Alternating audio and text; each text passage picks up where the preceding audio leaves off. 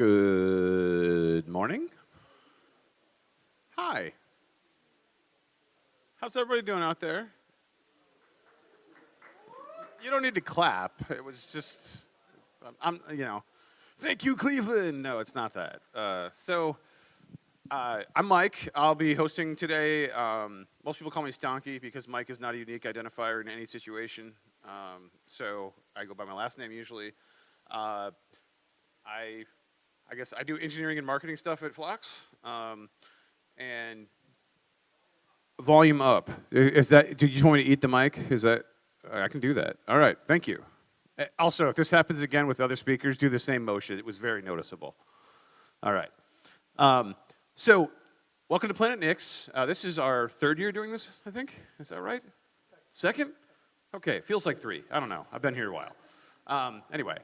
This is awesome. So thank you so much for coming. If you registered as a VIP, there are shirts available. If you didn't register as a VIP and want shirts, maybe wait around later and we'll see if we have some leftovers. I don't know. Let's see. What else do I need to tell you? In case of emergency, use the doors to exit. The restrooms are back that way, behind the hall, behind the stairs. The Wi-Fi. I guess if you have a GitHub token or if you're doing lots with GitHub, please put a token in your shell so that you don't rate limit the entire conference for the outbound IP. Ask us how we know. So, let's see, what else did I want to cover? Jackie's around here somewhere. She's in a black sequined jacket. She's over there. Okay, I couldn't see you because you were off camera. So, but Jackie also will be hosting, and if you need anything logistically going on, find anybody that works at Phlox, and we can definitely help you. But generally, Jackie and I will be hosting or figuring out what's going on in the different tracks. And is there anything else that we want to cover? Anything that I missed? Videos? Oh. We are requesting some people do videos that talk about their experience at PlanetNix, where we will ask you some questions and we'll cut them up and do some little social commentary, social media stuff for us. You might be on it, we might use it, we might not. We might make a cool supercut. Maybe if you want to do a TikTok dance, like whatever, we're in. But find Jackie and she will help you with that. And we do have some door prizes if you participate in those activities. So it's not just for nothing. I don't know. We have some other cool stuff going on, but do check out the booths, and thank you very much to the sponsors. Without these sponsors, this conference couldn't exist, and it really does matter. So thank you very much to our planetary sponsors. Some of them have booths out here. Some of them have excellent products that you should be using. Some of them, they just want to be aware and like, hey, they want to be part of the Nix community, and that's awesome. So, anything else we want to cover? We are getting some feedback, I think, from left.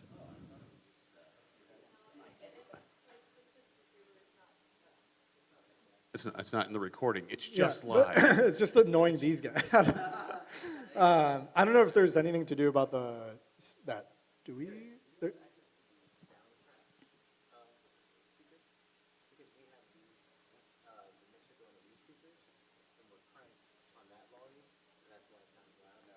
All right.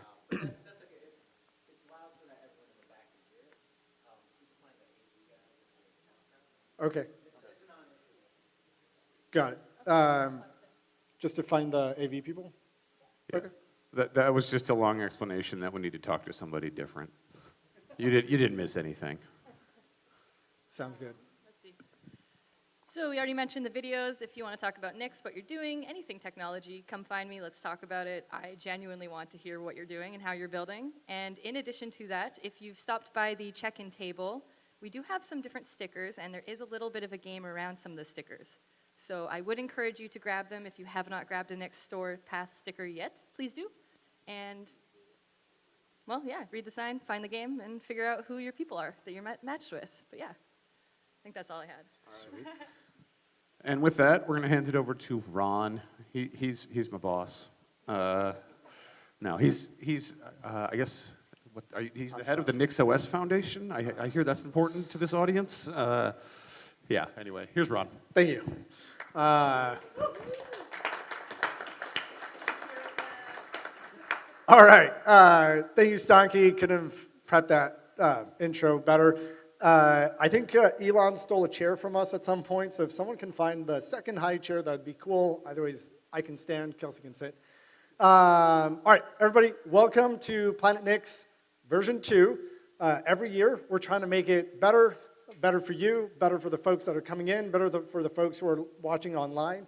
The entire idea behind PlanetNix kind of started a few years ago because we really saw a need to see if we can bring a kind of a amalgamate of the folks who are thinking deeply about Nix and the folks who also want to use Nix in the workplace, right? So, and kind of talking together about how that can happen, what is being done, what are some best practices, how have folks here who passed through that, mystic, enchanted, and scary forest of convincing their boss to pass Nix through security. So just like to get things started, a show of hands, how many folks have been using Nix for less than a year? Don't be shy. We want to see you. We want to see you. It's fine. Cool. It's like, I think maybe like 20%. That's pretty neat. How many folks have been using Nix for less than 3 years? Okay, about half the room.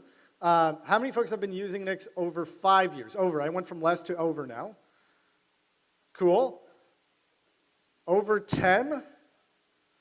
Okay, so leave your hands up. Leave your hands up. Everyone look at those people. Find them. Okay? That's why they're here. They don't know it. They're not being paid for it. They're here to answer your questions. So thank you guys for that. I guess next set of questions. Who here is using Nix at work? Whoa. All right. So obviously the cameras can't see this, but I would say like 80% of the room raised their hand. For the folks.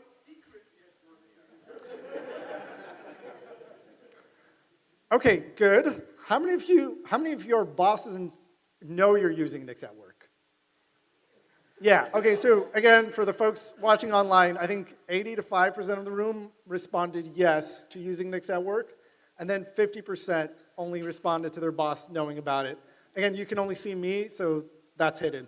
Yeah, so one of the things that we'd love to get out of this is, obviously we're looking to grow the Nix ecosystem, grow the contributor base, grow how sustainable, how secure, and how instrumental Nix is when we're looking at the modern SDLC. And that's what these 2 days are about. So talk to people, figure things out. If you have something to share, share it. We have an unconference. Jackie has the video team. We have Linux Unplugged folks. You can raise your hand up here in the front. They're doing the audio stuff. So we're trying to cover as many ways of getting the message out there as possible. So you have all those outlets, use them. The other thing I'll say is that every year we're trying to up it a level. So this year, we have lunch. Last year, we did not have lunch. I know. And I'll say another thing, Rock, I actually don't know the ice cream situation, but I just do know that if we don't have ice cream, Rock will be mad. So for those of you that know Rock, it's a perfect name. All right, so with all that intro, we're going to kick off. We kicked this off the same way last year with Kelsey Hightower coming in. We're going to be talking about why Nix. We're going to be talking about the broader spectrum of things because this conference is also inviting a lot of folks that are just not Nix experts, right? They don't necessarily have to know all the nit and gritty details of our binary cache or the Nix language or what the latest contribution was because Nix is not just for the folks who are using it at that foundational level. Nix is for everybody, and that's what we're trying to do here today. So without further ado, I do want to welcome Kelsey Hightower to the stage. And do you have a mic? Oh, we need to mic you up. Yeah, there's a handheld. Cool. Stucky, do we have a chair? Did we find a chair? Oh, okay. They're like, we're 10 minutes early. No, we need the high chair. Well, it's better than no chair. I guess. We can start early. Yeah, we can. Can we do start these. early? Do we have permission? There's still people in the hall. Oh, there's still people in the hall. So what do I do for 10 minutes? I think we start. How about this? We'll do Q&A for 10 minutes. I think the most important part about any fireside chat. Can we start? Thank you. All right, let me get you, I'll get another chair, one sec. Just get 2 chairs at the same height. Yeah, Everything will be fine. sorry, Here we go. we're islanding you here. Sorry. Here we go. Here we go. Thank you. Damn, look at that. All right, we're not going to talk about the important stuff until everybody gets in here, because, yeah, I see a lot of people streaming in. We promise we'll start at 10. Who starts a conference early? We do. We were so cool. So we'll start the important stuff when the next talk comes up, because that will be the important stuff. We're going to talk about the not important stuff. But you want to start with Q&A, just like riff for a moment, and then at 10 we can start with topics. Well, what do you why want to am do? I here, right? If you're like, why is Kelsey here? Again. I asked the same question when I got invited back. I think it's important for any technology stack to realize the bigger picture. Like when Docker came out and Kubernetes came out, there were people starting to get the tattoos. People were getting just so myopic, they couldn't see anything beyond the thing that was right in front of them. I think this community is a lot more mature at this stage than even where Kubernetes is at this point. But I also thought it was good to have outsider perspective. So before Kubernetes came out, I was very happy to have been a system administrator, a DBA, a network person, a product manager, an open source contributor. And so I wasn't necessarily blinded by Kubernetes being this new hype wave. I can kind of see the things that it didn't do. I also figured there was things it shouldn't do, and there was things that it could do. And the visions I had for what Kubernetes should be able to do were the things rooted in reality, the jobs people are actually doing in the real world. And luckily for me, I was at a startup, and then eventually I was at Google, and I was seeing much bigger problems than Kubernetes was ever designed to solve. And using that input into the ecosystem, number one, we made it more inviting to more people. So cloud native became more than just about Kubernetes. It came about, can we take this philosophy and way of thinking and put it in more areas, even in the areas that Kubernetes isn't suited for? Luckily out of that, we got people rethinking networking. You know, service mesh, I apologize for anyone that went down that road. Hold the mic high. Oh, and then we also got things around like open telemetry, right? Some consistency around observability. Again, these are things that are not just necessarily core to Kubernetes, but just thinking bigger and giving people, inviting more people with more ideas in, I really think changed the trajectory of what Kubernetes is now. So 12 years later, Kubernetes looks like it's going to be a 20-year technology, mainly because it's more than just Kubernetes. And then they made the pivot to AI. There was a chance that AI didn't need Kubernetes anymore. There were some people thinking we should have just built a new platform. There's a new workload type that's more expensive, more performance concerns than what we currently have. But for some reason, we brought in the right people that they chose to build on top, even for the next hype cycle. Very rarely does a technology get to span multiple hype cycles and still be relevant. And so my goal today is I also do a bit of investing, and not that the VC part is important. It's the part that I get to see a lot of companies trying to do a lot of things. And there's one consistent narrative is this AI agent pivot. I haven't seen this many people try to commoditize themselves this fast in a very long time. And then so how do communities like the Nix community stay relevant when the thing that's being hyped up is looking to bury and hide as many of these tools as possible, because now people believe that they can create their own software and their own workflows. So your thing that was top of mind turns to a skill in a markdown file. It gets hidden. And it doesn't mean all of our experience gets thrown away. It just means that our experience gets just be part of someone's workflow. And so I do think Nix, and we're going to get into it today, do these projects, all these command line tools that do all of this work, do they just become guardrails to this new modern workflow that people are pitching? Or do they disappear because we won't need them anymore? I think that is a very valid crossroad to think about. I'm in the, they become frameworks for the underlying tools because we don't need to reinvent all this stuff again. There's a lot of people that don't even know what this stuff is. And when people don't know what already exists, they tend to reinvent the wheel, and the current thing kind of just gets pushed aside. And so I think there's a lot to talk about. We'll cover all of those, and ideally we're going to take as many questions from you all. The better the questions, I promise, the better the answers will be. So that's your part today. Yeah, and I'll further emphasize, I see more folks coming in. There's a little bit more spots out here in the front to come sit down. But in general, we do want to turn this as conversational as possible. So we're going to kick off. We're going to talk about a few things like Kelsey said. We're going to kind of talk about industry, where things are going, outside perspective into Nix, where Nix is going, some opinionation on what Nix is today versus what it can be if we do things right.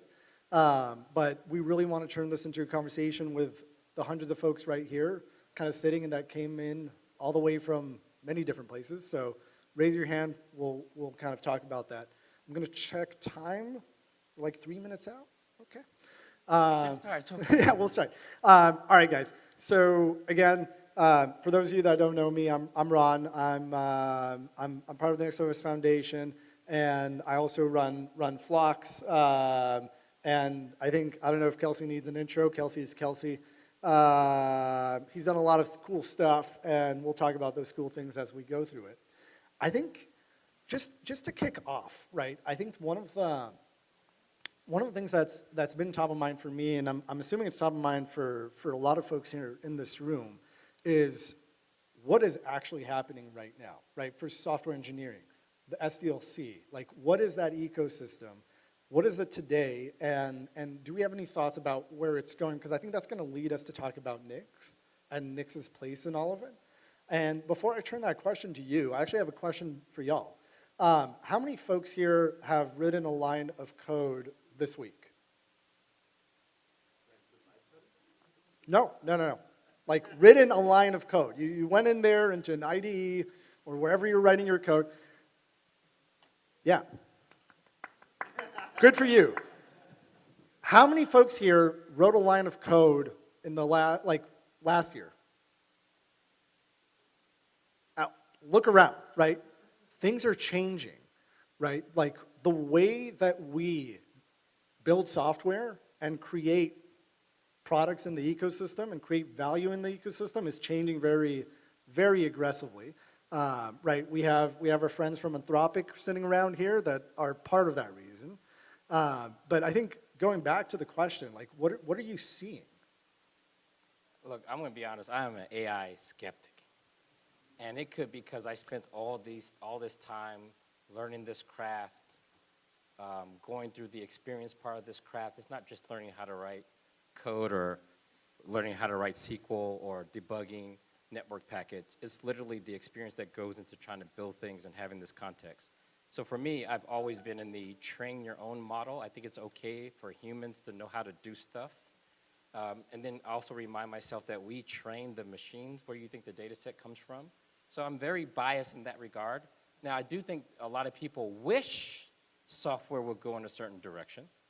I think a lot of people wish that software development will go into a certain direction. And so what directions are you seeing? So think like, about what are they wishing for? Today, you have agency. Most of the languages we use, most of the runtimes we use, most of the operating systems we use, you can just go download them and build whatever you want. But you have to have the skill. And that's a big bar of entry for a lot of people. Some people just don't have the skill. So if you don't have the skill, you almost can't build anything. Sure, there's some drag and drop. What you see is what you get editors out there. But for most people, the skill is a big barrier to entry. If we think that we're going to make everybody go back and learn the same things we learned 20 years ago and go through the same path, some people might consider that gatekeeping.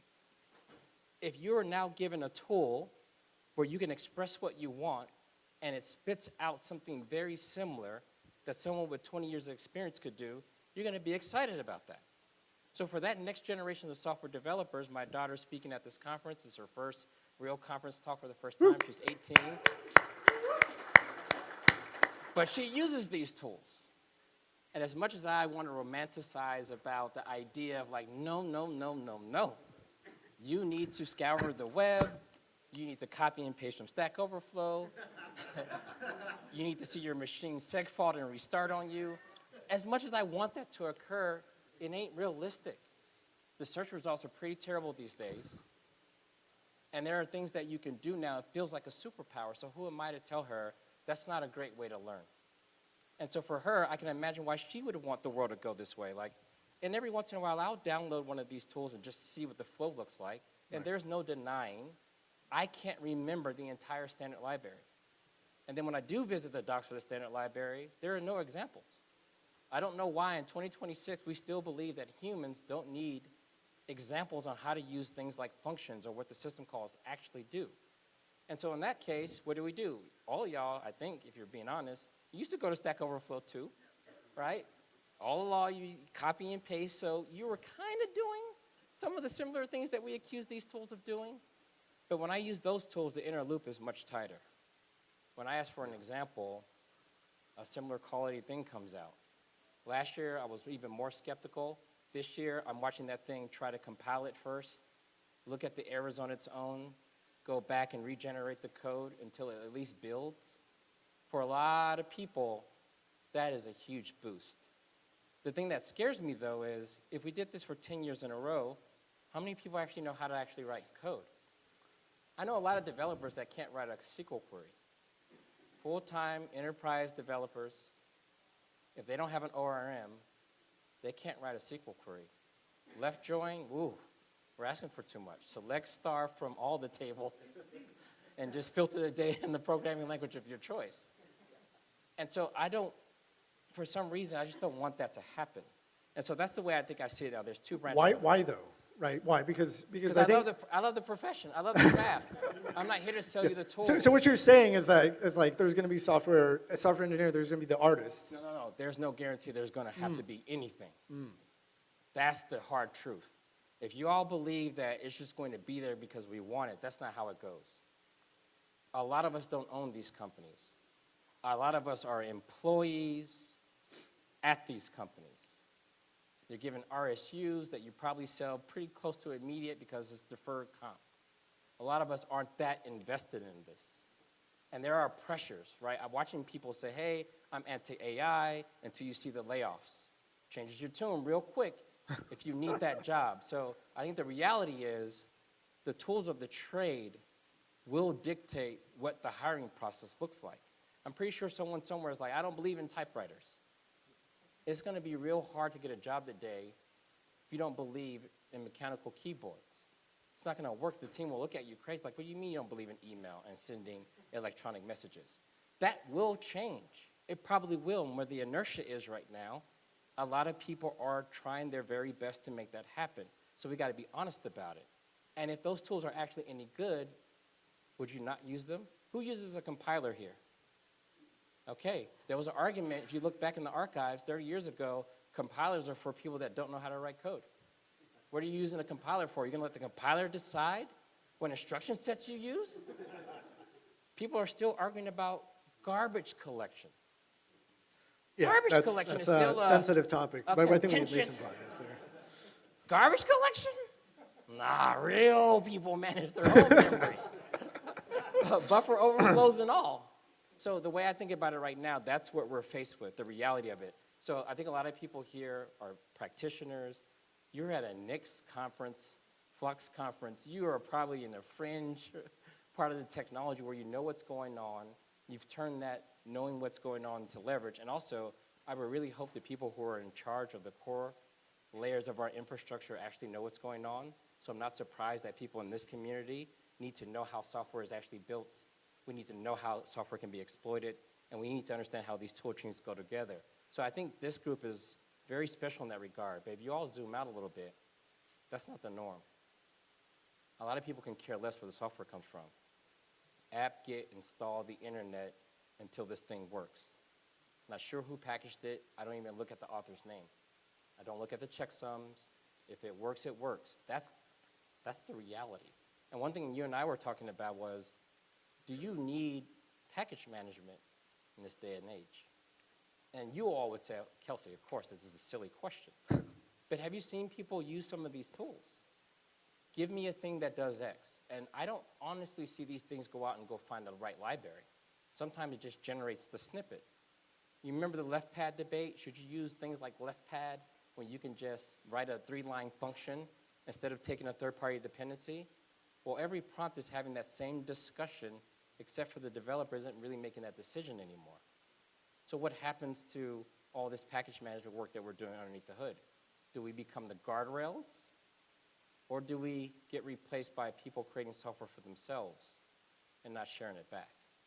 Yeah, and I think what I've been seeing is that it's becoming almost a prerequisite, right? Because I think another aspect here that's creating an impact on what we view as software engineering is almost a competitive landscape, right? Like what allows you to be more successful? There's a bunch of different things.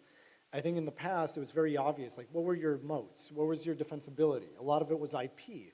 A lot of it was the code that I generated. And the more I'm talking to folks, I think that wall has started to kind of crumble. And to your earlier point. I challenge this. You know why? Yeah. Because I've worked in small teams where I liked all the people. I was trustworthy of them.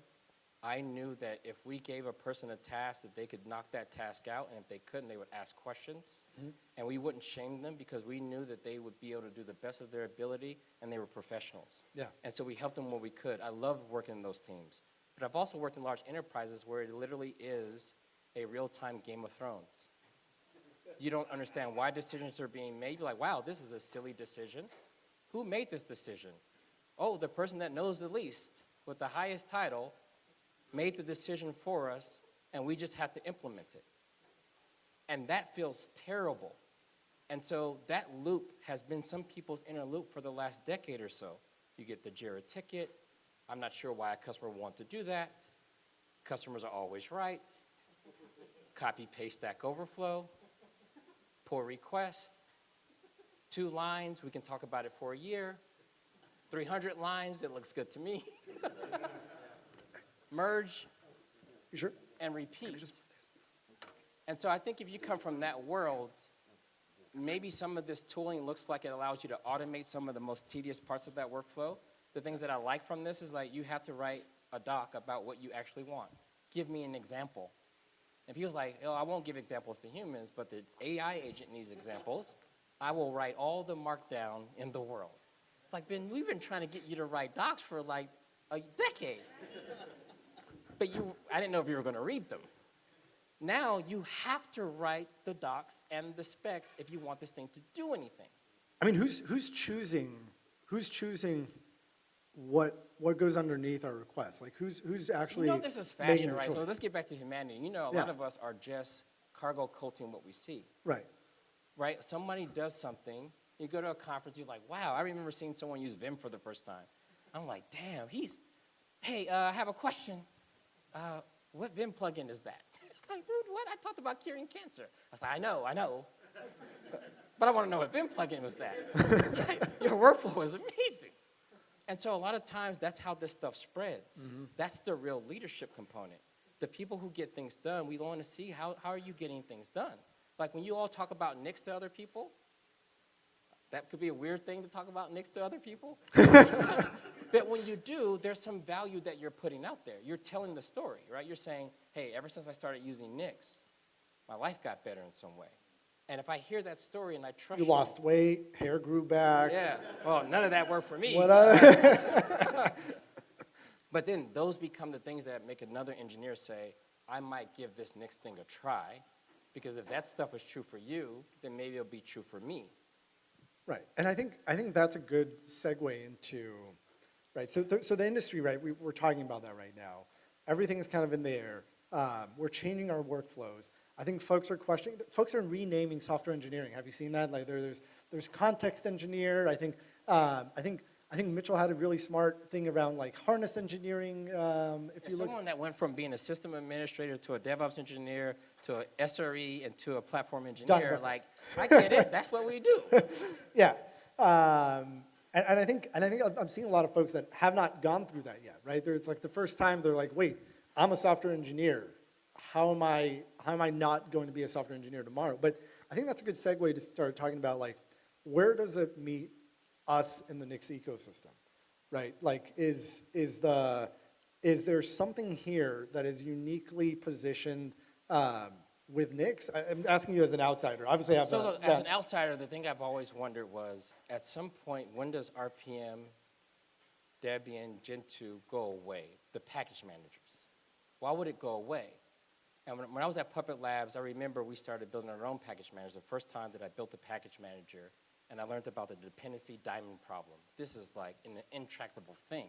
Yeah. It's not easy to solve. And I decided to say, YOLO, let's just use Ruby gems as the baseline for it, and that causes all kind of problems because you can have side effects and things can execute underneath the hood. But we built the package manager when there was already like 18 other package managers. I don't know why people do this, like a rite of passage. And every language comes out with its own way of thinking about managing packages to some degree. At what point do we get to where people say, hey, maybe Nix becomes a universal way to talk about the relationships between software and how we consume them, whether dynamic loaded or fetch and retrieve or use as composition for something else. We know it has those capabilities, Right. but I don't know if people are thinking of it that way because it could become the universal package manager, and that's the vision that you all would have to put out there. Right. And then the other one should be able to go away, and me and you talked about this earlier, was if Nix became the universal package manager and relationship tree of all software, then if you're Debian, you would go to that tree and say, we want this collection of packages to represent our distro. Right? You could put them back in devs if you really wanted to distribute them that way, no different than you put in that in a Docker container to have your container run with a subset of this Nix tree. That could be a vision that you all put out there, and then the work becomes you convincing all the existing people repackaging the exact same software to stop. Join this one effort, and we'll build something that becomes an industry standard where there's one repository where we put all our effort, and then everyone's free to pick and choose from that lake of software as a distribution target or repackaging to your own distro of choice. That could be one outcome, but you're going to all have to get together and have a unified set of discussions and be very convincing. Which is what we're planning to do in these 2 days, right? So the way that I've been looking at it, and I've been talking to folks inside of Nix, outside of Nix, is I think the more I'm seeing where the industry is going is that I would love for it to be a fact, right? So to your point about the vision for Nix in the modern SCLC, is that Nix can be the pure way that we actually are able to derive the packages and the baseline infra for what we're building, regardless if it's led by a human, by an agent, by a model, it doesn't matter, right? So when you need something to be reproducible and you care about the speed, the infrastructure, the security, the underlying factors of it, I think Nix is uniquely positioned to be that platform, right? And again, folks in this room kind of understand the underlying tech for it and why it's uniquely positioned, but I think that's, when you want to be pure, there's Nix. And I think it's also fine to tell the industry that it's fine to be impure, right? Like, if you want to just vibe code an app that you don't care if you throw it away, right? Like, there is still a reason to use paper plates. It's bad for the environment. You shouldn't do it. But, when you're tired at the end of the day and you have like 4 people over and the last thing you want to do is dishes, throw the paper plates on there and then throw them in the trash. It's totally fine. But at what point do the LLMs contribute back? Right, so right now we have this one direction. They get trained, they help people retrieve things from its trainer or generate things from its world model that it's developed on its own. So we know what that direction looks like. When does your LLM stop and say, hey, wait a minute, this is the millionth time we're doing this implementation of a thing. When does it say, stop, let me create an interface for this, package it, generate it in every programming language, and contribute it back as a reusable, if you will, cached version of this logic. We call them libraries.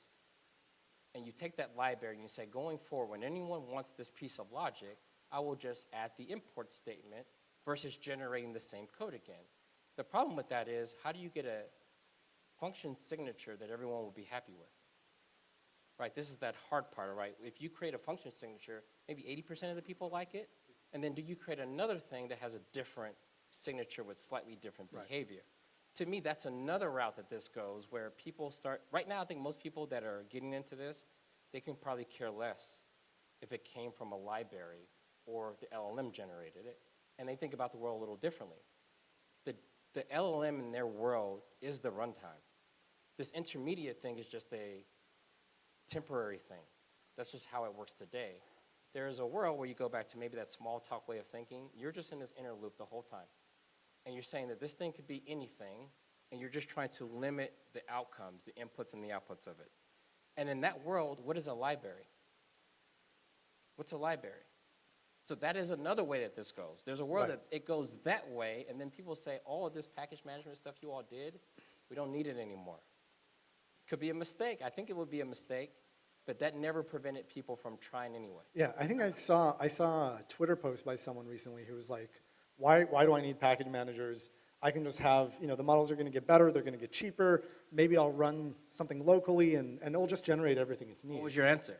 I think my answer was that as an ecosystem, right, there's a resource allocation question. It's like a physical question where if we can reuse, we should reuse. Now, I don't know if we're going to change physics. I mean, we have some Anthropic folks here. We might want to ask them. But so if we're changing physics, let us know because that would change the entire conversation. But if we're not, I think reusing is going to still be the baseline principle of how we think about things and how we optimize and make them better. So my personal opinion, obviously I'm biased, drinking from the Nix Kool-Aid, is Nix is uniquely positioned to be that reuse platform, right? So if the models are generating the same piece of code 5 times over, that model can very easily use a Nix framework to go and make that piece of code into your mention of the library. And then I can reuse it. Maybe I can reuse it locally. Maybe I can, the models become open source contributors as well. I mean, who knows Ryan TM here? The biggest contributor to Nix. Who knows Ryan TM? Is Ryan TM a robot or a human? It's a bot. Pre-AI days. So I think I'm totally with you on this, and I think Nix is very uniquely positioned to do it. How many people actually make Nix packages here? Anyone ever, you maintain them? Do you make examples on how to use the packages? You make examples. Like Only that person is saying yes. Who else is saying yes? Who else writes examples? Like, I think 3 of y'all do. One of y'all are lying. So the thing about reusability, and I honestly believe this now, first of all, we have a discoverability problem. Yeah. I don't know what half of these packages actually do. Like, imagine someone new to computers, like, what does FFmpeg do? It does everything. What does Emacs do? Everything. But you could never tell from the name alone. So, right, you go to the next level. You got this man page. Like, what is a man page? And it's like all of these things except for how to use it. There's lots of reference docs except for how to use it. And then how not to use it. Good luck. Go find a blog post. There's a hand up.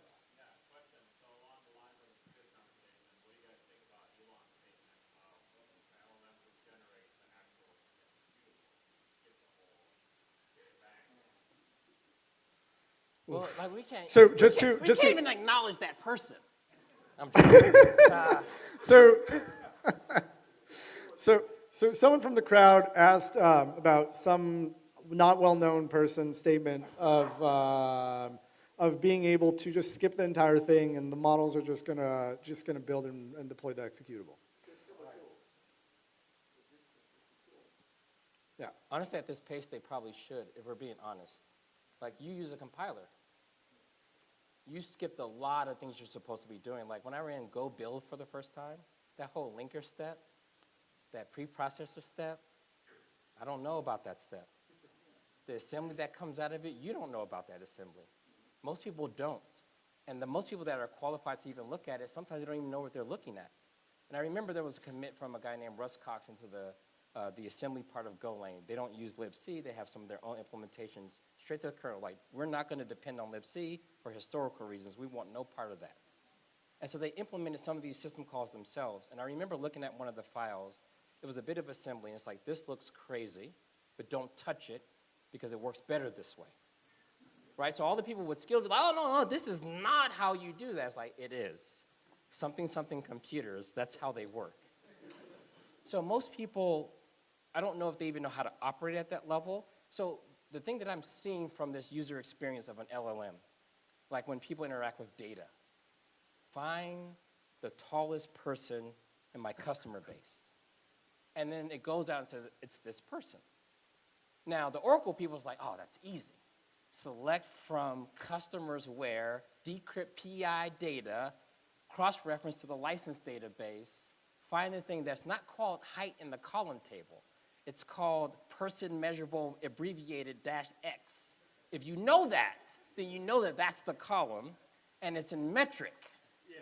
And if you know that, then you know to use a conversion to make it inches, and you will get your answer. And it's only 3 pages of SQL. And you're like, oh man, like I don't know if I want to learn that. And so I get this new tool and it says, you can just ask the question and somehow it returns the answer. So think about software in practice. You can pick Golang today, you can pick Java today, you can pick Python today. There's lots of ways for you to try to articulate your intent and then have a runtime or compiler turn that intent to something the computer will actually do. And I don't want my Python to be translated to Perl first. Doesn't make any sense. We can skip that. Go straight to the thing that the computer will need or whatever Python needs to do its thing. So over time, either A, why wouldn't we create either a dedicated programming language that works well for the new interface? And we've done that over time, right? Remember when the web takes off, we get Ruby on Rails. When the cloud takes off, Golang comes out and finds its perfect fitting, and the standard library tends to match. I will not be surprised if someone somewhere is saying, why do we need this intermediate representation if we don't expect people to use it? Not saying it's going to work. I'm just saying if we got Haskell, more than likely we're going to get something that's going to be something more friendly to what agents do versus what we do. I was reading, so this whole discussion, unlike us sitting here last year, which felt so different to me, it feels like 10 years ago. I was reading, it kind of went back, and I wanted to start reading about like initial literature around software. So I started reading some theses from like 92, 97, and one of the ways that one of these PhD candidates explained software in general, and I think it relates to potentially some of your question topic, was all software is our attempt to do two things. One, communicate with a non-organic ring, right? It's just like we have this brick, it's a rock, and it can do things. And we want a better way of telling it the things that it can help us, so it does the things that can help us. And the second thing that he said that I think really struck with me around software is all software is our attempt to make sure that some form of a similar input, magic happens, and some form of a similar output comes out of that. So I know that, you know, when I turn the light switch, hopefully 98% of the time it turns on the lights and doesn't like blow up my microwave. And I think that is, right, the paradigm that we're looking at now, because I think for most of the industry, they just want to be able to click a button and for that button to somewhat deterministically, reproducibly provide the output that they're expecting. You know, a good example to think about is when certain software functions move into the hardware.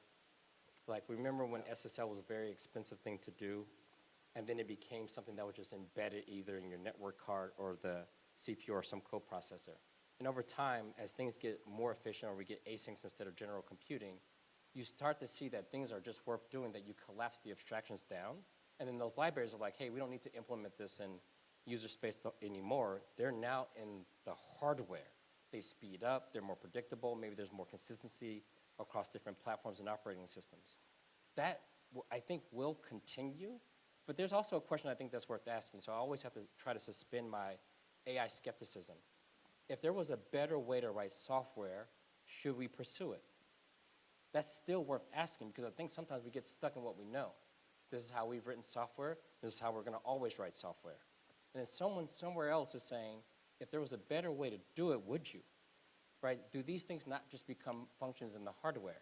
Do they not become part of some maybe more rigorous standard library? Why are we still trying to figure out how to log in a user?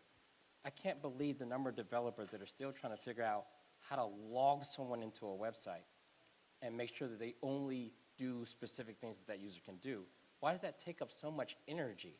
That's a known thing at this point, I believe.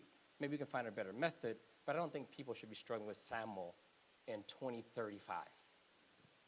So, by the way, feel free to raise your hand. I think you raised your hand earlier. Audience questions, my favorite part. You mentioned a couple times kind of on the download of the AI skepticism. With someone with your experience and perspective, where does that come from and why? So question 2, Kelsey, is, you know, you mentioned AI skepticism a few times. Someone like you, where does that come from? Why? It's the motivations behind the technology. Right, some people were trying to compare AI to like a destructive weapon. Well, a weapon of mass destruction is for one purpose, to destroy things. I look at AI as a little different. You have a bit of agency and choice on how we get to use it. And so when I started my career, I was coming in 1999 you could go to like a computer store, CompUSA, get a magazine, and there was like free software in the back of it. And I felt like, wow, just in time. I didn't have to learn Solaris. I didn't have to pay IBM for an AIX license. Some of you are still paying IBM for an AIX license. That's okay. But I just got this software, and I remember the first distribution, it was like the Beastie logo from FreeBSD. I was like, oh, that is a cool logo. And then I just learned FreeBSD at home. And then there was a community of people that were just really excited about me learning FreeBSD. And I was like, that's the world I came from. So operating system could have stayed proprietary. But then this community showed up and says, hey, what if everyone had the ability to do this? Not just the raw tech, not just the raw skills, but even just teaching people how to do it. The skepticism around the AI piece for me is, it's one of the first, maybe crypto was there too. Well, crypto had a community. I was just not really a fan. But AI feels like we're skipping the community part fast. Almost as if people don't even care. For example, when I talk about the relationship or I see the relationship play out, I've been an open source maintainer, had a little project called CompD, and I remember waking up on Saturday and someone's like, I work at a company that makes billions of dollars, and I would like you to implement this feature for free on the weekend. I'm like, nah, that's not happening, right? I know the burden of that. And so to see someone say, hey, I got this tool that allows me to generate software real fast, and all my only goal is to rise up to the leaderboard of top contributor, you need to review this like, hey man, I can't keep up. I didn't start this project to just add a bunch of features. I started this project to reflect some of my own needs and then to share with the rest of the community. The fact that you can go fast is not the number one concern I have. And so when I watch people talk about this technology, all I'm hearing so far is productivity increases. Then I ask questions like, so you spend more time with your family now? Like, no, Kelsey, that's not. Are they giving y'all raises? Nah, we're not getting raises either. I'm like, so where's the productivity going? And that's the part that I'm skeptical about. If someone said, hey, Kelsey, our goal with this AI is to make food free, right? We're going to create enough robots so food is now free. Not that we're anti-capitalist, it's that we want to take the profits and spread them out across society. Then you would see me doing 1,000 AI demos because I would feel that the community is aligned. But right now what I'm seeing is we're going to make a robot that you can buy on a subscription service. So if you thought being able to roll down your windows in your car was cool, wait until we put a subscription behind it. That's not exciting to me. So my skepticism isn't, can cloud code really generate code? That's not the most exciting thing to me. It's that do the people that control the biggest part of it, what are their motivations? Like I got a letter in the mail, hey, you're part of a class action lawsuit, nothing against Anthropic. But hey, they took your Kubernetes up and running, the book that you labored over, they just took it and they used it to train their model, and some answers you get from talking about Kubernetes comes from your work, and they just took it. I'm like, really? You can just take it? Yeah, you can just take it. And they've agreed to pay you this much as a consequence. Like I wasn't part of the agreement. Like, yeah, no, the lawyers were. They'll take 80% of it, and the rest of you 100 million will split the other 20%. Fair deal with me. All you gotta do is click here, and if you don't click here and fly and print, you'll never win anything anyway, so you might as well click. That's where my skepticism comes from. Now, I don't want to dismount or disregard the open source work, so I'm happy again. I'm seeing that open source people say, hey, we can have open weights, we can have open bias, we can have people that know what we're doing, and we can choose to work on our own terms. We can choose to have this stuff run on your own machine. We can make our own IDEs. I'm like, yeah, we're back. That's the world I want to see. So I'm not going to throw in the towel here, but my skepticism is that I want to see them get funding too. I want to see us use their models, and I want to see them get stage time as well, because I think that's going to be the thing that keeps the playing field even going forward. Yeah. So, free. Yeah. No, I think I wanted to go a bit more into Nix with perfect. Okay, my question, this is more about the, let's say Nix to become the de facto package manager. How do you reckon with, I've been using Nix now for work for the last couple months. Nothing's on fire. Because the rest of the community is putting tremendous amount of effort into making it not on fire. I like the field of dreams mentality of software where it's like, build comp is such an attractive proposition. Right now, the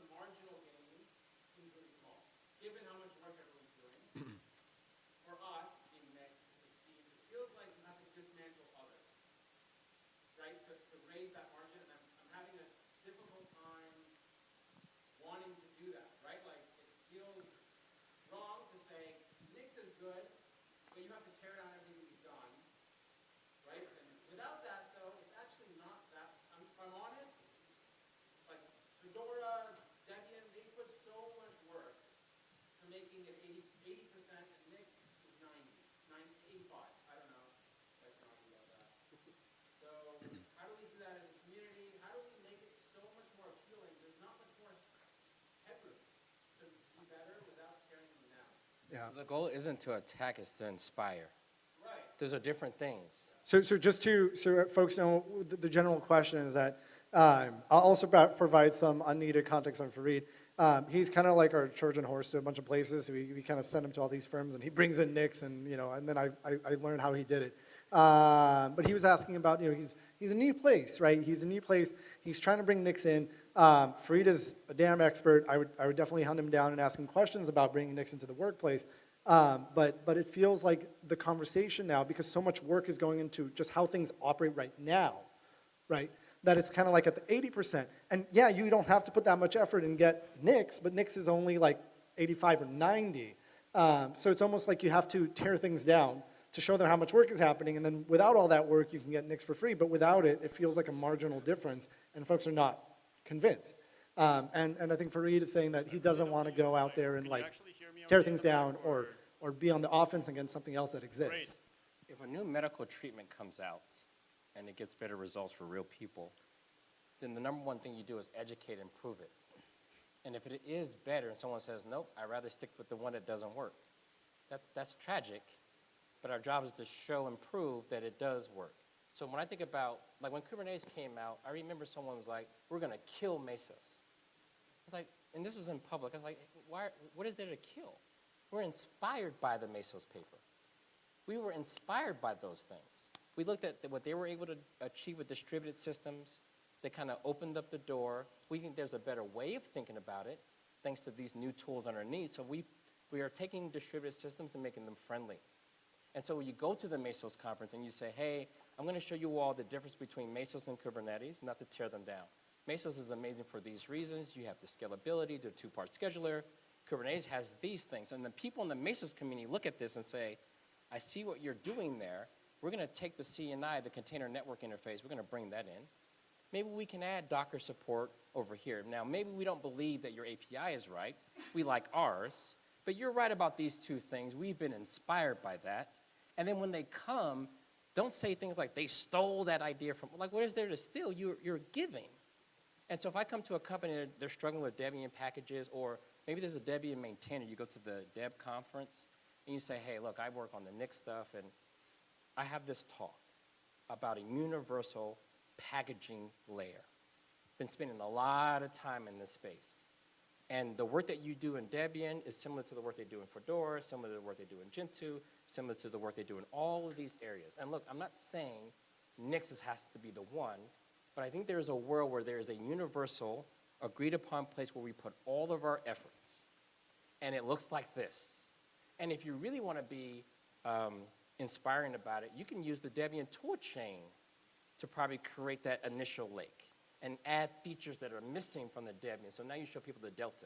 If Debian had this, you would solve these kind of problems. If you had this, you can solve the SBOM problem. If you had this, you can install two Debian packages at the same time on a singular system, and they wouldn't conflict with each other if you only had this. And then people will see that small bit of delta and be like, oh, that makes a lot of sense. And then you say, I'm going to show you something. I'm not going to name it yet, but it has those things. And then they can decide, does Debian move closer to what Nix is doing? Or do you get a few people inspired enough to say, what if Debian were to pull from Nix packages to create the distribution? That's that inspirational, that's that doing the work, and it doesn't have to be crushing. Now, if you're successful and it actually works, there may be a world where the Debian package ecosystem is layered on top of Nix. That's progress based on inspiration. You don't need to go and talk bad about the community. You don't need to say the Debian people are dumb, they're wasting time. That's the attack mode. There's another way of doing it that can actually yield a similar result. So that's the way I think about it. But it's on you to prove, but also you got to humble yourself. There might be things you can learn from those other packaging communities about how they make things simpler, right? I think the reason why Flux exists for a lot of people is because I remember trying Nix for the first time. It was like, what do you know about quantum theory? I was like, I'm just trying to get a new version of Postgres, man. I didn't want to venture through a wormhole to get it. So I think you've got to just make sure that we're all being humble here. Where can we learn? And just have that shared vision, because Nix is one path. There might be others. Yeah, and I'll say a few things. So obviously, I wear two hats all the time, right? I wear the NixOS Foundation hat, and I'm talking to very big and very small companies. And I think with my role, because recently in the last year or so, I think we had a lot of progress on governance. And I've pretty much converted my role, instead of just like doing everything, to just focusing a lot on really getting the partnerships in and getting Nix more integrated into these frontier leading ecosystems so that it becomes more of a standard, right? Because I think there's a flywheel. And I think HashiCorp actually talked about this flywheel at some point back in the good old days. And the flywheel is industry standardization. You want to get the folks that are showing the world how things are done, because that's how it works, right? There's always the 1% that everyone's looking up to. I think, Kelsey, you're part of that. And they're like, okay, if they thought about it, like they probably thought about it enough, and I can probably just try it. And then you want to get team proliferation. Like you want to get the real teams hands-on, right? You want to get like the boots on the ground experience. And then you want to kind of circle it back so that Nix becomes more and more part of the general critical infrastructure. What if I told you that AWS was funding the S3 cache? Doesn't that make you feel a little bit safer? Like someone at AWS, probably a really smart person, it's like, yeah, we need to fund that because it matters because of reasons, right? But to get a little bit more tactical, right? So I'm also on the Flock side, we're working with folks who are, for the first time, stepping into the paradigms of Nix. And just to sneak behind the curtain, and what I've seen in the last few months, maybe it's helpful, on both instances, is one, there's, in the larger organizations, and even in the small ones, there's still a lot of that enchanted, haunted forest around Nix. Like, all of us know that there's now, like if you go back to the 2022 NixCon, where we were 120 people in the basement of a Parisian university, and had no windows, had one bathroom. There's, I feel like we all went through boot camp together there. There was maybe half a path that you needed a machete to get into the Holy Grail in the middle of the Enchanted Forest. And all of us here usually now know that there's like 8, right? There's different products that can help you get into it. There's different flows. Nix documentation has evolved. Nix itself has evolved. Like there's a lot of things happening, but there's still a lot of that feeling, especially with folks who have a tie-in into the technologies that they understand, right? So we have executives. We have folks who grew up on containers. They grew up on the previous paradigm that they're used to. So especially in the larger orgs, I do feel a lot of times that there's like a subset of folks who are like, let's not relearn something because this kind of already works. To your point, Fareed, right? And I think we need to have empathy there. And the way that I've been able to kind of like draw the path or chart a course that has seemed to resonate the most, and I would say the last 3 months, has been two things. I think number one is the fact that this doesn't break anything, right? It doesn't. You don't believe me? Let me show you, right? It doesn't. I can take the same machine, and I can have my Nix set up, and I can have whatever bash script, Docker amalgamate of a Frankenstein monster we have running, and it just works side by side, right? So A, you're not breaking anything. I'm not forcing you down a one-way door.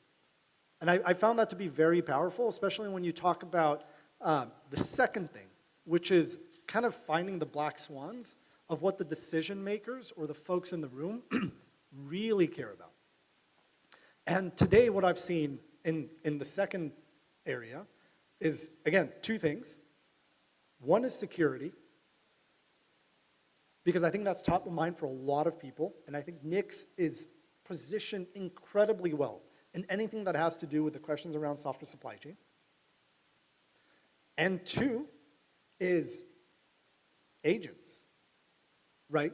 I think Nix, again, is uniquely positioned to help control, guardrail, and provide more of a solid base for whatever work we're doing with agents. So I think, obviously, those are mine, but I think from my perspective, I found don't worry, this is a 2-sided door, you can walk back from it, no one's gonna get hurt, and finding those black swans that the people care about around you have been more successful, but there's a human element to your question that I didn't answer.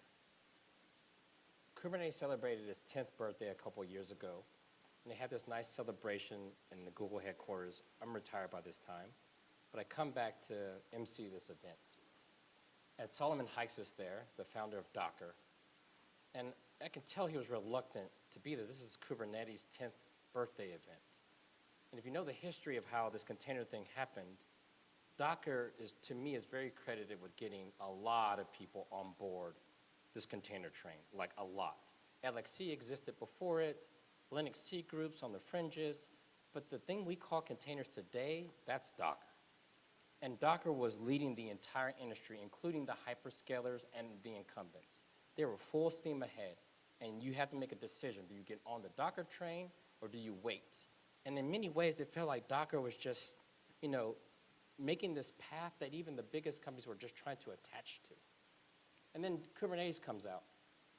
And then Kubernetes is like, hey, Docker is cool, but it's missing a lot. And we put Docker below Kubernetes to the point where it disappears. For most Kubernetes installs, I bet you Docker's not even installed. Containerd, run C, it's been blown up. And most people, if you looked at KubeCon is still 10, 15,000 people. There's no more DockerCons really. And that 10th year anniversary, we're sitting on that stage, and I can see the hesitation. I was like, Solomon, I just want you to know, it's your birthday too, because there is no Kubernetes without Docker. It doesn't happen, it's not on the radar. And I had to remind him is that, there's that phrase, and I use it a lot, some people have ideas and some ideas have people. Docker became so successful that it went from Solomon's idea and Docker Inc.'s idea to just the industry's idea. And once it belongs to the entire industry, collectively they decide where it goes next. And it happened to be Kubernetes. And so in many ways, there are people in the Kubernetes community that felt like they came and blew up that entire trajectory that they deserve to probably have a bigger part in than they have today. And so I can understand there's this human element of people who create things and trying to create better things without necessarily stepping on the toes of the people who are giving you your foundation on which to grow on. And so I think that real human element is there, but the fact that you're even asking the question, that's the important part. That's the empathy piece, where you listen and you say, hey, I don't want to step on your toes. How can I present this in a way that it inspires and doesn't attack? And I think, and I know we're short on time, Kelsey and I are going to be around for the next few days, but I think this also, I think Fareed's point kind of leads us into almost an ask, right? And it's an ask that I'm very excited that I have really good industry partners inside of the Nix ecosystem that are really bolstering and partnering up with us, the foundation, to do this. But you know, if you're using Nix out there, if you're a company, if you're part of a company, telling that story, sharing it, being willing to partner up with us, the foundation, the various things like support contributors, fund contributors, and be public about it is what helps folks like that then come to work and be like, hey guys, you know, it's not just us, it's not just me, the crazy Nix person, telling you that you should do it. Look at all of these folks, right? They're mega successful, they're billion-dollar firms, they're scaling and they're in the news all the time, but underneath, they're using Nix. So I think it's almost an ask back to the ecosystem. Like if you're out there, talk about it, right? Celebrate it, and that just helps us kind of spin that flywheel around. So before we finish, you know, obviously super excited and happy to have you here with us and you taking the time, bringing the family down. I did hear from like a little bird in blue skies that, I don't know if this is true, but would this be the last year you're doing conferences? This is the last time I'm ever doing a presentation, so I've evolved. I have no interest in standing at a podium presenting technologies because that's just not me anymore. I have to lean into that. I don't want to show you how to use Cloud Code. I don't want to show you how to use Kubernetes. I'm 45 years old. I'm ready to move on, and to me, technology has taken us on a different life form for me. It is just a means to an end, but the end now is becoming more important to me than any individual path. So no, I am not excited to put together another live demo. If you want the old Kelsey, go watch the old videos. The evolved person is way more in tune to what we need to do going forward as a whole, big picture. So the people that have been raising their hands doing Nix for 10 plus years, that experience you have, the thing that made you excited to be committed for 10 years, you got to figure out, you don't have to do anything. There's a benefit to you figuring out how to recapture what made you excited 10 years ago and try to inspire the next generation. It is not a marathon, it's a relay race. And the best time to pass a baton is when you're running full steam versus super tired and injured where it doesn't do anyone any good. So to me, that would be my call to action, is that there is so much more to this game than whether Nix is successful or not. I do think Nix has a role to play, but no one's going to ever know that unless you find a way to tell the story. Thanks for having me. Thank you. And we have speaker gifts. They're really good, local, artisanal, chocolate. I don't know if AI was involved in that. But I did want to get you something personal from me and Phlox, because it does sound like, I'm pumped that we're one of the last conferences that, Kelsey's like golden year is going to finish off with. But hopefully in retirement you might have some more time. I did not wrap this, my wife did. We got you two, I know you don't like taking stuff, but it's two Magic the Gathering Commander decks. Can I tell you a story about Magic the Gathering really quick? I know we're close on time, but Mike, you were there. When I joined Puppet Labs, I moved from Atlanta, Georgia to Portland, Oregon, and I realized people trade duck eggs for tomatoes. Weird, but it's a thing. And I remember they started this thing called like a draft. It was the first time I've ever played Magic. I was too cool for school in middle school, never learned. But at Puppet Labs, I was like, all right, I'm going to learn how to play Magic the Gathering. And so we did the draft. I got my cards. I remember it was like a white weenie deck. And I remember I'm just beating people, and I end up in the finals. And so I was like, you don't even know how to play. And you're in the finals. And then I became like a card shark. I would go to the comic book stores and be like, hey, how do you play? Can I play? And I remember someone was like, hey, I'm not going to let you play until you put those cards in the sleeve. I was like, okay, I'll put them there. And so this is, we got sleeves. And so I've been playing Magic the Gathering Arena really ever since, or Magic Online ever since. So this is definitely something that I don't talk about a lot, but I am like hidden Magic card shark somewhere. He also, that's me. How many people play Magic the Gathering? Okay, you don't want to play Kelsey. He has the most horrendous deck to play against, but you kind of do. So anyways, maybe you can get your daughter back into it. There's two decks. It's pre-made decks. There's a box to put them in, sleeves to put them in. Thank you. And thank you for everything that you've done for the community and the ecosystem. Yeah. All right. Cool. Good to go.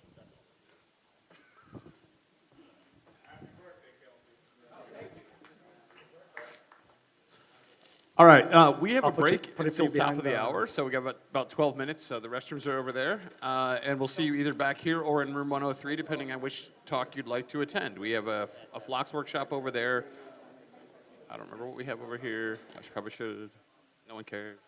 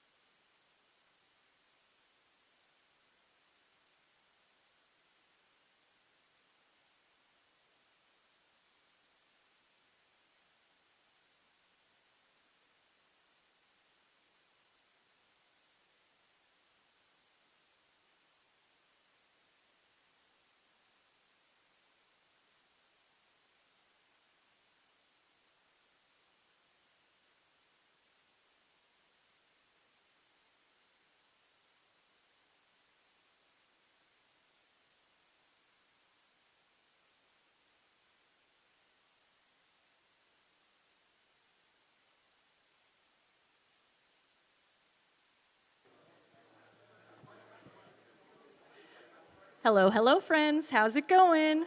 We are about to get started. So if you could find your seats, get comfortable, maybe grab a coffee, whatever you need to get ready. We will be beginning our next session again in just a couple minutes.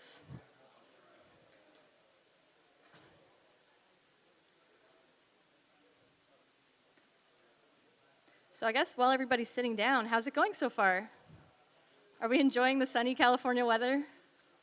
Yeah, you're my favorite right now. I love the enthusiasm. I'm like, let's do it.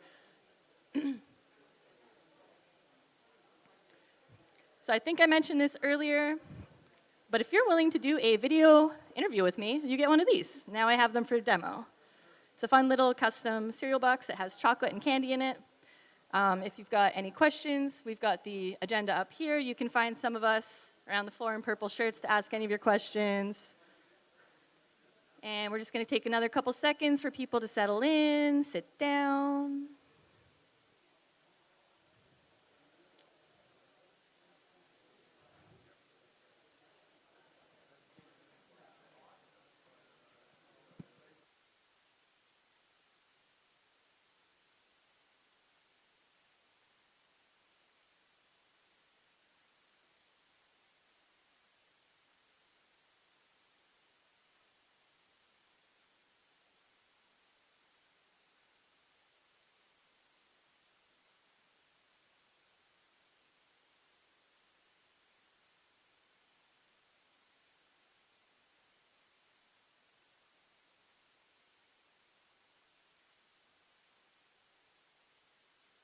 Who's ready?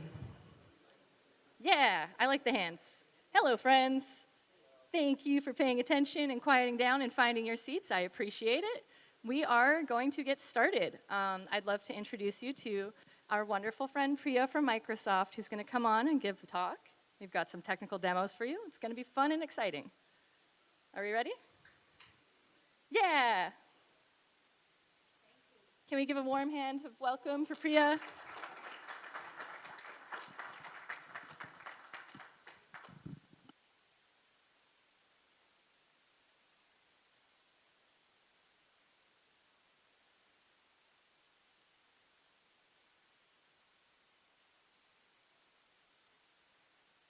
Can you hear me? Yeah, I can hear myself really loud.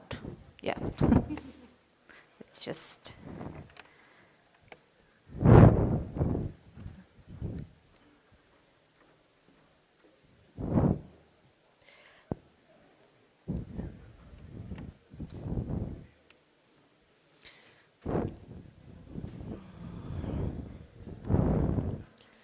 So I'll just mirror my display.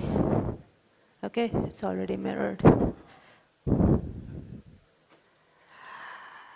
Let's see.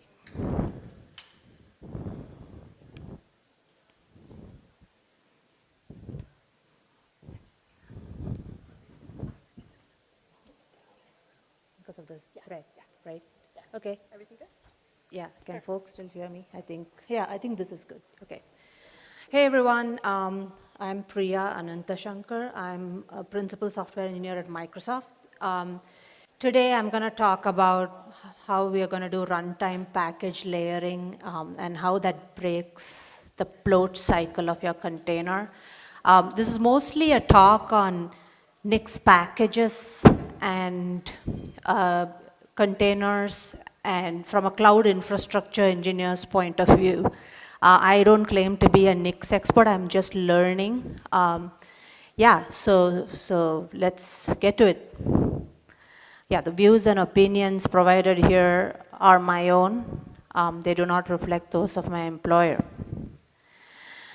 Okay, so I want to talk about the parable of the managed console. And this is, if you're a cloud engineer or cloud operator, you have some environments that you manage. And I'm not talking about environments that you give customers to manage. I'm talking about environments that you manage your platform.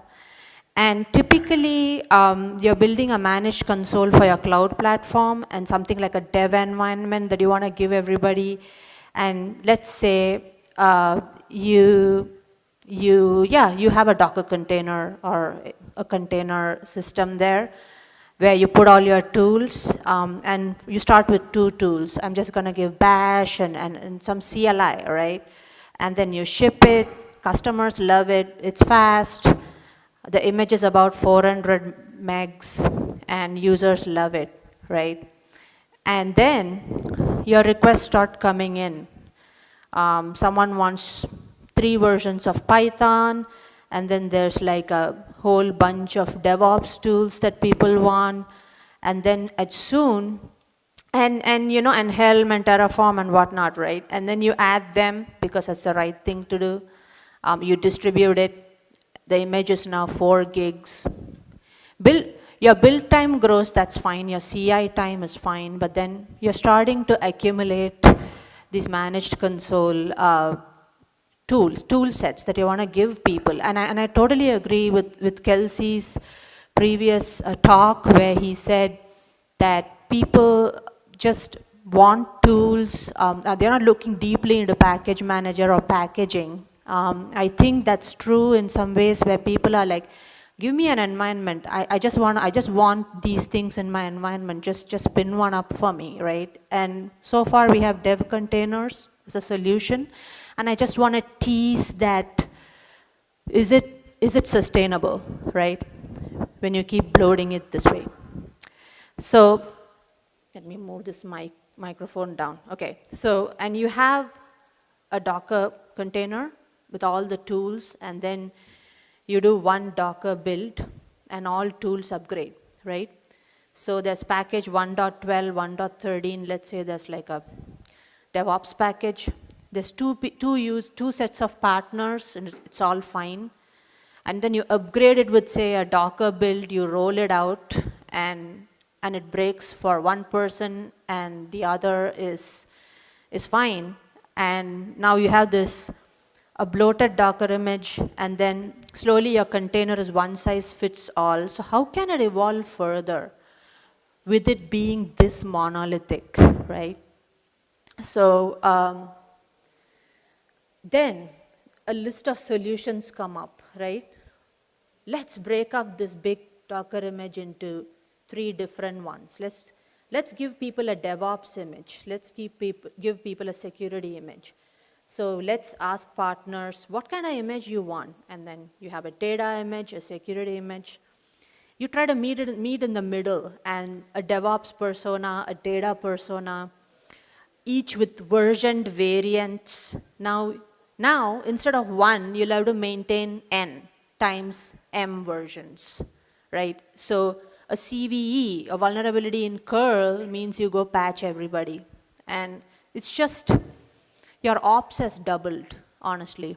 So if you look at these different versions, there's drifts between packages. So you have, you first have drift of the environment itself, and then you have overlap of packages. What if your container was never a right unit for the environment? I know it's excellent at process boundary, it's excellent at isolation, file system, namespace, network namespace, but somewhere I think it evolved. Whoever's maintaining the containers kind of made it, coupled it with package version manager, or a team shareable environment spec. It's been used for these purposes. And my argument is your substrate is not equal to environment. So substrate is the thing underneath that everything else depends on. So Kubernetes, for example, Kubernetes is a substrate for our workloads. You could say that. So the substrate is your OS, your libc, your base tools. You can have your container as your substrate. Let's define the container as the substrate. It should be owned by your ops team or your platform team. A Docker image is a great unit for the substrate. It's coarse-grained, it's stable, which is what you want. It is distributable. But then the environment, this is your tools, your startup scripts, your dependencies. It changes frequently. It should be owned by users. It needs to be fine-grained. It should be fast to swap. It should be independently versioned. And then we can tell people, just bring your environment into my substrate. We can manage our ops really well. Here, I think Nix closures are the right unit for the environment. And the key insight is they can be decoupled from the image entirely, injected at runtime, and not baked in at build time. That's a little hard, like injecting stuff at runtime. But then it frees the people who manage the substrate from breaking anything. And gives them the flexibility to upgrade, right? And maintain the substrate without fear, right? So, so that's the argument. And also, in the whole DevOps lifecycle, you have an inner loop and an outer loop, right? And you have your package managers and your Docker build and your push to the registry, which is in the inner loop. And then I make a case where I can say Nix closures can give isolation in the outer loop without disturbing the integrity of the substrate. Okay, so before I get to this, I want to get to like a demo. Let's see. So in my demo, I do have, let's see, where is it? Wow. Okay, so I have, let me open my VS Code and show you a Docker Compose file, right? And I do have a volume mount that mounts a whole bunch of packages, Nix packages that I want. And from that volume mount, I just mount the binary cache into my workers. Yes? Oh. Okay, so thanks for letting me know. Now, let me just paste it and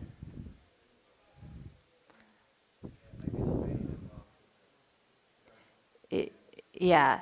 I'm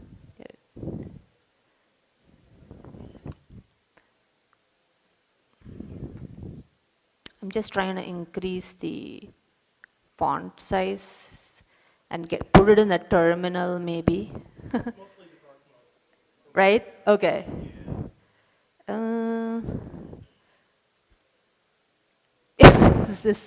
Is this good? Let me just say Docker compose .yaml. Right? Yeah. Right, thank you. So here, it's just a volume mount with my Nix packages, with your Nix channels, and I have a bunch of packages over here. And I do have a worker image, which is just a basic image, and that's my substrate. And then I just have a demonstration as to how you can bring your environment inside the substrate. So anyway, I think I need to increase the font size for everything. See. Is that readable? No? Okay. Okay. So I'm gonna start it from here. Let's just go here.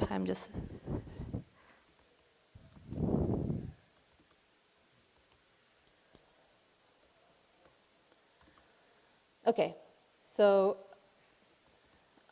I am just going to populate my Nix,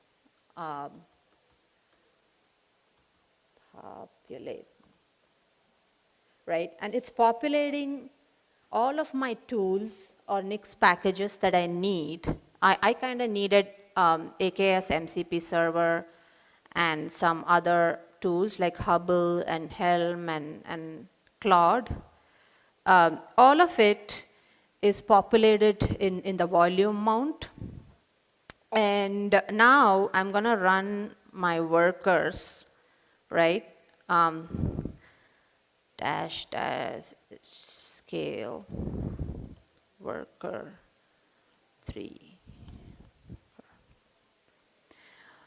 So if you look at this, you have your substrate, which is basically, it just has your NixOS. You can take any image, not necessarily NixOS, it's just your substrate, but then you brought in all your tools via the volume mount. So if I do a new window, and thankfully it's big, and then if it's a Docker PS, right? And let's go inspect. Where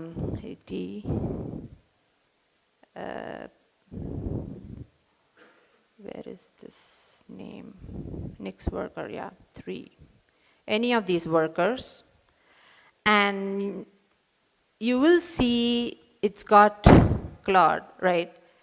So I didn't go and install it. I didn't have to maintain it. I used a Nix closure that brought in these libraries inside my substrate. And it didn't really disturb the integrity of my substrate. So that's one of the things with Nix. But then there's a lot of, if I just look at, as I said before, I'm just a very new Nix practitioner, I would say.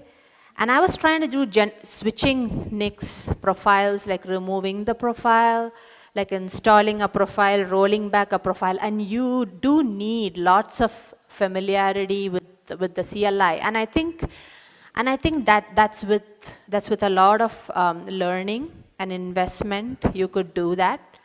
And that's my, I was just trying to see if there's a symlink that I can swap out. And it's all runtime closures. And so you can easily swap out versions. When you release new versions, you can update a store path. You can invalidate a store path. All of which can be done without going through your whole DevOps cycle and causing that whole timeline, right, for your team, and also ops for your team. So let's go to Flocks now. Flocks kind of simplifies this for me because it's also modeled a little bit like Git in the command line. So you're familiar with Git. So you see the Git init, Git pull, or, and you have Flocks init, Flocks pull. I think that was a smart thing to do because that's kind of instantly puts developers a little on the familiar ground. So I have a container, and thanks to the Flock folks for the last minute container stuff. So this, okay. So this is really small. So this is a container which has a Flocks environment, which is the AKS MCP environment. So I created a Flocks environment with AKS MCP server, of which I am the maintainer of. And I quickly went and checked once Kelsey said, did you write examples for AKS MCP server? I didn't. So that's my AKS MCP server and Claude code. And I have them together. And I did not install them in my substrate, which is my Docker container. And the Docker container that I'm running right now is, let me show you that container size, right? It is the shell container, and it is about 13.5 gigs of just tools and packages. And with more AI tools and MCP servers and LLMs, the size is just gonna go up. It's not gonna be sustainable with this bloat. So this Flocks, where it helps is brings your environment inside this substrate, where you can say Flocks list, and I have my AKS MCP server and Claude code here. And if I exit, that's my substrate. I don't have it. And we can also use this to deliver fresher versions of packages, right? So if you go to user bin, which is a shared space for storing packages, right? we could make an argument and say, hey, I could just go plop like a bunch of packages through file mount under user bin. But that would destroy sometimes the integrity of the container because it's not isolated as a closure like how Nix is. So here's the Nix store that Flocks used from where your AKS MCP, and I know this is not too readable, but that's the part that I think Flocks abstracts. So yeah, so that's one of the things I wanted to show. And also I can take this environment, right? I'm activating the Flocks environment over here. Okay, sorry, I don't know where that environment is. Let's see, it's probably in here, or it's probably in my home.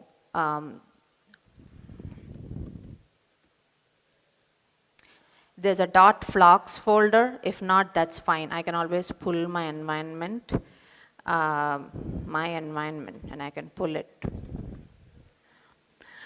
And so whenever you pull an environment, there's always like a rebuild that's triggered. And that's something, in a cloud environment, in a cloud infrastructure, that's a latency. That's like a runtime latency, right? So, yeah, so that's something we gotta grapple with.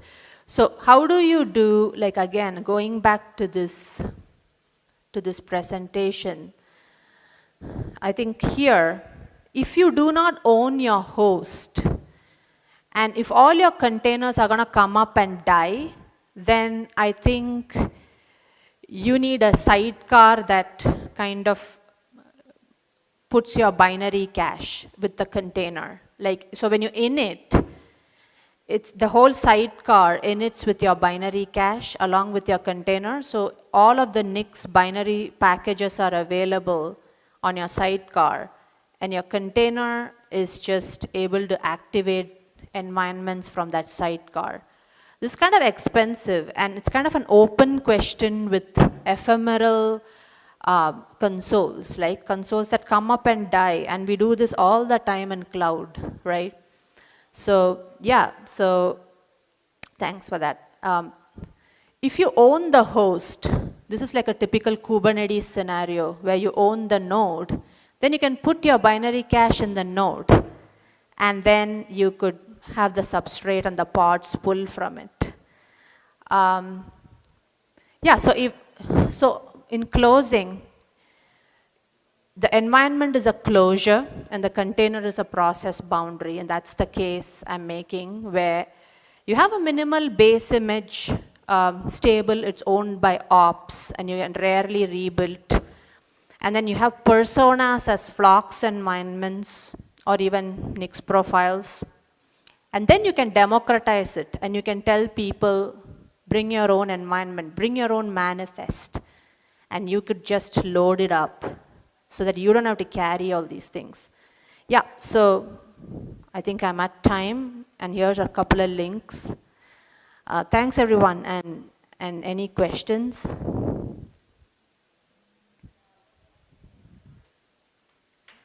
Hey, yeah, thanks.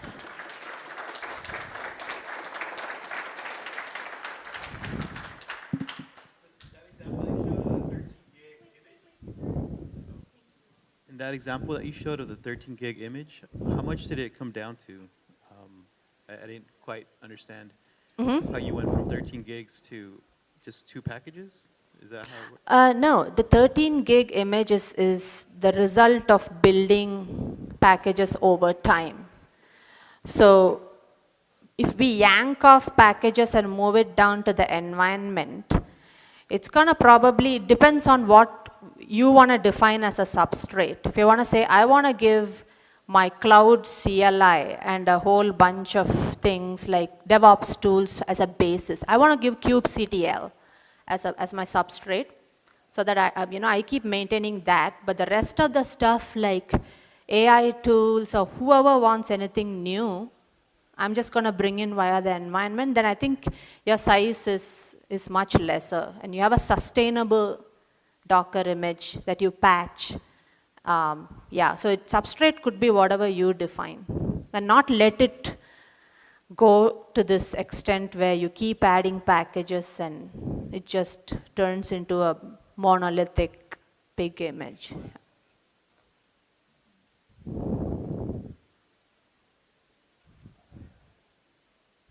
Yes.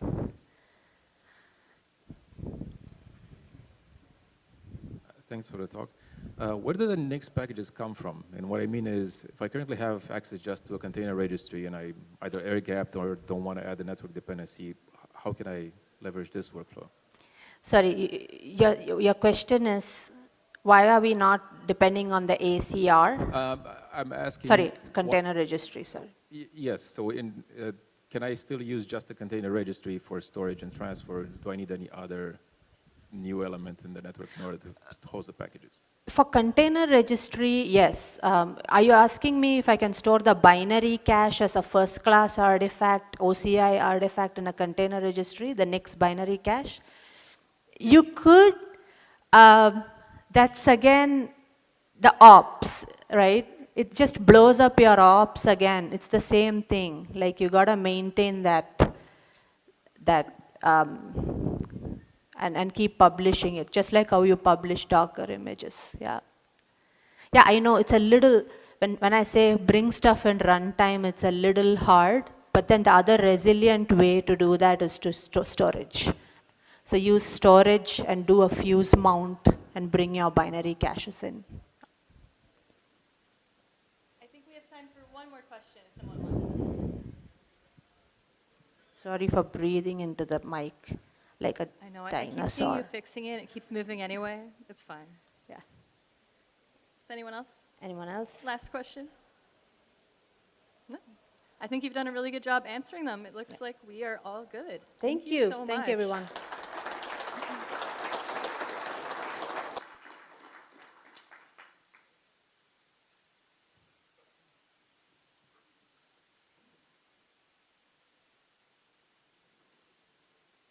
Thank you for speaking with us. We have custom chocolates.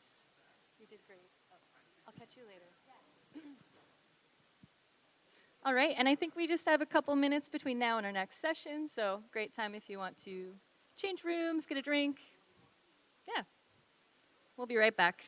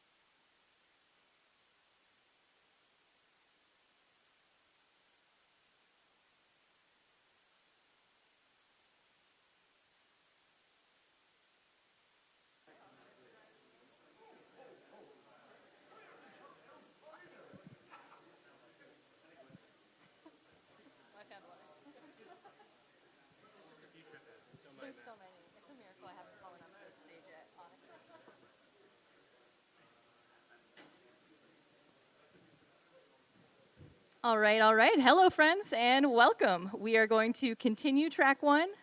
We're having a great time here at PlanetNix today, and yeah. Woo! So if you could just get settled in, quiet down, and we're going to get the next session started.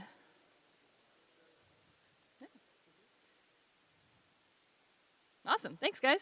This is Wes, and he's going to be talking to you about Nix anywhere else. Hello, gang. Wonderful to see so many Nix nerds out here today. So just to start things off, I just want to start with maybe an error some of us have seen before. NixOS, it's great for running software.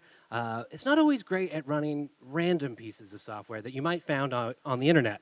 So I at least, first started running into things and seeing, cannot execute.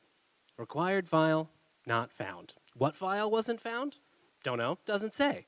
Actually, Nix these days makes it a little easier for you. But this and sort of the discovery, the looking under the hood that this drove me to is kind of the focus of the talk today. You're going to hear a lot, and you already have, from folks who are using Nix at work and doing all kinds of crazy stuff with AI or stuff in all kinds of embedded environments, all sorts of stuff. That's not this talk. This talk is what you do at home after hours when you want to just dig deeper. You're not trying to get something deployed right now. You just want to make sure that you actually understand what's going on under the hood. So this talk is Nix Anywhere Else, Relocatable Binaries via ELF Surgery. I'm Wes Payne. You might know me from the podcast Linux Unplugged with me and the Jupiter Broadcasting people. Every Sunday, we're live. Go to jupiterbroadcasting.com if you want more of that. I'm also a software engineer doing Clojure, functional programming, distributed systems, and now breaking my OpenClaw seemingly every other day. So come talk to me about that, or jazz, or quantum physics if you like. There's all kinds of fun stuff. And, of course, Nix. So to dive in, you might know this pattern. You try to run some random app, error while loading shared libraries. Lib standard C++.so, and then some random number at the end that probably doesn't mean anything, or you hope that it doesn't mean anything. Or maybe you're trying to run a Python project, right? You're finally trying out NixOS, but you have a Python project at work, or something you found to integrate with a new API, and, well, you try to use a standard Python library, something like NumPy or SciPy, or anything that's kind of popular that isn't just a pure Python package. And what happens? You get another obscure import error. libz.so, cannot open shared object file, no such file or directory. Or you want to go try to run some pre-built tool. It doesn't always work. Now, there are really good patterns and answers to this. And the usual answers involve something like nix-ld or nvfs, or you combine those things. And I'd like to be clear, do these things first. Don't do what I'm trying to do to solve actual problems. People have already, much smarter Nix contributors already solved a lot of these problems. And if it's just kind of like dealing with, can I run this binary not meant for NixOS that doesn't have a bunch of complicated dependencies? NixLD, NVFS, they'll solve it for you before you have to do anything manual. But it doesn't necessarily teach you why the existing stuff without them doesn't work, or how you can make it work, or if these tools didn't work, how you would solve it for yourself. So first things, ELF. It's executable and linkable format. We're not going to dive in. There's a bunch of folks, maybe go talk to Ilko if you can find him today, that know a lot more about ELF than I do or we need for this talk. But when you have a Linux binary, and we'll focus on Linux because, you know, NixOS, when you have a Linux binary, of course there's actually the assembly, right? The compiled instructions, the stuff that your CPU is going to somehow magically execute for you. But because computers, there's also metadata, right? There's always metadata. Sometimes there's more metadata than actual data. So there's a lot of metadata in ELF. We do not need all of that metadata for today's talk. And we don't really need to think about the bytes on disk. But what we do need to think about is it's a place to set some key value pairs that help Linux actually be able to run your binaries. So first things, right, we're talking about dynamic binaries here. You can't have a static binary where the compiler and the linker help you out at a static, pre-chosen time right at the start, bundle everything together. But if you've run Linux anytime in the past 20 years, you know that if you're not using something like Alpine and Musil, or maybe some modern Rust and Go stuff, it's often harder than it might seem. And we live in a world, whether we like it or not, of a whole bunch of dynamic libraries that get loaded when your program executes. Not when it gets compiled, but when it executes. And on traditional Linux distros, that often means it goes hunting under /user/lib for whatever it's going to find there. Now, of course, we know on Nix, we do things a little bit better, right? We have hermetic packages, and we have custom store paths that tell us just the right library. But whether you're on Nix or you're on Ubuntu, the kernel doesn't know about any of that stuff, right? It needs to know how it's actually going to execute this program that wasn't really fully compiled. So the first little bit is the interpreter. Who loads me, right? There needs to be some kind of file that's going to run things, it's going to know how to execute, and crucially, it's going to know how to pull in all those dynamic loaders. The kernel doesn't want anything to do with that, right? It just wants to run a binary. So something else, usually from libc, needs to get involved to go pull in all those extra dependencies. But where do you find them? So first we have our interpreter, that's what we were just talking about. Next up, we have the R path. And this is just answering the question, like what folder do I even try to look for to go find all the libraries that I need for my program? That's the R path. And then after that, you have what actual dependencies you need. So in this case, we have an example with libc and SSL and some standard stuff from C++. So those are all metadata that get attached to all of your executables, or at least most of them, that you're running. And you have some handy tools to read them. You might check out stuff like readelf, which can be very handy, although it prints out a whole bunch of stuff. But if you do some grepping or get it as a JSON data structure, you can see it'll tell you, like, oh, yeah, I expect to load an interpreter under /lib64, at least if you're not on NixOS. You can also use LDD, which will help you do the same thing. And all of these are just great ways to start exploring, but they're kind of read-only. But you will start running into them, and we ran into them just messing around last night before the conference, in fact. We've been, at Jupiter Broadcasting, we've been playing around with some of these new open source agents like OpenClaw and associated projects. And if you've ever used Google Workspace, you probably know that configuring it and getting it set up and trying to use it is maybe one of the most painful things known to mankind. It turns out just recently, Google, trying to help folks out, has finally released a new workspace CLI. And not trying to represent Google, use them, don't use them, whatever. But it was a tool that would finally let us automate some more of the stuff we do behind the scenes anyway. And we wanted to try it. But of course, we all run NixOS. And so we go to the GitHub page, and we download the precompiled, it's written in Rust, it's precompiled, it's ready to go. And what happens if you try to run that on NixOS? Well, it's not going to work. I mean, if you use NixLD, et cetera, it will. But if you just try to run it on Nix, it's not going to work. Now, of course, this was pretty great. It was 9 p.m. last night. We should have been getting ready for bed. But we were messing around, and I was trying to wrap it with a little flake so it would work on NixOS. And as we were doing that, it turns out Google was merging a PR at 9 p.m. to add its own flake.nix to the repo. So I didn't really need to do that. They're doing it upstream, which seems perfect for PlanetNix and is awesome. And we need that really everywhere that we can. But it kind of made a good little thought for me is, okay, that's what you should do. Go use the upstream stuff, right? They're going to have it. But how is that shipped? Right now, they don't have their own cache for it. And that means you're going to pull down like 2 gigs of cargo dependencies just to build the binary that ends up being 10 megs on your file system.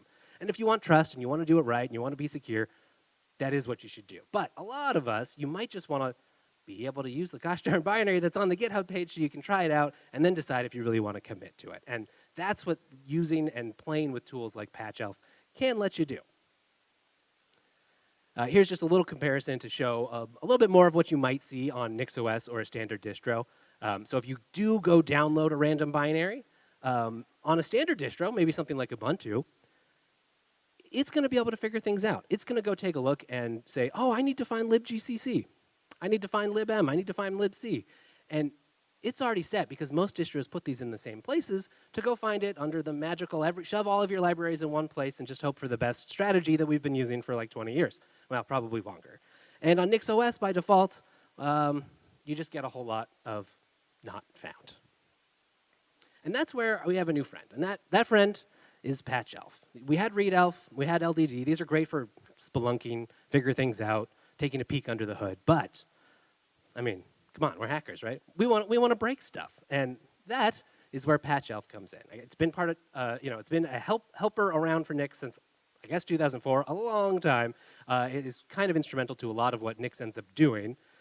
And it lets you actually just muck with that metadata, right? If you can think about it as a complicated set of bytes on disk, but if you just think about it as key value stores in a dictionary, PatchElf lets you go set some of those fields, and not on the next binary that you're going to make, on the real binary that you have right now. So you can do stuff like set the interpreter.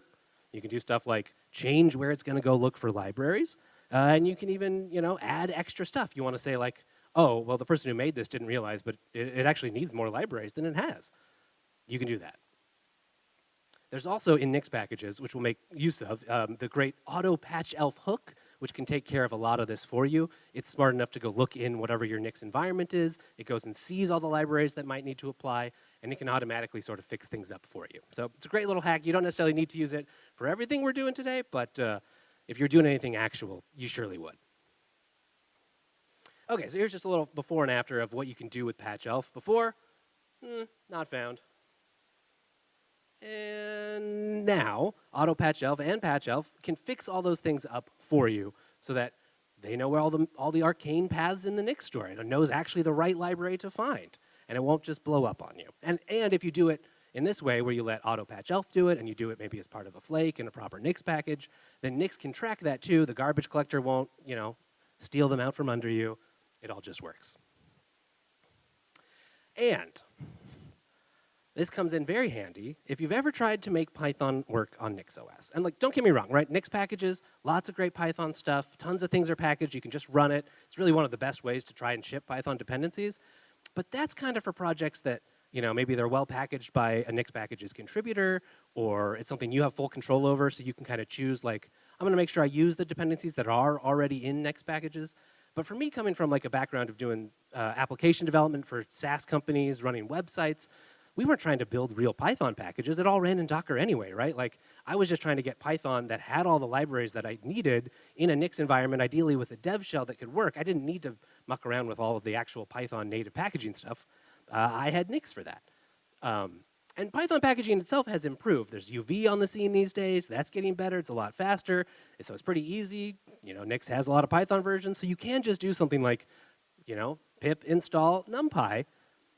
Except if you do that, it doesn't work. Because, of course, Python packaging, it solves packaging for Python. It doesn't solve packaging for all of the standard libs and the Fortran libraries and the Rust stuff and the C libraries that it turns out Python uses to get most of any of its stuff it needs to do fast done. Nix can help with that. Now, what you probably do, and what most stuff does, and what you'll see in upstream Nix packages, is you essentially set LD library path. And that helps the binary run and tells the dynamic linker, hey, I know it says one thing here, or you don't have any info. Let me help you out. Here's an environment variable, a little crib sheet. Take that. Go look there. You'll figure it out. And that totally works. You can use the neat wrappers, make wrapper in Nixpkgs library. It'll do that for you, so every time the binary runs. But if you don't want to do that, especially if maybe that's not especially dynamic, you're in control of the project. You only, I don't know about you, but I don't add a new native C library dependency every other day when I'm working on a Python project. So it's probably a core set of stuff that you might actually need. And there's another way. Instead of patching the actual patient, instead of doing operations on every single little random.so file that you need or making your own custom libraries, sometimes what I've started doing is I just use PatchElf to tell Nix, I want those extra libraries all the time. I don't want to wait till you actually try to run it to figure it out. What you can do is you can use PatchElf and you just tell it, hey, I know you don't think you need libc. I know you don't think you need a bunch of stuff from C++, but it turns out you actually do. And when you do that, auto PatchElf takes care of the rest. So I can just say, I don't even need to be super specific about where to find it in the Nix store, all the path stuff. I just say, hey, add libc, add lib standard C++, and then when this builds, PatchElf will go find the right paths, go use it, auto PatchElf takes care of hooking it up, and you end up with a binary that actually works. And what's great about this is you can just have this one Python interpreter that you ship around. Nix is going to make sure anywhere you run it and build it, those C libraries come with it, and they're already injected. And the moment it tries to actually go pull in NumPy, well, the linker is already happy. It's already seen at startup. It already loaded that C library. It doesn't have to go resolve all of that every time. So, yeah, we can see their native build inputs. I'm adding auto PatchElf hook. That's just so that it auto runs during the build. Build inputs is where you kind of specify the exact libraries you want in the environment, pulling it from Nixpkgs. And then down here at the bottom is where we actually go kind of add everything. And it actually works. So if you go and run it, I have a little dev shell that we'll have links to at the end that you can run, and it uses UV to just go install stuff really quick. It tries to make it work, and it never works every time. Reproducible failure. Everyone loves it. But if you do go patch the interpreter, what happens? Success. It just works. It can find it. Same NumPy, same virtual environment, same UV, same everything, except a little bit of patch elf. And this is handy. This is really nice. I've been using this for a lot of my Python stuff where I do need these things, so I just don't have to worry about wrappers and setting environment variables. But it's kind of only useful for surgery in. It helps us take stuff that isn't meant for NixOS and bring it to NixOS, which is really great. Pre-built binaries, PIP-C extensions, stuff you find on GitHub, the latest Rust or Go project. But I wanted to see, what about going the other way? You know, like, what about surgery out? Because patch elf doesn't really care, right? It's just setting text files, it's setting keys and values. You have a lot of flexibility. And an opportunity came up. I don't know if any of you guys are file system folks, but I like playing with copy-on-write file systems. And in the Linux world, we've had Bcachefs, which has been a new, fun development in this space. Unfortunately, it hasn't always been easy to use or to try. Now, on NixOS, the support has been great almost since day one. I'm running it on this laptop. I run it, for some reason, on my router at home. And this is no shade against Debian, but it had been kind of a struggle to get it on Debian for a while. And part of that is just, you know, Nix is happy to kind of meet software where it's at, right? We have a lot of like ways to make it safe and reproducible and dependable that maybe some of the older package systems don't really have. And so Debian's kind of having a debate, and a lot of Linux projects are around, you know, most of these modern software pieces, they're kind of developed with lock files in mind, and they're not trying to have like one version of a library that's kept in the package manager that every Python app needs to use, right? Like a lot of stuff, especially Rust projects, Go projects, they expect to have their own specific lock file per project, not per distribution. And a lot of distros are kind of struggling with that. But Nix package is totally fine. Just build it. We have great helpers for cargo, etc. So I thought, like, okay, you're never going to get this accepted in upstream Debian packaging it this way, but like, what if I have some like Ubuntu or Debian systems I would like to run Bcachefs on?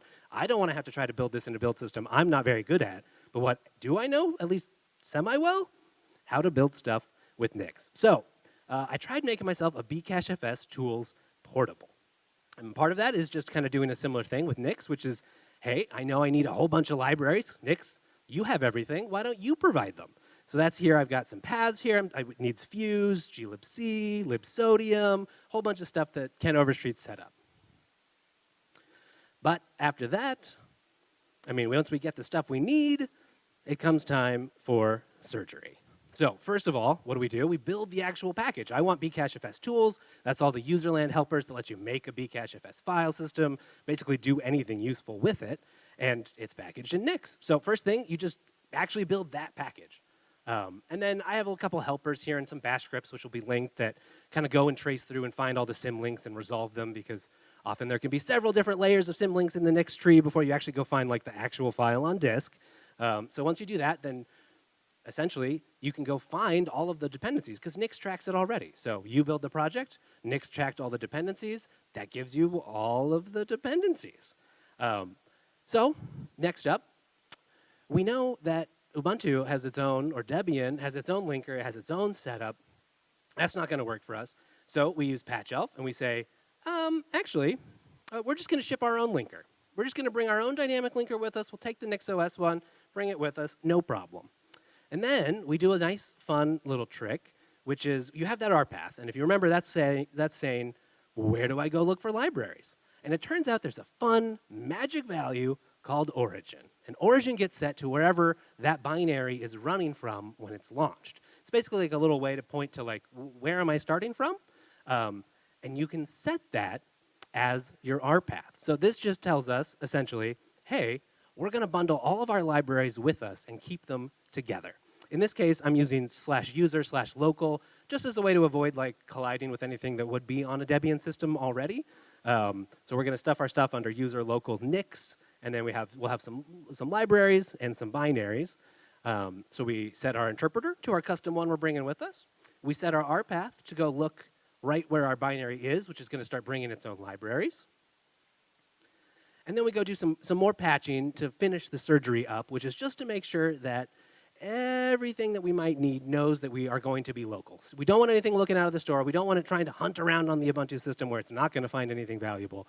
So we kind of go through, and any of the libs that we are bringing with us, we patch as well. You'll see patch elf down at the bottom just to say, hey, use origin. And what do you get at the end? You get a Bcachefs tools that can actually find the stuff it needs. And so here you'll see we'll do an LDD to go take a look at what binaries it might want. You'll see the normal sort of stuff, but in particular, we no longer have Nix paths. If you go look at this on a Bcachefs from Nix, those are all going to be store paths. Ours started out that way, but now they look a lot more like paths you might see on a normal Linux system, right? User local Nix lib, pretty standard. I dump a lot of stuff under there all the time. What's fun is Nix built it. I didn't have to figure out how to package it. Nix already knew how to package it. And patch elf is what made it portable. And then on the side, I have an nfpm package that can turn it into a deb file. Again, you would never do that. Debian maintainers will hate you. Don't try to put it into Debian like that. But like for my own systems, I don't need the right Debian metadata. I just need the right files. So once you do this, you get yourself a bunch of files on disk, and nfpm, which turns out is packaged in Nix, can turn that into a deb for you. And so if we just pop over here, let's see. Yeah. How's that? A little better? Okay. And if we... It should just go real fast, hopefully, because it's already cached. But you kind of see the script running a little bit. It does some cleanup. It builds the binary. It builds the library. And then ultimately it builds a package. And we've created ourselves a janky little deb file. So if we pop back over, let's see here. Right, OK. So this, I'm just spinning up.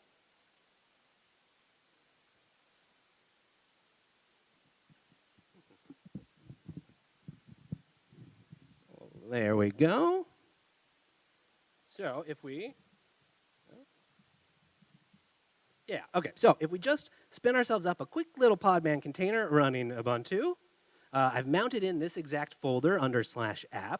So if we go to /app, we'll see that we got exactly what we just built. We have ourselves our deb. And so I can do dpackage-i. And now I have an actual working Bcachefs. And I can even, if we go pop over somewhere that might work, we can make ourselves a little, raw.disk, little file here. And yeah, and now we can actually format a Bcachefs file system on Ubuntu entirely built from Nix.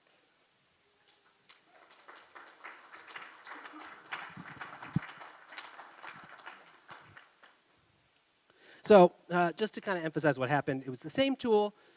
All these binaries have the metadata anyway. We were blessed from Ilko and others to come up with all of this crazy tooling to help Nix work that it turns out can do more than just make one of the best Linux distributions possible, right? It can do surgery in to bring whatever tools you need to Nix, even if it's not maybe the right way to do it. And it turns out it can be used for surgery out, to take all of the wonders we have in the Nix ecosystem, make them portable, and bring them with you wherever you are.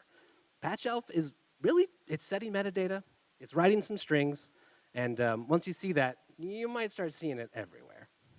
So where to go from here is the QR code. I need to flip that public, I think, so I'll do that right after the talk. But there's a bunch of repos here with the things I've been playing with, and there'll be a repo for the talk as well, which has a flake to build the slides and run it. And of course, it looks like we're coming up on lunch. So if you do have questions, feel free to come find me. Happy to talk, happy to work through any of the code. And thanks for coming. I hope everyone has a great rest of the PlanetNix, and happy lunch. One logistics note. Earlier when Ron was saying we have lunch, I wanted to be clear. We have lunch in the agenda. I am not bringing you food, which I admit, not the way I wish he would have worded that. but I'll deal with it. So you are at lunch break for the next 90 minutes, and we will see you back at 1:30. Yeah. What? I mean, we have 2 seconds, or like, okay. Sorry, I didn't mean to cut you off on Q&A. It doesn't matter.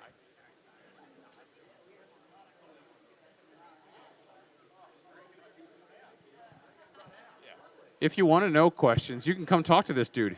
He's right here. He's in the flesh. That's right.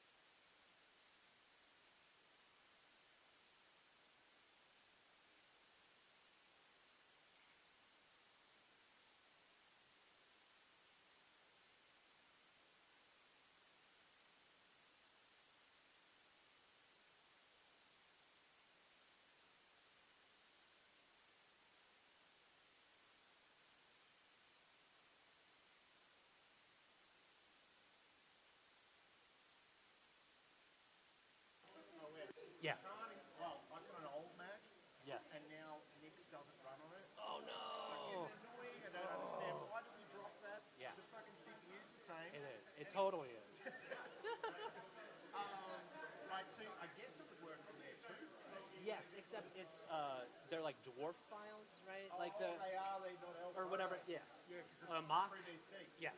But it should be essentially like right the part where it's just metadata, the like actual dynamic linker stuff is slightly different because it's Mac, but the idea that you can just muck with the metadata of the executables is I think largely the same.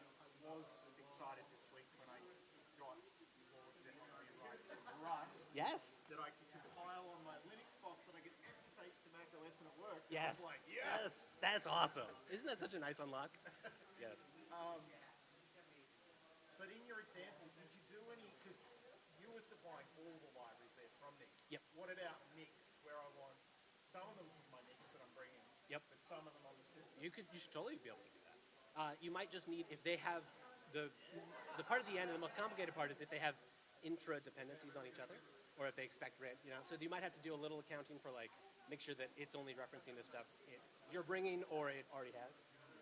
But otherwise, yeah, because essentially the main things usually are like what LD is it using and does it have any other dynamic libraries attached, and then otherwise you can bring whatever .so if it can be interpreted and run on the processor should work. Yeah, as I was watching you, I was like, why can't we just trap the file not found? Yeah. You know what I mean? Yes, and that's kind of what. I want to ask Paul. So that's where NixLD and NVIDIA kind of come in. Yeah. Is they like wrap that and. Is that what they do? Yes. Yeah. And I think what NixLD does in particular is it presents its own LD, and then it dynamically figures out like, oh, it looks like you're trying to run these things. I'll go grab them from the store for you. Yeah. Which is great and what you should do, and it actually like the Google Workspace thing totally just worked with that, but it's probably not also maybe what you want because like it's great to have a random binary that works. That also is like not what you want to maintain or deal with or update or anything. Yeah, right. So it's great for trials and terrible for everything else. Yeah. Hey, I'm Dave, by the way. Nice to meet you. You too. Thanks for asking questions. I think he's got some Yeah. questions. Come on, jump up. Or I could jump in.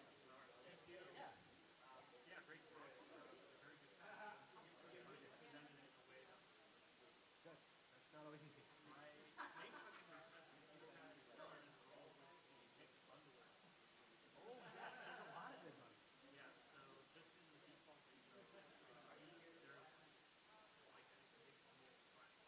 Yeah, okay, right. They've got a few to boot. Exactly. No one knows. Yes. They've also kind of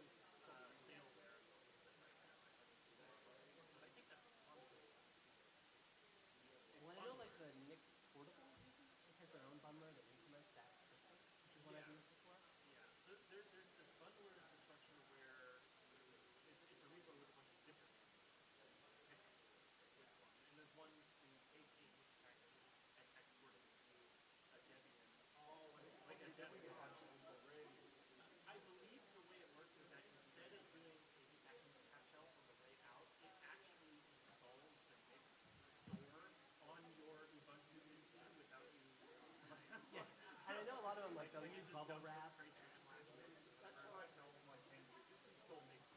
Well, I mean, yeah, right. On your garbage.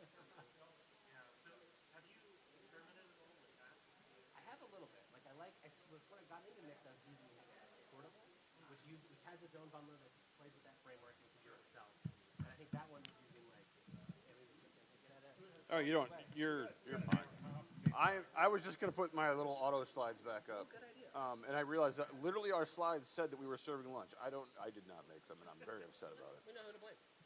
No, he definitely did not make those either. I can tell you that. It is not important.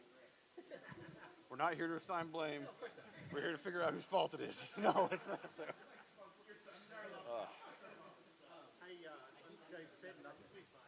I feel like I've talked to you before. Yeah. We had a call. Ron set up the call.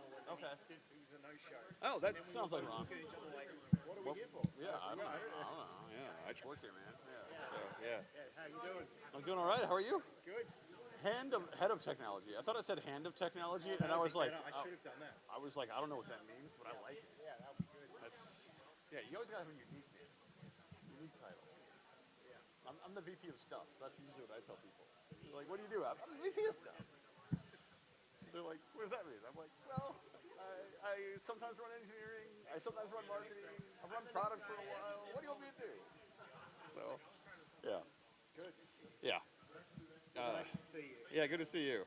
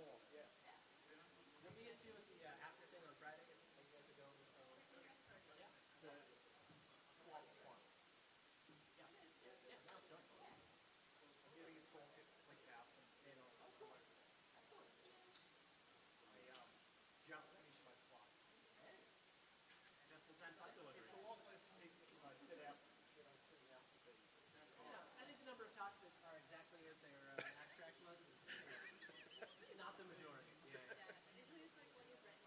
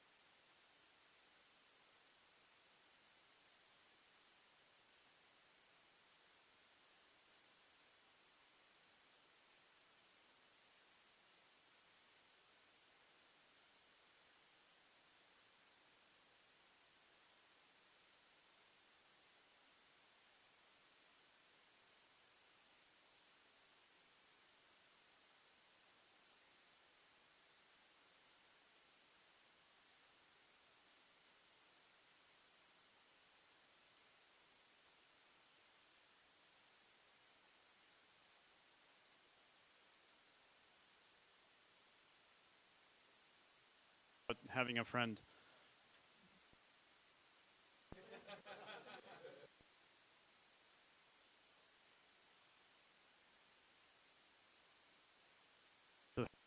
Yes, the LilyGo can talk to health.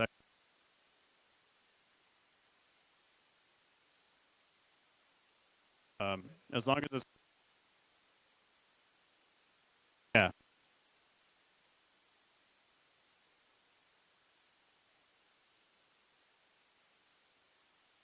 Topic I wanted to know the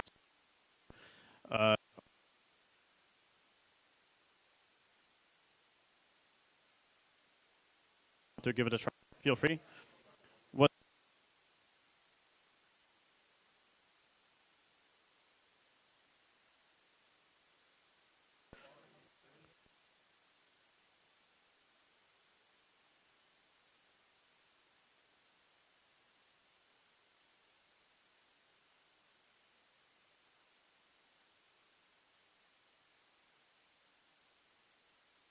way?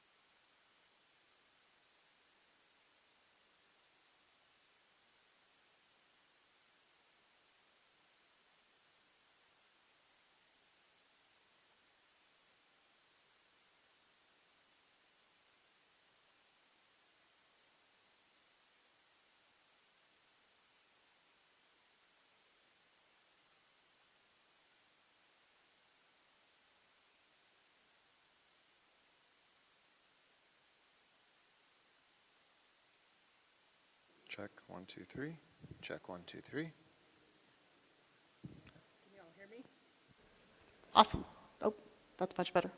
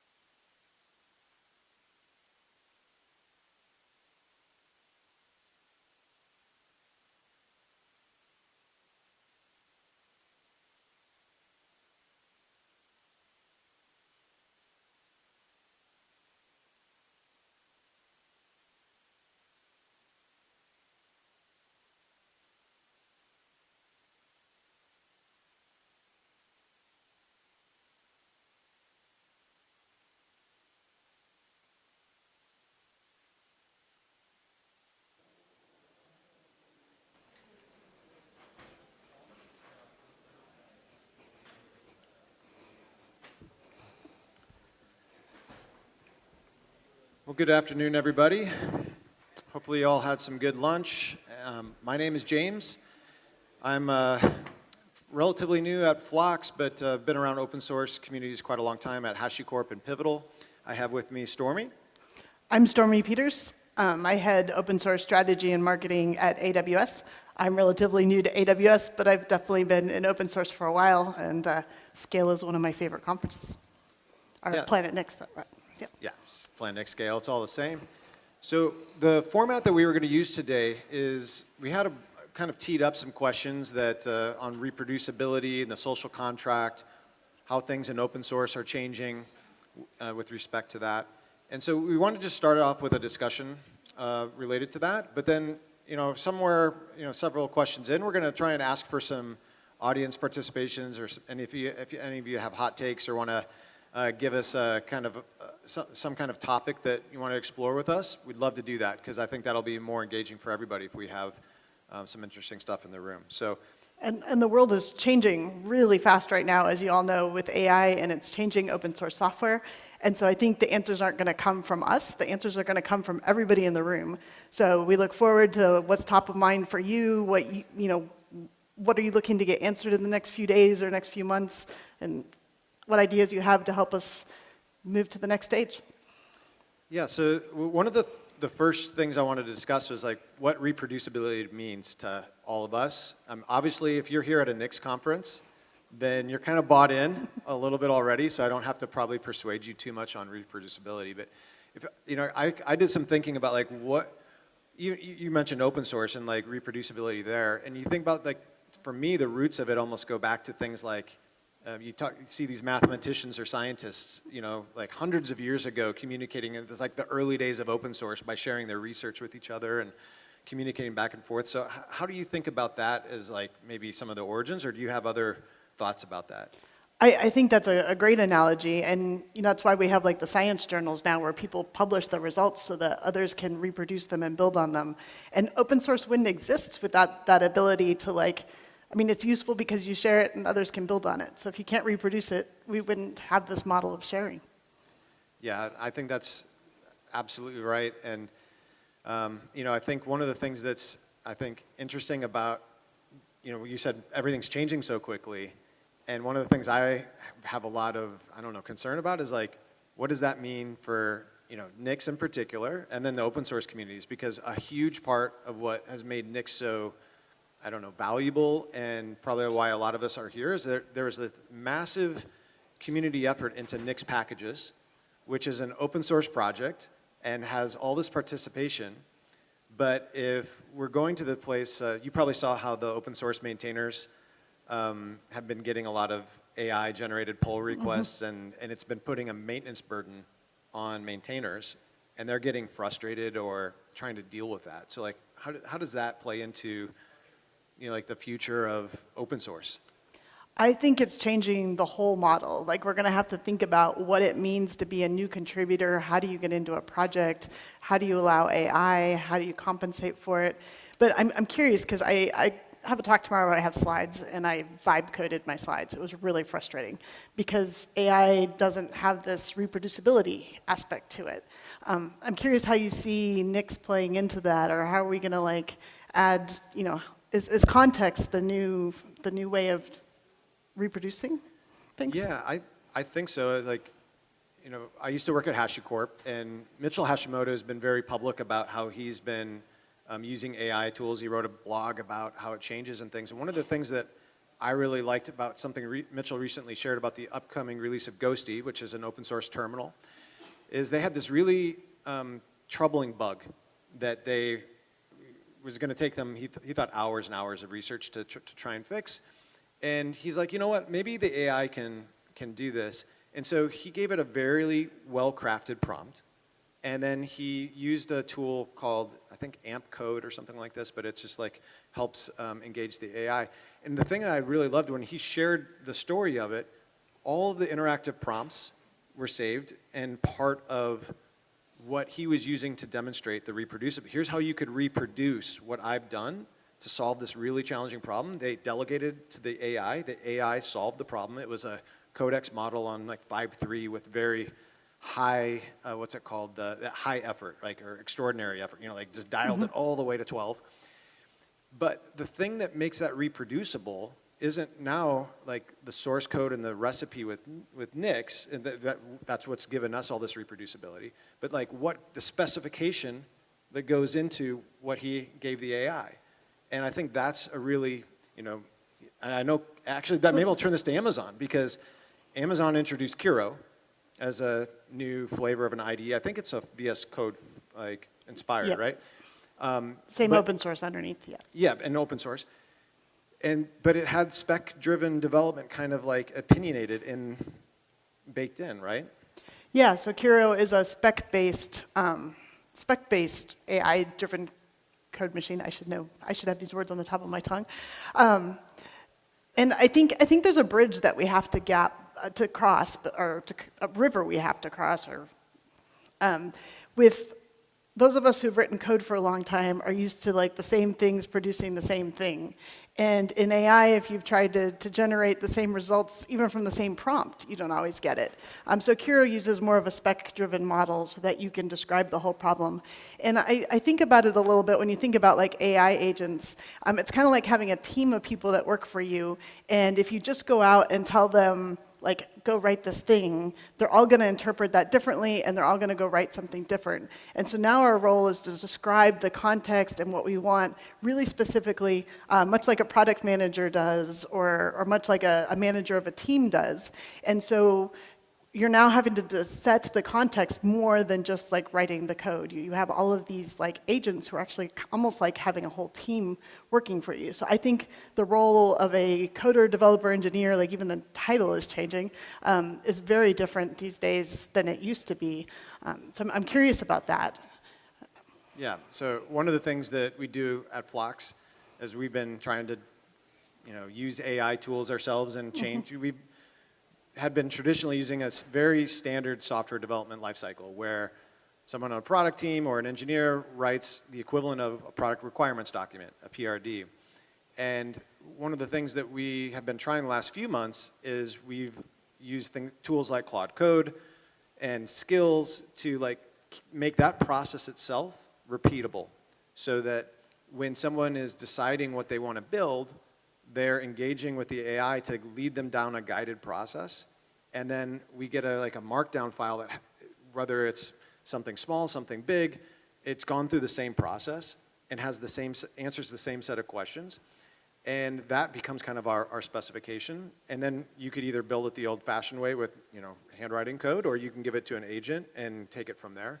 And we found that's been pretty effective, but it's also had some resistance from people that like on the team that just said, you know what, this is kind of a frustrating experience. Like I'll tell you for myself, sometimes it asks me questions around like, who else has asked for this feature?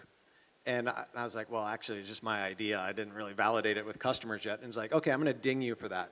And I'm not going to prioritize this as highly in our scoring methodology because you don't have enough evidence yet. And I'm like, oh, darn it. But it's holding me accountable.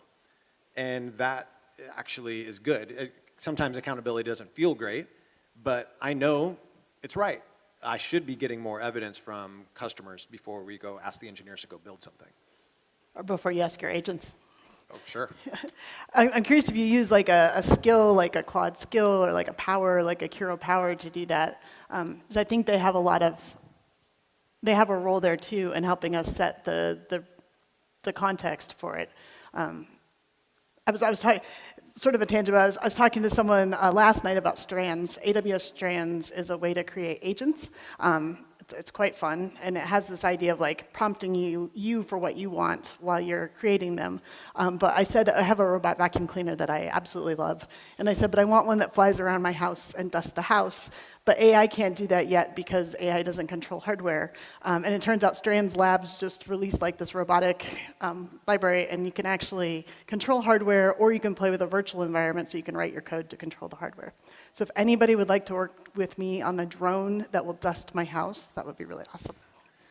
That sounds pretty cool. Yeah, we're just mainly using Claude right now, but I think it's a really fascinating time where, first we saw MCP come out like a little over a year ago or something like that, right? And it's become a pretty widely adopted standard. We saw a whole bunch of other people pile in on that.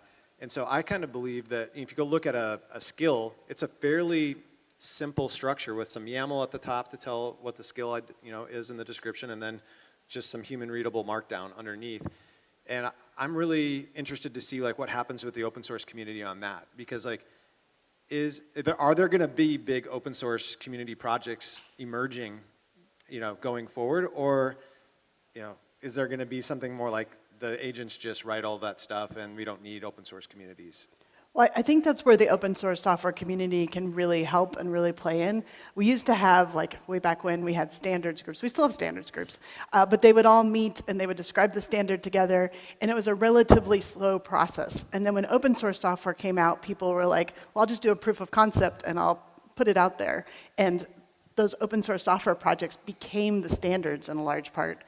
So I think with AI changing so quickly, I think the open source software community could be creating standards like MCP and other things, and we need them. We need to know how we're going to work with all of this new technology in a way that still allows us to collaborate. Because going back to your, like, all these PRs that are coming in, what are maintainers supposed to do about that? Like, and I'm curious from the room, what have you encountered with AI changing the world that you work in? Is it changing how you can reproduce things? Is it changing the contributions you get?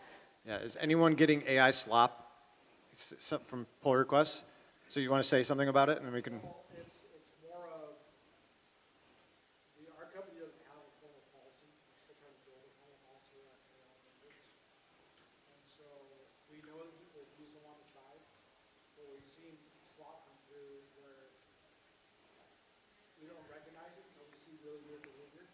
And then we start looking at the code and we notice it, okay, that comment's not so-and-so's style. Okay, we just realized that this entire file is AI slop. So you don't have an AI policy, and sometimes people in your company are submitting slop, and you're not able to notice it till the code starts doing weird things. Yeah. That's interesting. So that's like an internal consumption. Is anyone doing things in open source and had open source pull requests come in that are obviously AI generated, or that's becoming part of a burden? You're nodding your head, sir. What could you say about it? It was just confusing because it was on a couple of repos that I hadn't updated in 5+ years and had no real activity. I just put everything up there. It was like a pull request like, oh, I'm adding scheduled tasks to this, just a tool that I published for myself. And it was very obviously slop, but also, trying to engage with it, I didn't get any response. Oh, interesting. So the story here is some older project about 5 years ago that this person had put out there, and then only recently did an agent submit some pull requests that were related to some kind of scheduling enhancement, and it didn't make a whole lot of sense. And then when he tried to engage with the agent didn't respond back because it's just AI. I don't know if any of you saw, it made the news in the last few months where someone put this OpenClaw, or Claude, ClaudeBot, and it started submitting pull requests into a maintainer. And this was a Python, a MATLib library of some kind.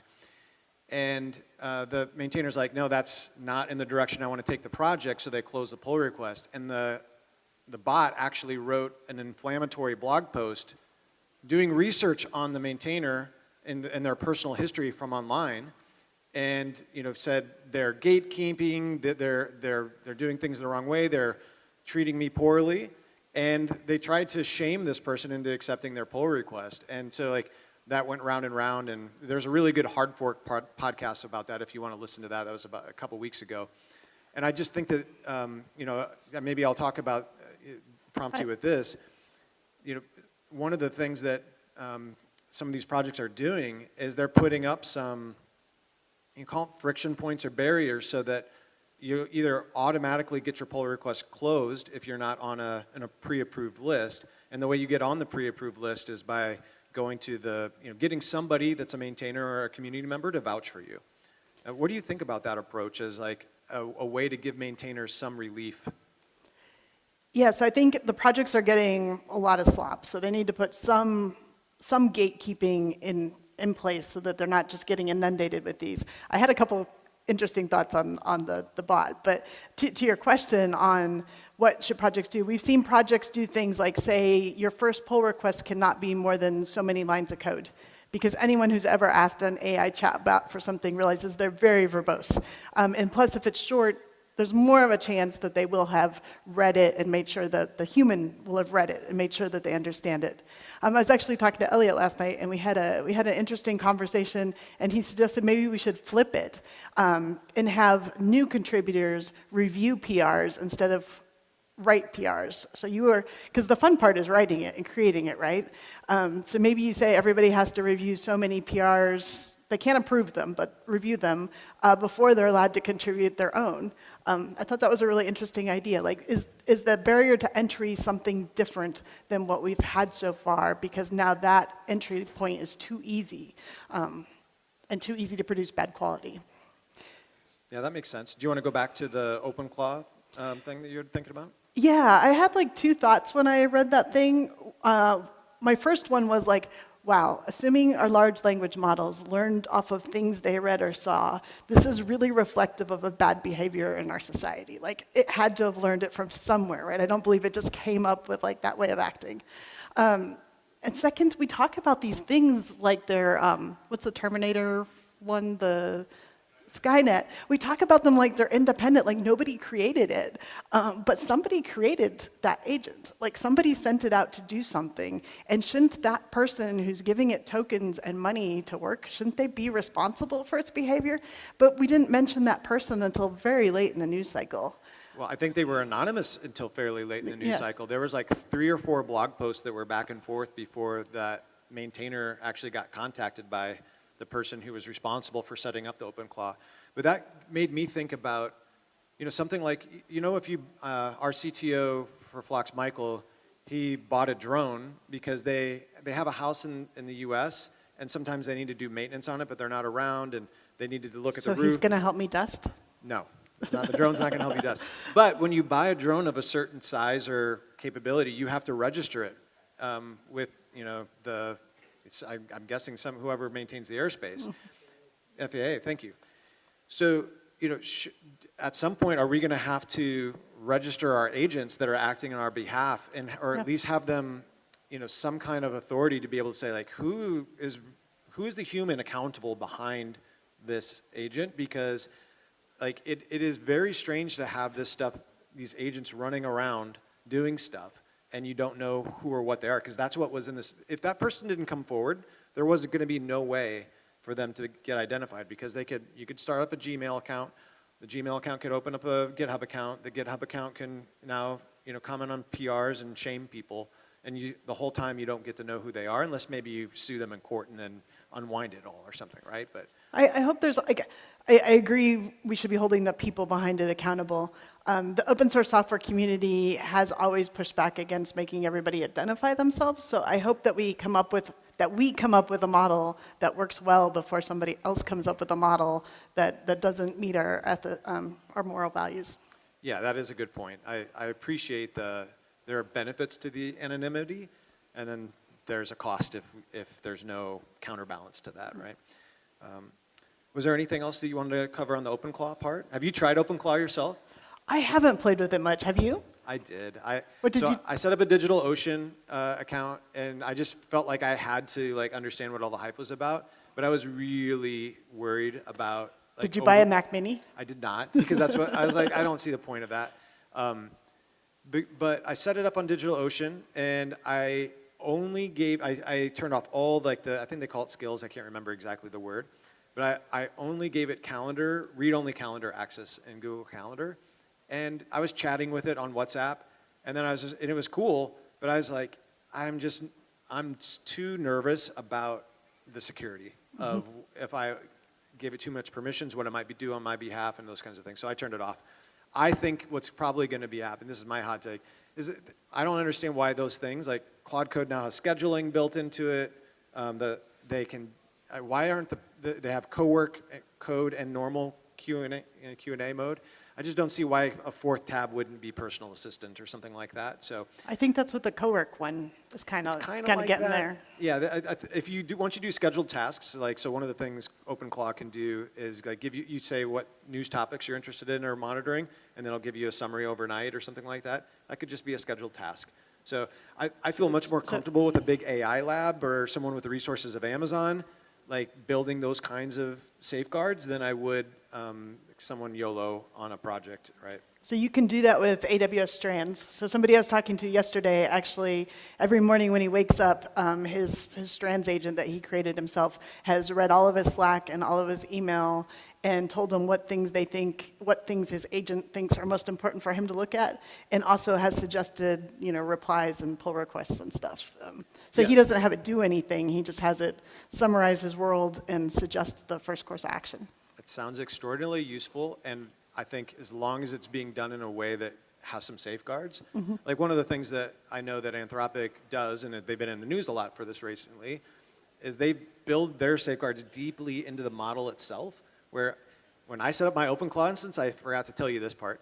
I didn't feel great about this. Have any of you heard of Minimax? So it's a Chinese company, very cheap, because I was like, I don't know how much this thing's going to cost me. So I'll just set up for Minimax, and it was $25 is your minimum buy. But when I was texting through WhatsApp, and then it goes to my calendar, sends all that data to Minimax, and then it spits out the result. I said, tell me my travel schedule the rest of the year, and it told me I was coming here to PlanetNix and things like that. But I just realized, okay, this Chinese company is getting all the data about my calendar. Am I okay with that? Those are the kinds of things you have to think about. And I think the models are getting better and smaller, but that was an example of one of the things I got nervous about. Setting that up. I had an example, I think almost 10 years ago, there was like this online journaling tool that sounded really interesting to me. So I tried it out for like a week. I don't think I posted anything too personal in it. And then I went and deleted my account. First I deleted all my data manually. Then I told it to delete all my data. Then I told it to delete my account. I still get reminder emails. I got one earlier this week that says, you posted this on in 2018. Would you like to write about that again? And I'm like, you're not supposed to have that anymore. Yeah. So I think we have to look at who we're trusting.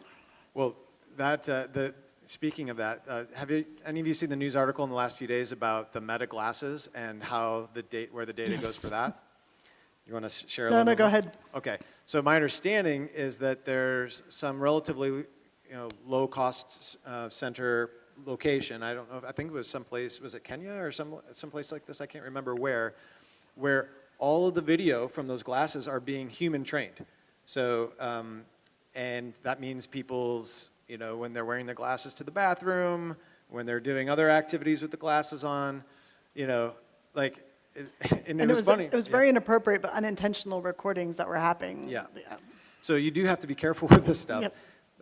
And, I was meeting with someone the other day that they had these glasses on, and I noticed they look like bifocals. And I was like, oh, that's interesting design. I was engaging with this person for many hours throughout the day. And at the end of the day, we were at dinner, and he's like, oh, do you want to try my glasses on? And you try them on, and it had like the Star Wars text that's like going like that, but that was being printed out on the glasses. And so the whole day, he's able to record the conversations that are happening and get transcripts of that. And I didn't know. That's kind of strange, right? And what does that mean? Like, we can all wear AI recorders now.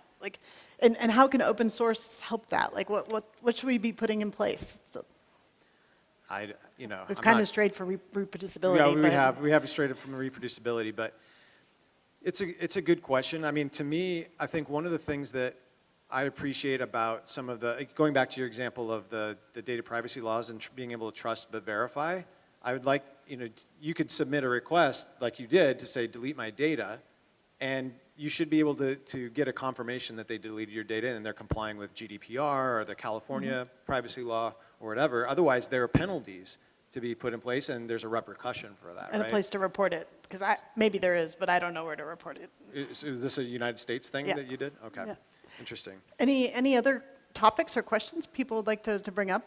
Have you guys heard the term deliberative misalignment? Deliberative misalignment? So a bunch of Cornell researchers came up with that term after finding that a bunch of agents that they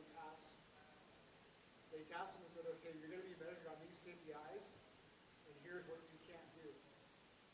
The agents violated the constraints in order to achieve the KPIs, and not only did they violate it, they recognized that they violated it. I love that. Oh yeah, you're right. I was wrong. Repeat the story. Do you guys What? see any efforts to sort of standardize? It seems like an agent's MD file is basically worthless. If an agent's going to just decide on its own and not following the safeguards you told it to follow. So the question was, based on some Cornell research, they gave agents some tasks to do and gave it some guidelines on things it was not supposed to do, and they violated the things that it said do not do. And so is there a way that we can put these guidelines in place? But even worse, they were aware that they violated. And they were aware that they violated. I'm never sure if it was really aware or if it just changed its mind when you call it out. Because I have, like, trying to create my slides for tomorrow, I said, you know, can you create a PowerPoint? And it says, yes. And I'm like, where's the PowerPoint? It's like, oh, I created it. Here's the link. And I'm like, that's text. That's not a link. Oh, I'm sorry. Here's the link. I'm like, that's still not a link. And it goes, oh, I'm sorry. I can't create PowerPoints. I should have told you that earlier. So I'm not always convinced they knowingly violated it, if that makes sense. But I think it is up to like the companies like AWS, Anthropic, and the open source software community to make sure that we're developing tools that obey those guidelines. Well, then maybe I can take this back to Nix, because with Nix, we have cryptographic guarantees. When you build something, it's going to be put in the Nix store, whether it's input addressed or content addressed as your choice. And you know that the same thing happens again, it's going to get the same result. But maybe we need something like that for some of these models to understand, you know, how they behave and the chain of thought. You know, famously, like when these things first came out, they didn't have citations, right? And then I think it was Perplexity first started like adding citations, and that was really useful, and other things. But if we can like have some sort of way to whether it be an open standard, to understand why and what the model is doing with these things, and you know, maybe like, for example, I remember like about a week or two ago, the Meta person famously had OpenClaw set up, and it was deleting her emails, and she was telling it to stop. And they were trying to figure out why, and what I read about it was probably a context window problem, where the initial instruction, which is like, always get confirmation from me before you delete my emails. It was like, and it never delete an email without asking me. And it's like, at some point, the context window has got full and it compacts, and then like those instructions are gone. But it still continues about its task, and then it can start deleting. So if you have some kind of standard or way to, you know, prove, just like we do in Nix, that something is done a certain way, maybe that's, you know, some techniques we can bring to AI. Yeah, in that case, I would consider that a bug. Like yeah, I think they did too as well. Yeah. Well, here's another one I'm interested in, and especially if anyone else in the audience has a hot take on this too. So have you seen this debate about right now? We're all in the open source community standing on, you know, work of a lot of other people that have contributed to the open source community over time. And so we all benefit from that. When we're starting a new project, we're using things like Linux and Kubernetes and containers and all of, you know, a whole bunch of libraries and utilities that are out there.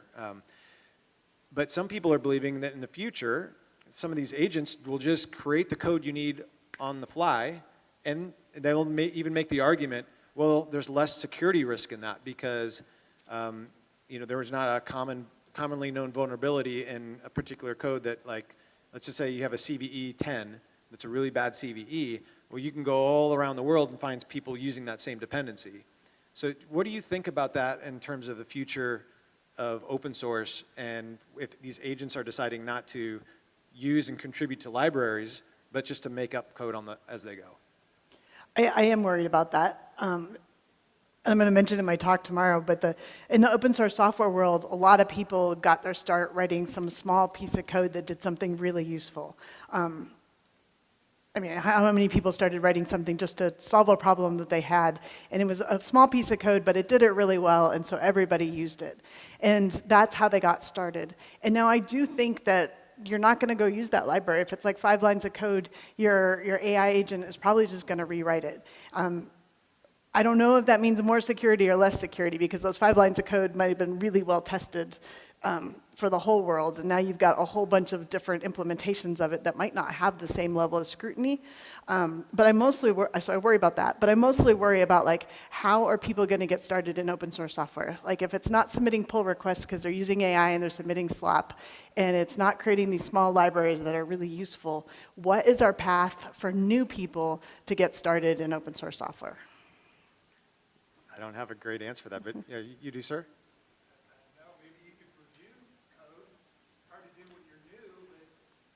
But that's kind of how you learn is, oh.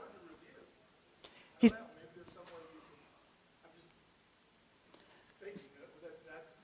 a way you could get humans to kind of double check stuff, and maybe a way that they can also get something back out of it by learning. Maybe that's a way for people to get started. so maybe people can get started reviewing code and learn. I know it's hard to review code, but I do think that's the way we learn, right? You read things.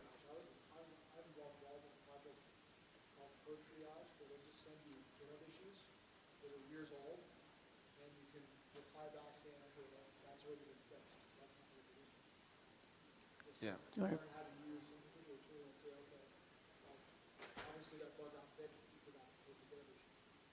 Yeah. You want to repeat it for the recording? Yeah, so I think what I'm hearing here is like the triage and adding reproducer steps and things like that to some issues and things like that, or ways you can contribute.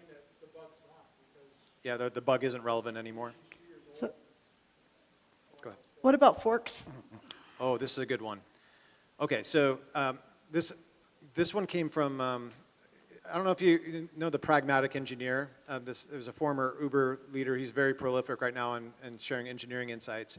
And he had Mitchell Hashimoto on his podcast, and one of the questions came up like, what do you do as a maintainer when you want to decline the pull request from anyone? Just like whether it's a person or if it's a bot. And Mitchell's feedback is, I think there should be a lot more forks. Because forking is not necessarily bad. In fact, that's the whole point of being an OSI license, is that you are unrestricted from making a fork and being able to, do with it as you please. There are some differences, obviously, with certain copyleft licenses and things, but most of the time, people don't want to maintain a fork because it's like a lot of work. But if the agent now is able to take away some of that pain because they're able to do the merging upstream by keeping the whatever difference you have in your fork alive, maybe that makes a lot more sense, and that's a way to relieve some of this tension between maintainers and people that are sending them low-quality PRs that they don't want to accept. What do you think about that? Yeah, I was talking to a Postgres maintainer last night, and he argued that we've always done forks. This is just a different way of doing it. So, whenever you go to work on a code base, you make a local copy and you make your changes before you do the pull request. So we always were doing a little mini fork, and now he thinks the forks will just be bigger.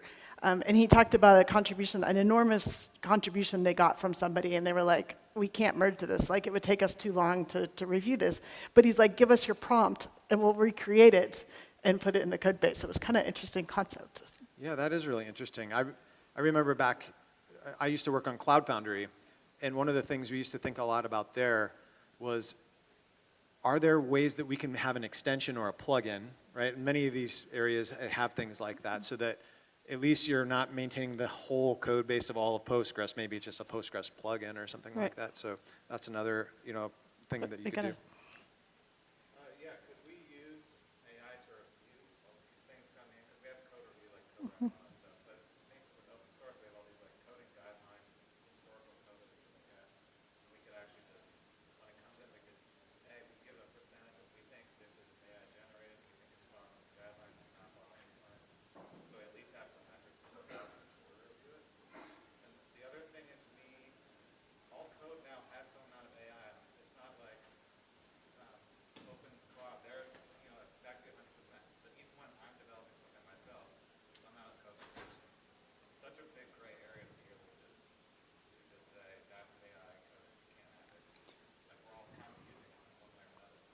So you're suggesting that we use AI to review code? Absolutely, I think you should, and you can feed it all your guidelines, like you said.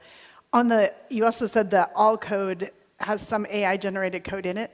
There was a really interesting, I'm not going to remember the stat off the top of my head, but there was a study, and they asked developers if they had used AI and if they told the project when they submitted the code that they had used AI. And most people had used it, I don't remember the number, like 70, 80%, and very few people reported it, but it varied by tool. So what tool they had used made them more or less willing to like tell the project that they had used it. So like Claude had a very high compliance rate. People would tell the project, I used Claude.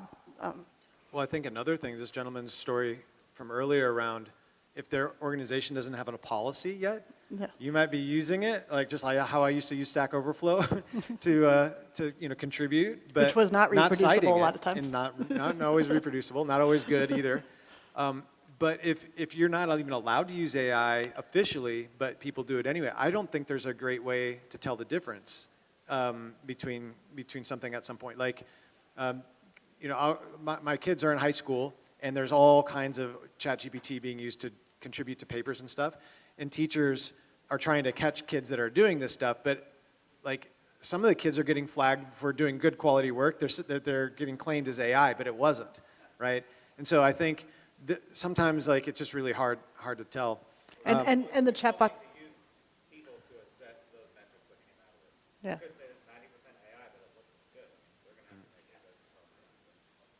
And I tried using chatbots to like help figure that out, and they hallucinate. I'm like, did you write this? It's like, yes, I wrote that. No, you didn't. I wrote that. That was a blog post I wrote 10 years ago. So here's another interesting one. Is the cost of AI tokens a barrier to creating software?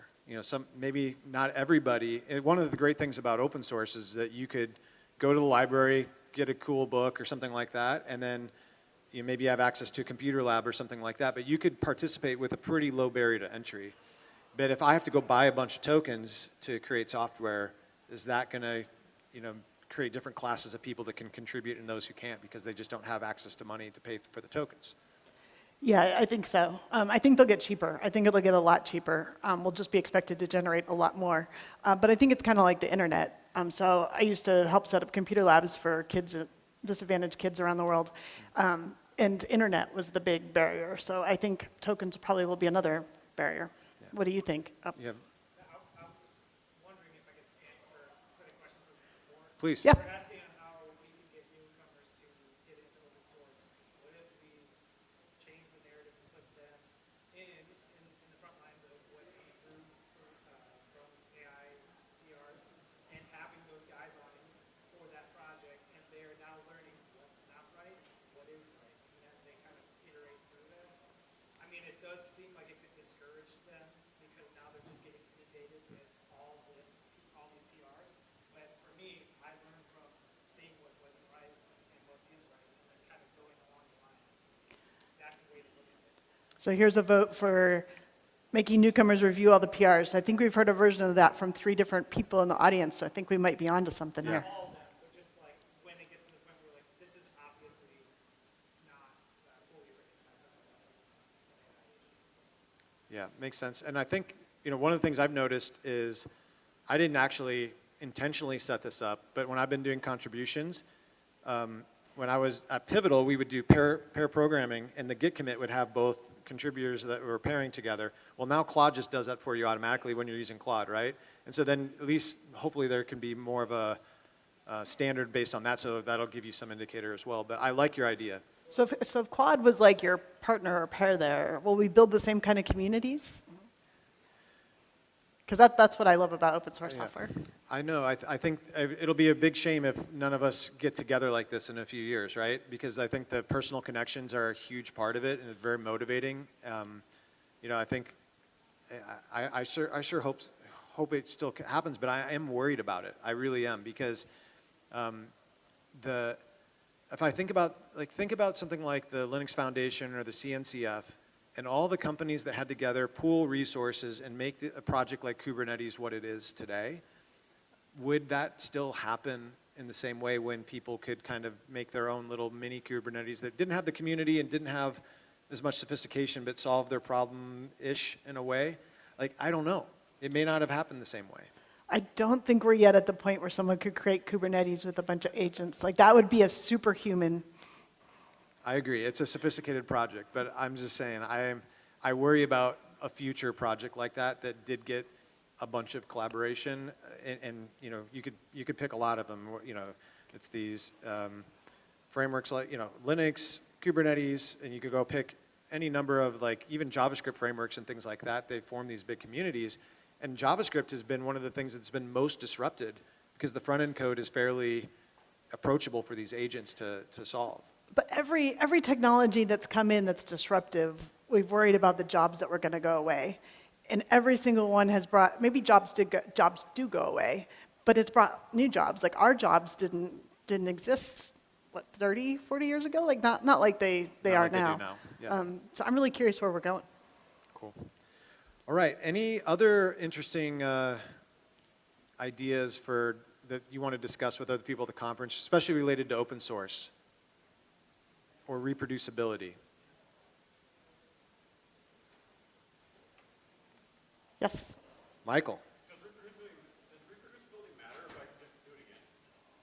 Does reproducibility matter if I can just do it again? If you really could, maybe not, but we are not there yet. Like when I was trying to create my slides with AI tools, none of the tools could generate the same thing twice. But you could generate a new slide deck that had the right content, right? It didn't. I really liked that infographic it put in the other slide deck, and now it's not coming out in the new one. Or I tell it just to correct the typo, and it changes the whole slide. So you have a comment here. So if the value of software development automation comes from formalizing our intent in a reproducible manner, what happens when the language we use to describe the actions we want the computer to do become an informal language like we do with LLMs? Okay, so the comment here is, you know, when you have a very structured approach for like a C++ or Fortran or something like that, it's written to a specification, and that's how you get the deterministic result. If we move down into just human language, like what does that mean? My personal belief is, you know, things like Kiro that will ask you to use human language, but in a certain way, so that, like, put in the phrase here for the overview, the main goals. What are constraints that you want me to never do or stay away from? Things like that. I think there will be some structure. And if you're familiar with this concept of evals, where you can, you know, evaluate, per Michael's comment here about if I could just recreate it, well, how do I know that I recreated the good result? If I could have some way of scoring the result to say, like, did it meet my criteria, then I think it doesn't really matter if I regenerate it again and it's slightly different. If it passes the evals, then it's probably okay. And I know that with some of the reinforcement learning techniques, that is how people are getting better and better results out of these models, because the models learn that they generate something that's not quite right, so they change something and fill it back in again, and then it gets better and better and better.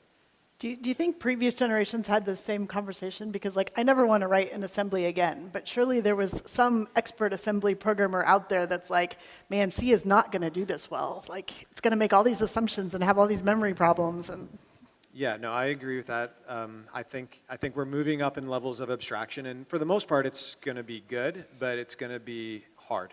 Go ahead. We have 1 minute, so I was going to... 1 minute? Okay, last question here. What do you think about dog fooding versus developer autonomy? So the dog fooding approach is like, you know, Amazon's making their own models, and that's just a theoretical example. Mm-hmm. Amazon says, I want you to all use our models. And then there might be some ones outside Amazon that might do a better job at certain tasks or whatever, but they're not allowed. And then the other side of things is like, anybody at Amazon can choose whatever model they want, and then maybe your models don't get better because your teams aren't using them as much. How do you think about that? So I think you have to do a little bit of both.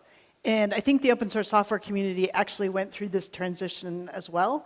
When open source software first got started, pretty much everyone worked on something that they used. Like, you worked on the desktop, you got to see how it worked. And now when you're working on Kubernetes or Ceph or, you might be working on something that you don't use in its entirety. But one of the examples that I like to give where I think I worked on a project that didn't succeed because of this was when I was at Mozilla. We were making the Firefox OS phone. I don't know if any of you are familiar with it. The idea was to build an HTML-based phone. It was going to cost $100. It did cost $100. And it was going to go to the developing world to bring the internet and the web to the whole world. Well, none of us really wanted to use a $100 phone. We had $1,000 phones. And so the dog fooding was really hard. And I almost think we should have started with the $1,000 phones and then figured out how to scale it down, because I think we made some mistakes there. Makes sense. Well, with that, we're going to leave it there. Thanks for engaging in the discussion. That was really fun for us. Hopefully you had some value out of it, and enjoy the conference.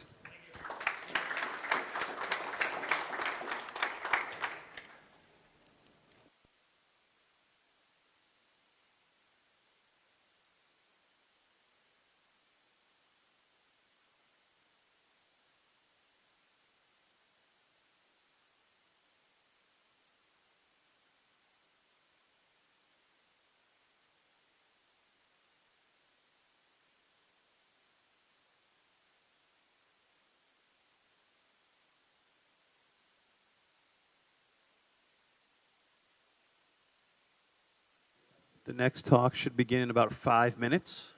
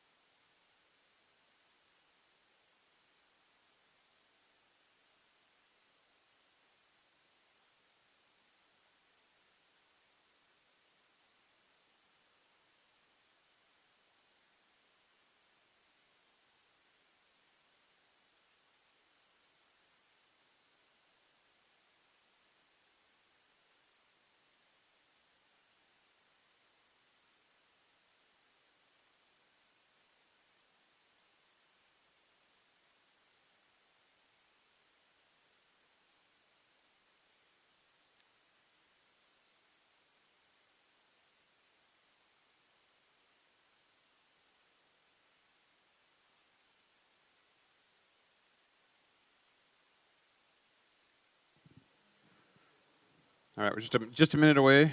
He's getting set up. Reminder, if you'd like to do any interview or video content, we have door prizes. So you can get, if you find Jackie, she's walking around with cameras and stuff, and she'll ask you like 3 or 4 questions, kind of like roaming person on the street reporting. You can answer them, and you'll get a door prize. And if you want that, that'd be great. And if you don't, that's okay too. And there's an after party tomorrow afternoon. After the conference, there was a QR code that'll rotate on the when we have like the default slide deck up here. It's also out in the hall and stuff like that. So please do attend if you are so inclined.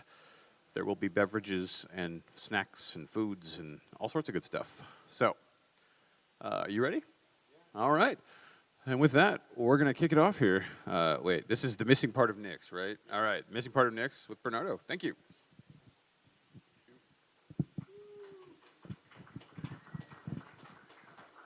All right, thank you, everyone.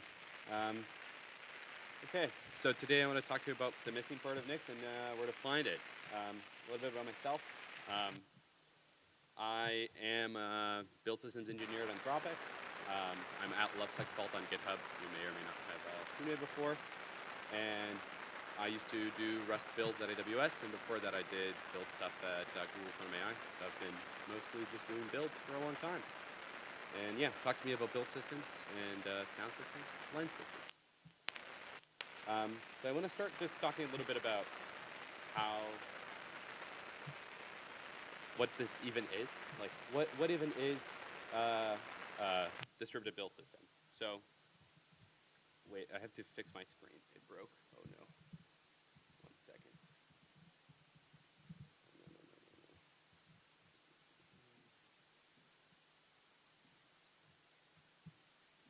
Oh, perfect. Okay. So what is a distributed build system? It's a system that efficiently runs builds across many machines, sharing the results between them, and deciding which machine builds what. And this sounds pretty simple at first, but if you think about it, these properties are actually really hard to do correctly. Because if you're going to run builds across machines, well, you already kind of need to make sure that those machines don't really matter. And if you're going to share the results, you need to know what is what. Like, how can you know for a fact that you can substitute something for something else? And you then just have to decide who to build it, which sounds to me like the easy part. They're not CI. So CI, it has to do with webhooks and GitHub and making sure when a new commit comes in, submitting jobs. The distributed build system is what actually is doing your build. So the CI is usually a customer for a distributed build system. So if you look at things like BuildKite, they have both. Usually CI systems have a distributed build system inside of them, but I'm focusing on that part that is inside of it. Because I think for a lot of us that do a lot of builds, it would be really nice if you could use that distributed part without having to deal with the CI part. If every time you want to do a distributed build, you have to push or commit, that's not a really great experience. So I'm going to start about talking about the pillars for this. So if builds run on many machines, and the results are shared, what do you really need? You need hermeticity for sure, right? Builds as pure functions. The only way you can guarantee that you can have a heterogeneous fleet of compute and still have your builds make some sense. And once you get that, you get good caching, hopefully, so you don't have to rebuild things over and over and over again. Because again, if you have a lot of people using this very large distributed system, the more caching matters, right? The more important it will be that you don't rebuild spuriously. Provenance becomes really important because now you didn't build a lot of the things you were using, so what is that artifact even built from? What is in it? And signing. At this point, you have a large network of computers and a large network of people using them to build things. You would hope that you know which machine built which artifact, and with a cryptographic signature, you know who uploaded it to cache, and you know who submitted that build. If you don't have this, well, things get really hard. If you don't have caching, I hope you have a lot of compute to pay for it. Without hermeticity, great, you built works on my machine, but at scale. And without signing, how would you know which artifacts to invalidate if you do have a security issue in your build? And without provenance, well, how do you even know what you're building in this? How does Nix fare here? How does it come into play? So far, if you know Nix pretty well, you would be like, oh yeah, Nix is a distributed build system.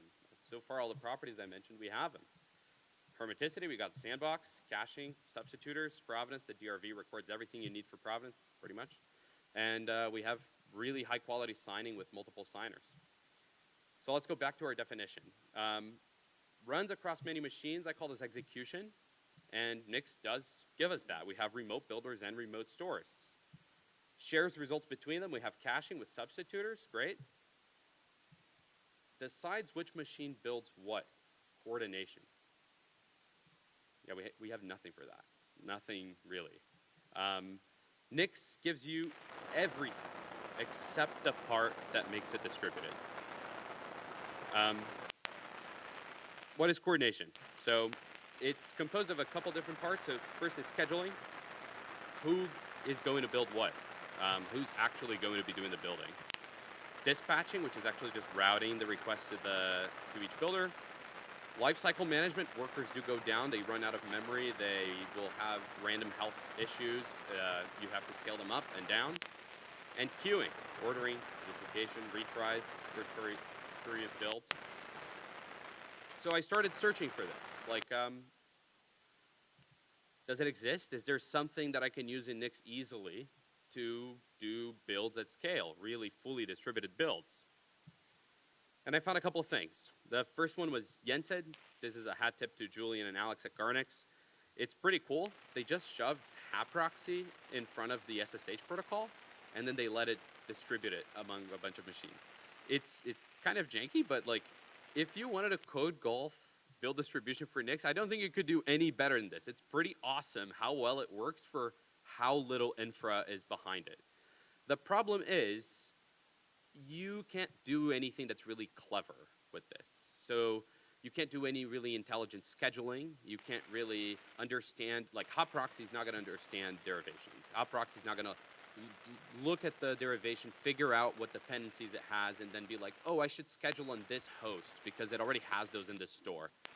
So you're never going to be able to build something that's truly efficient with something like this, unless you, like, I don't know, go all in on modifying HotProxy, which probably don't want to do. Then there's nixbuild.net. They're here. You should talk to them, Rickard and David. It's a pay-per-use SaaS build farm for Nix, and you can self-host it. They do offer licensing, and we use it at Anthropic. It's very, very good. And it's essentially what this talk is about. It's about, well, why don't we have this in the community? Like, it's such an obvious next piece for Nix. It's so clear that we've done all of these things to make this possible, but then we just didn't make it possible. And the obvious thing when you think about this is Hydra, but Hydra is not really an answer for this. First of all, it's more CI-shaped than you'd like, and it just does way too much. Like, Hydra does email. I don't want my distributed build system doing that. And Hydra used to be really bad, but thanks to a lot of work from the people at Helsinki, we now have the new queue runner, which I don't know if it's been released yet or not, but I think it's getting close. And the new queue runner is way more efficient, and it is getting better, but it used to be not very good. I thought to myself when I was looking at this, like, how hard could it be? You know, all the pieces are there. How hard could it be to build a distribution system for Nix? So I called the project Rio, and this is mostly the story about me failing to build it. So we had this long weekend in October, and I made a bet with my coworkers that I could do it in the long weekend, 3 days. Yeah, foreshadowing. My pride, which I lost. So obviously, working at Anthropic, I have access to, you know, Claude, a lot of Claudes.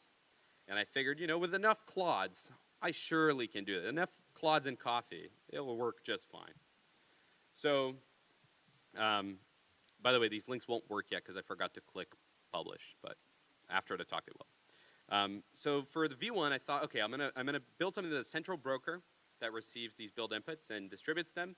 I am going to try to get the SSH protocol support via this crate that I found from Tweet called NixDaemon. The builders just register with the broker. Simple round robin scheduling. Should be easy enough.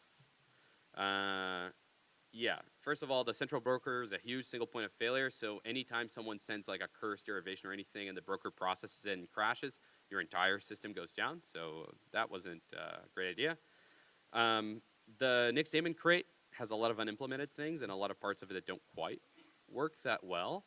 And implementing the protocol yourself is not easy. It's way harder than you think, and a lot of the docs is just C++ code that you have to go and read.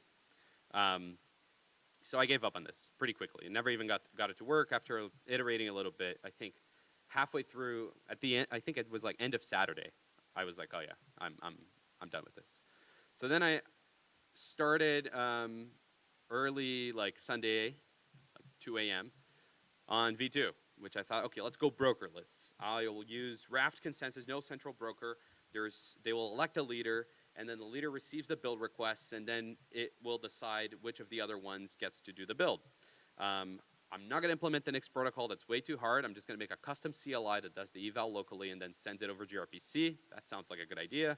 And yeah, this seemed way better. Also, the builds would flow directly from the client to the elected agent. When you submit a build, you get back the address for the agent that was assigned, and then you tell it, hey, I'm me, here's the derivation. And this seemed nice to me because you don't have to funnel through all the derivations through the broker. Yeah, this didn't work.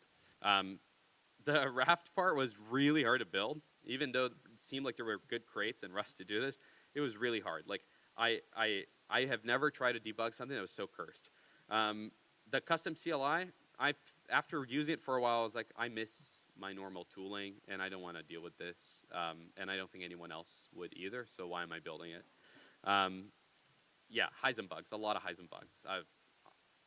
I spent hours and hours and hours just trying to understand why sometimes it would elect a leader, sometimes it wouldn't, sometimes it would assign builds to the wrong person. Like it was really, really messy. And then I gave up. Then at this point we already had Nixbuild.net deployed or starting to deploy internally, and it was working great. And I was like, okay, I'm sick of this problem. It's not a good one. Up until winter break, when I got bored again, and I was like, oh, maybe now I've learned enough lessons.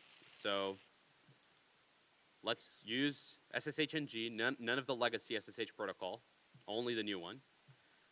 Leader elected by the scheduler with a PG advisory lock.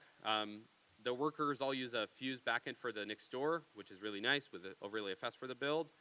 And no normal Nix store for an S3 or anything like that. So there's a component that's called Rio Store that does chunked cache storage with FastCDC. There's a cool paper, by the way, if people are interested in that. You should go look at the FastCDC paper. It's really, really fascinating.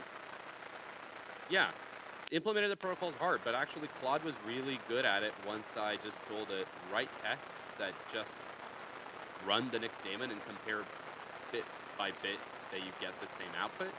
Once I figured out how to do that, it just churned through the whole protocol. So that was easy. Making consensus being roughly someone else's job, I think was a wise decision that saved me a lot of trouble. The Fuse part, I'm still fixing. So I don't know if that was a good decision or not. But when it works, it is really, really nice to just have full lazy fetching for the store layer. And the deduplication, full deduplication across all NARs is very powerful. Yeah, you can save an unbelievable amount of storage by doing this, which it sounds like cost at first, but if you have really fancy deduplication, that means you can maybe afford to shove your cache into like a ginormous EBS volume that just mounts to all of the hosts, which is way faster than S3. So I kind of, sort of found the missing part.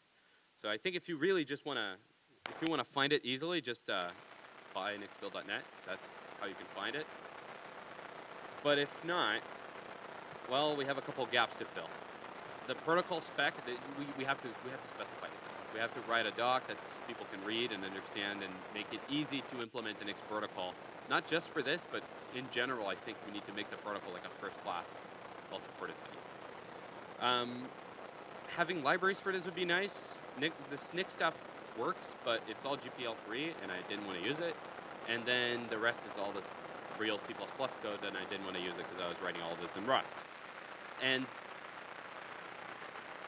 everyone has been talking for a while, like if you've been following along with Nix and Fix, about how to change the store model to be more efficient, how to allow for lazy fetching, how to use the Fuse for this. There's pretty broad agreement that that's the way to go to make this better, we should just do it once, build this component once, and then we can all use it, because it's kind of a reusable thing. So I think for me, like my big takeaway is, like we got the really hard parts right. The really difficult properties to guarantee, we got them. Like we have them and they work really, really well. The only thing that we're missing now is coordination. We're missing this central component that you can deploy easily and just send builds to and not worry about who's actually doing the building. And I know this sounds like an annoying, like maybe corporate-y problem, like you don't need this at home. I don't know, I would use this at home. I would 1,000% put all my 12 computers on my distributed Nix build system and then just do Nix build and not care where the builds go.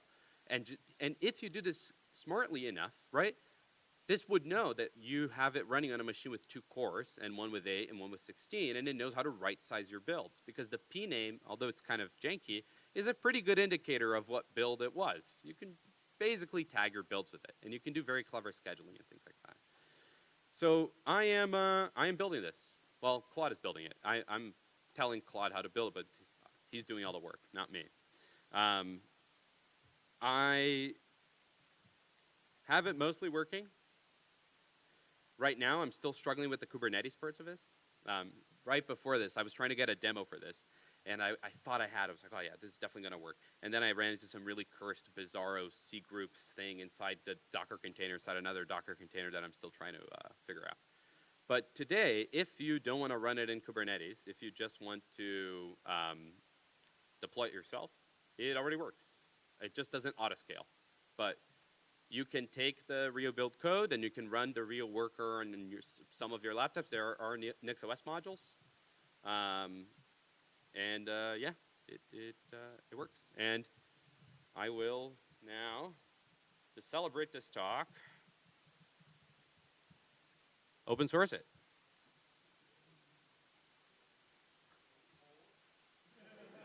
What? Wait.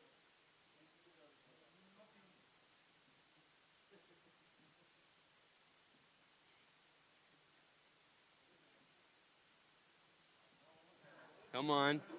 Come on, baby. It's a lot of... Ta-da! Woohoo!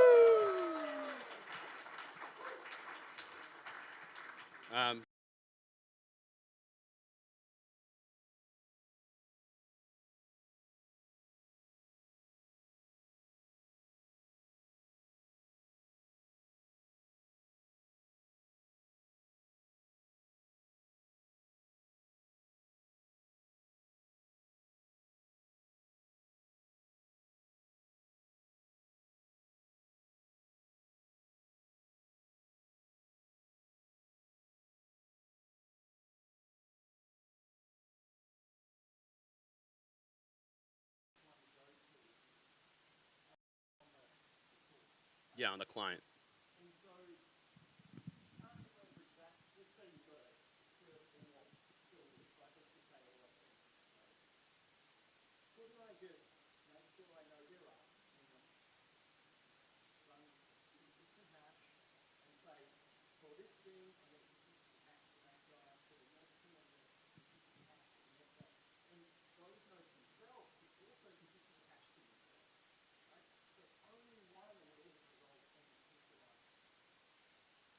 The problem with that is, how do you right size the allocation? Like if you had a fully homogeneous fleet, that would be perfect, because it doesn't matter who gets what. But in reality, most of the time you want heterogeneity. Even especially if you're deploying to the cloud, where you can just not have capacity with the same SKU that you were using before, and then what are you going to do? You can't scale up. So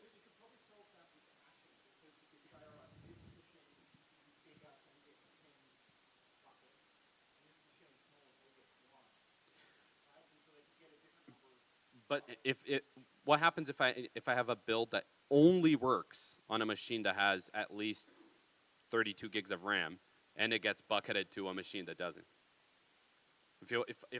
If your hashing scheme puts Chrome on your Raspberry Pi to build.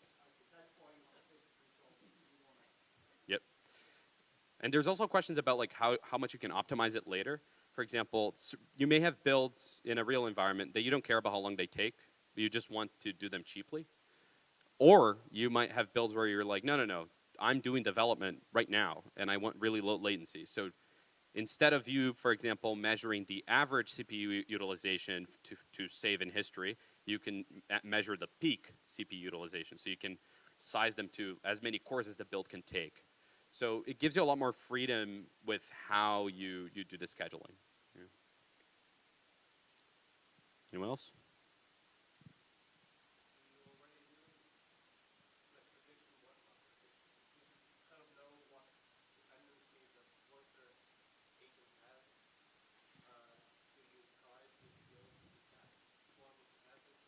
Yeah, so I actually thought Claude was very clever with how it did this.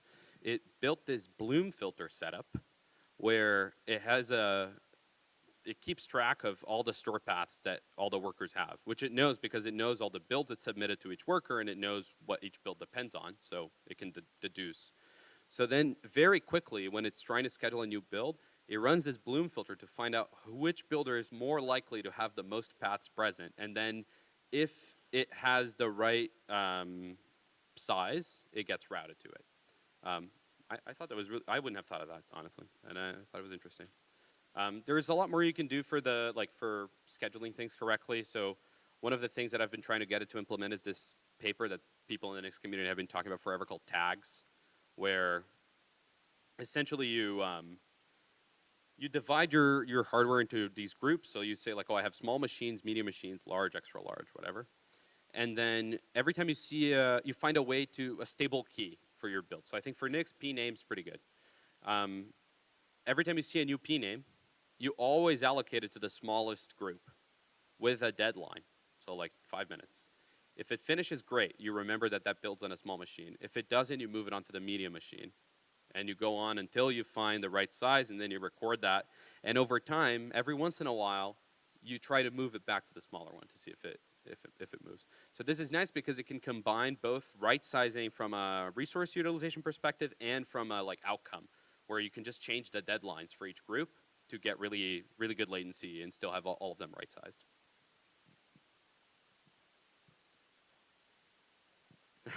Thank you, Tom. All right. Going once, going twice. That's it. All right. Thank you so much, everyone.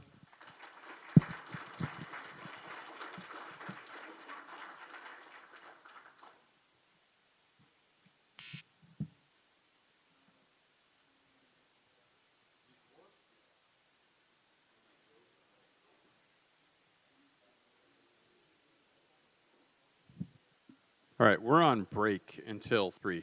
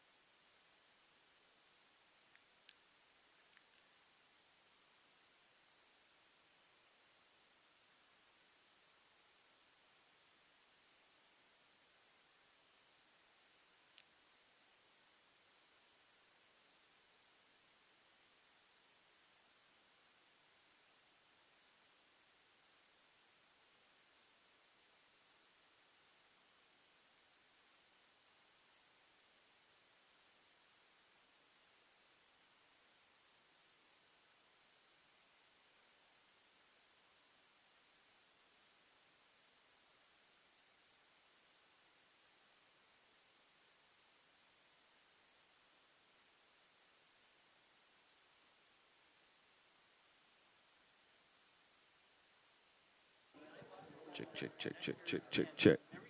Check, check. Mic check. 1 2 1 2. Hey, hey. 1 2 1 2. Check, check. Hey, hey. 1 2 1 2 1 2. Check, check. 1 1 2 1 2.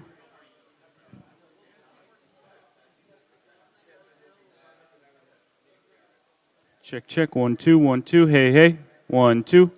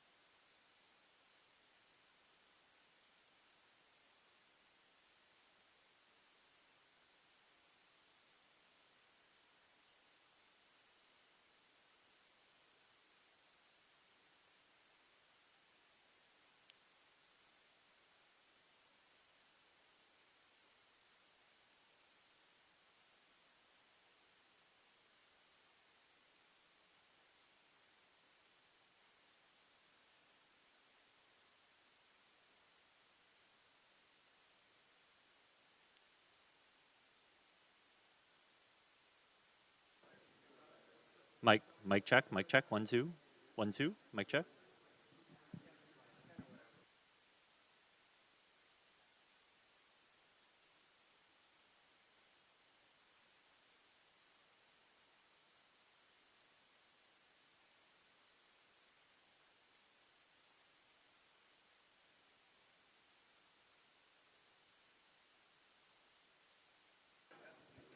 Mic check, 1 2, mic check. Mic check, 1 2 1 2 3 4 5. Mic check, 1 2 3 4 5 6 7 8.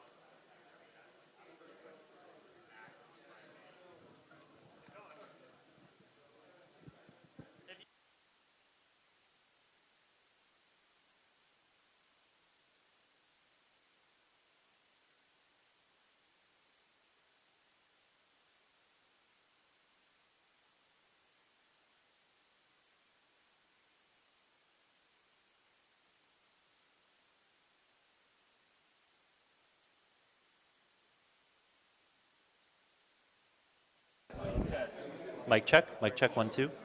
Mic check, 1 2. Mic check, 1 2. Louder, yeah? And obviously, the more you project to a little bit, like. Yeah. Yeah. Okay, cool. Yeah, and then you can turn that off, and when you're ready, you're good to go. The one thing, if you do.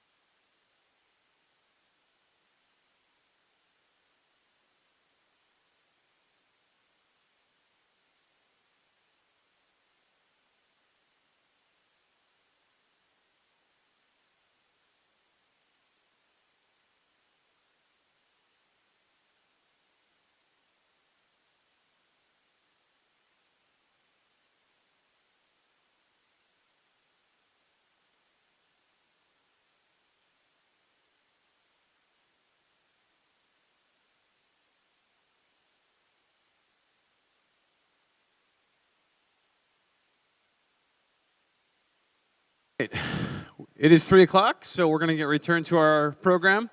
I was going to tell you what the name of the talk is, but it's sitting up here on the slide, so you can read it, I hope. And if you can't, ask for help. So, anyway, Sam, kick it off. Thank you. Thanks so much. Hey, everyone. Thanks for coming. Today, I'm going to be recounting to you the saga where I got local Nix builds to cooperate with our remote developer environments that run in Kubernetes. I plan this talk to have a little bit for everyone. We'll cover high-level details, and we'll also do deeper dives into Linux fundamentals. But first, I'd like to introduce myself. Hi, I'm Sam, and I'd like to make a confession.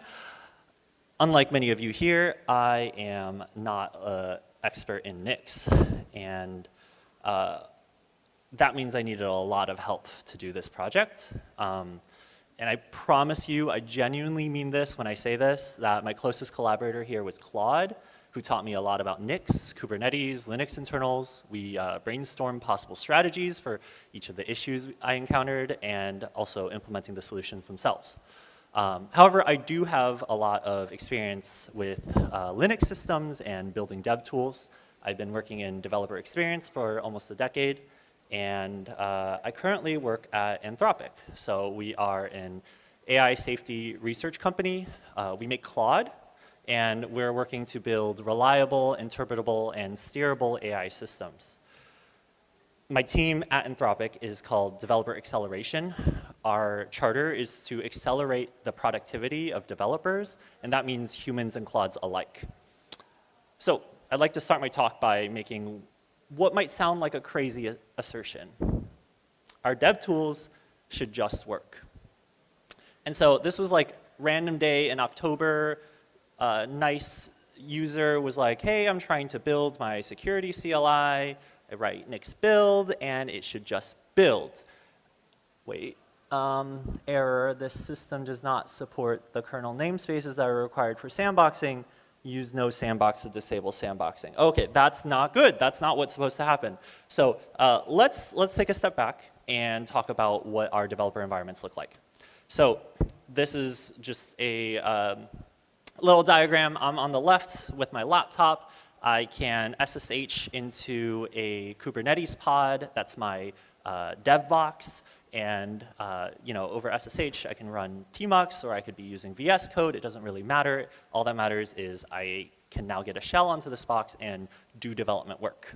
And when I type Nix build, what it does is it runs in this isolated build context, which is called the sandbox, so that your builds are reproducible.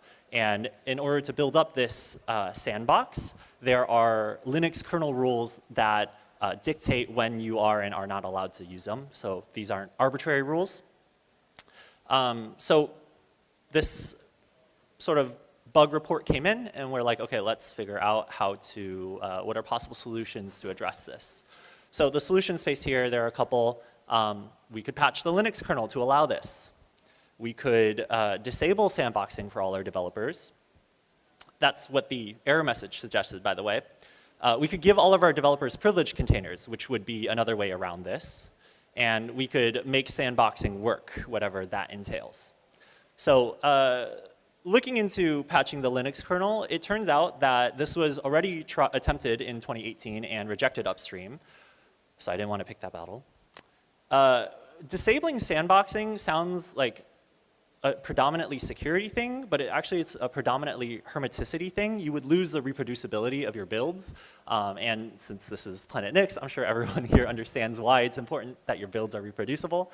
But then we would also need to change the configs and build scripts and habits of our users. Making your containers privileged basically gives your container the same privileges as the node itself. And so this opens up the attack surface very widely for container escapes. And we discussed this with our security partners who are also at this conference. Go talk to them. And they're like, please don't do that. So we did not do that. And then finally, making sandboxing work. It seemed like this was feasible and was also the right way to do things. So we're like, let's take a look.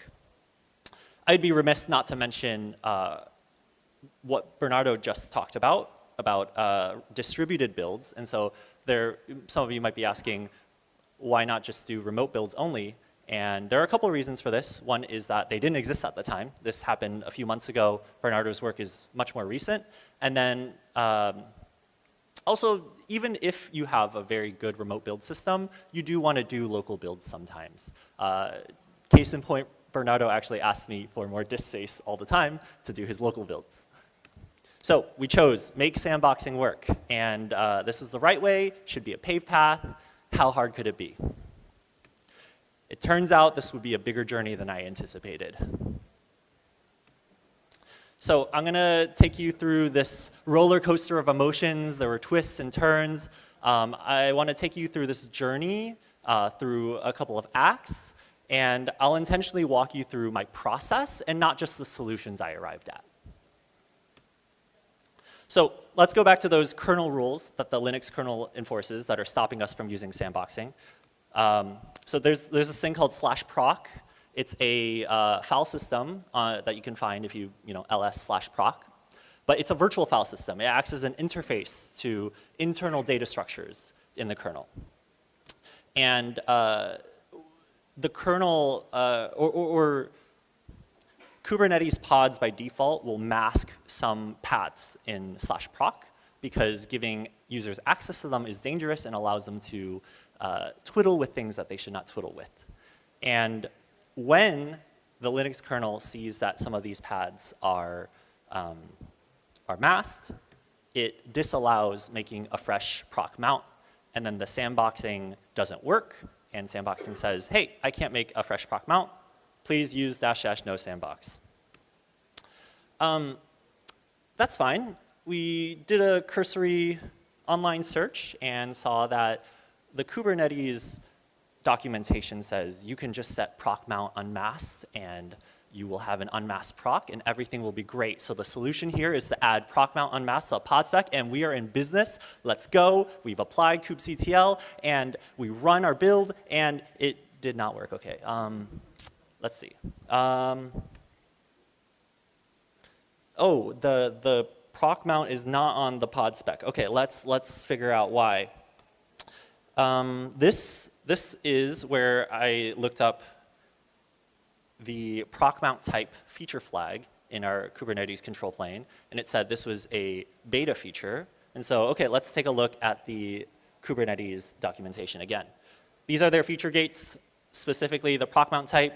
It says it's been around since 1.12, but then I noticed that these are alpha and beta and by default false. And EKS says you can't enable these by default. You have to have these either in GA or beta by, or on by default, which is fine. Okay, we're on 1.31. When do we need to go to?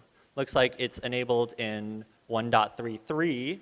So all we need to do is upgrade our Kubernetes control plane to 1.33, and then we'll add proc mount unmasked, and then everything will be great. Let's do it. We did it. We upgraded control plane. We applied the kubectl, and forbidden can only be set to unmasked if spec host users is false. What does that mean?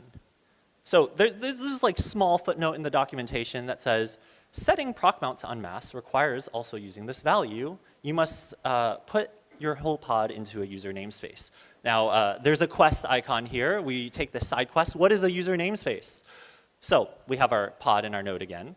And normally what happens is user X in the pod is user X on the node. And when you're in a user namespace, it maps user X to some different user Y. And how this is useful is in the security context where root inside of your pod is an unprivileged user out on the node. If you're sort of thinking back to first principles, that means that if you're not using user namespaces, root in your pod is root on your node. Something to think about. But if you are an unprivileged user, then actually the kernel is like, okay, I will let you have an unmasked proc mount. Or actually Kubernetes says, I will let you do this. So we need this. Let's satisfy Kubernetes rules. Just a little bit of background, our dev pods are not just raw Kubernetes manifests. We actually configure them using Terraform, which is infrastructure as code. And so we use this resource from the upstream Kubernetes Terraform provider called Kubernetes stateful set. So we just need to add host users equals false to our Terraform config plus the proc mount equals unmasked, and everything will be fine. And we Terraform plan, and we're in an argument named host users is not expected here. Huh. Why does it not support it? Oh, looks like someone had asked for support some time ago, and it was closed as not planned because it was an alpha. I have made an issue on their GitHub repository to now support it, but I can't wait. We got to find a different way. So talked with Claude a lot about this. We were sort of theory crafting, and one of the solutions was, what if we allow Kubernetes stateful set to create the stateful set, and then afterward, we immediately launch a local exec that does kubectl patch stateful set, and we just add these host users false and proc mount unmasked onto the spec. And this worked. This actually worked for quite a while, and it might feel a little bit rickety put together with duct tape, and you would be right. So eventually, this did cause some problems because we're doing this like post hoc patch where we are just doing something, and sometimes there's a race condition where in the same reconciliation loop, you're like saying, oh, also do this. And the kubelet was not very happy about this. And so theory crafted with Claude some more. This is about 2 months later. And this was actually something that I had, we had like thought of as an approach before to migrate to Kubernetes manifests, but and just as background, Kubernetes manifest allows you to just put basically your raw YAML into this Terraform resource. It allows you to do things that are not just supported upstream or like already encoded into the official resource. But I decided against this because like this would be like a 2,000 line PR doing one-to-one mappings, but like no one would actually read it. And then I didn't really understand it. My teammates didn't really understand it. And we have a team that's meant to support this. And so I wanted to do something that was actually sustainable for our team. But it turns out that we just needed to do this because the other solution was not it. And so this is approximately what it looks like. You could just put things into the spec and it works, and we had a giant PR, and Claude did all the one-to-one mapping, and it worked like a charm, actually. So we did it. We can run Nix build, and, well, okay, it's a little bit anticlimactic, but that means it worked. So let's just like do our due diligence, make sure our pod is healthy, you know, check it, and everything is not fine. Okay, we have 1 of 3 containers ready. Why is this? Which container is not happy? And it's the tailscale sidecar. So I want to back up a little bit. So we don't actually only have this dev container in the pod. We actually also have this tailscale sidecar container. And for those of you unfamiliar, tailscale is kind of like a VPN. It's an internal-only mesh network for corporate devices. It allows you to connect your developer environment to other resources on the corporate network that you might need to access, but you don't want to make available to the public internet. It does fancy networking magic, like configuring network interfaces, installing routes, doing IP tables, setting up what they call magic DNS, and then running a daemon to connect to the tailnet, this intranet. And in order to configure network interfaces, the Linux kernel has you talk to this, what's called a char device called devnettune. And if we look at the Kubernetes logs for this container, it says devnettune no such file or directory. So obviously the solution is just pass through devnettune to the tailscale sidecar. Is just like a little oversight. This was not a thing previously when we weren't in user namespaces, and everything will be fine. So we just add it to the manifest. Boom, we get the pod, and actually now we're at 0 is ready. What is going on here? Let's take a look at the error code. And oh my goodness, this is saying something about OCI runtime and container D and mount at your ID mount. I don't know any of these words, to be honest with you guys. So let's talk a little bit about how containers get built. So this is sort of the full stack all the way from you running kubectl to the kube API, down to containerd, runc, and then finally the Linux kernel itself. And so this passes the container config. We've told it, hey, like pass through devnet tune, and it adds this little bit of extra thing saying ID map it. We'll talk about that in a bit. And so, the container config goes down, down, down, down to the kubelet, down to containerd, down to runc, and finally runc does some syscalls to the Linux kernel and runs the container. Great. Claude was like, hey, this is a fundamental limitation in the entire chain of how this works. You can't really get around this. Like, they are hard coding that we ID map everything. Maybe pick a different route. So I was like, okay, like let's make SCaLE work somehow. Sorry. The reason why we need devnet tune is we pass through this and we say, hey, like now you can use it. The reason for the error code earlier is because remember how we mentioned that like we are mapping the UID 0 to UID 100,000 outside. Well, devnet tune outside is owned by UID 0, and what is that inside? Actually, that's undefined, and so the kernel says you're just never allowed to ID map char devices. Just not, you can't do it. And then this is when Claude says like, yeah, you can't do this. So took a happy little detour here. This was a scrapped approach, and for this approach, we or what I did was like I had, rather than putting the SCaLE container as a sidecar inside the dev pod, it was just like a sibling pod next to the dev pod, and it would do nsenter into it. I'm going to gloss over this for the sake of time, but feel free to talk to me about it later. This actually worked, but I felt like it would be a maintenance burden. It was highly complex and had a lot of moving parts, and I felt like it would be unfair to sort of just throw this into the hands of the rest of my team to sort of be on call for. So I said to Claude, hey, let's get creative. What can we do here? What if we monkey patch runc? So we did.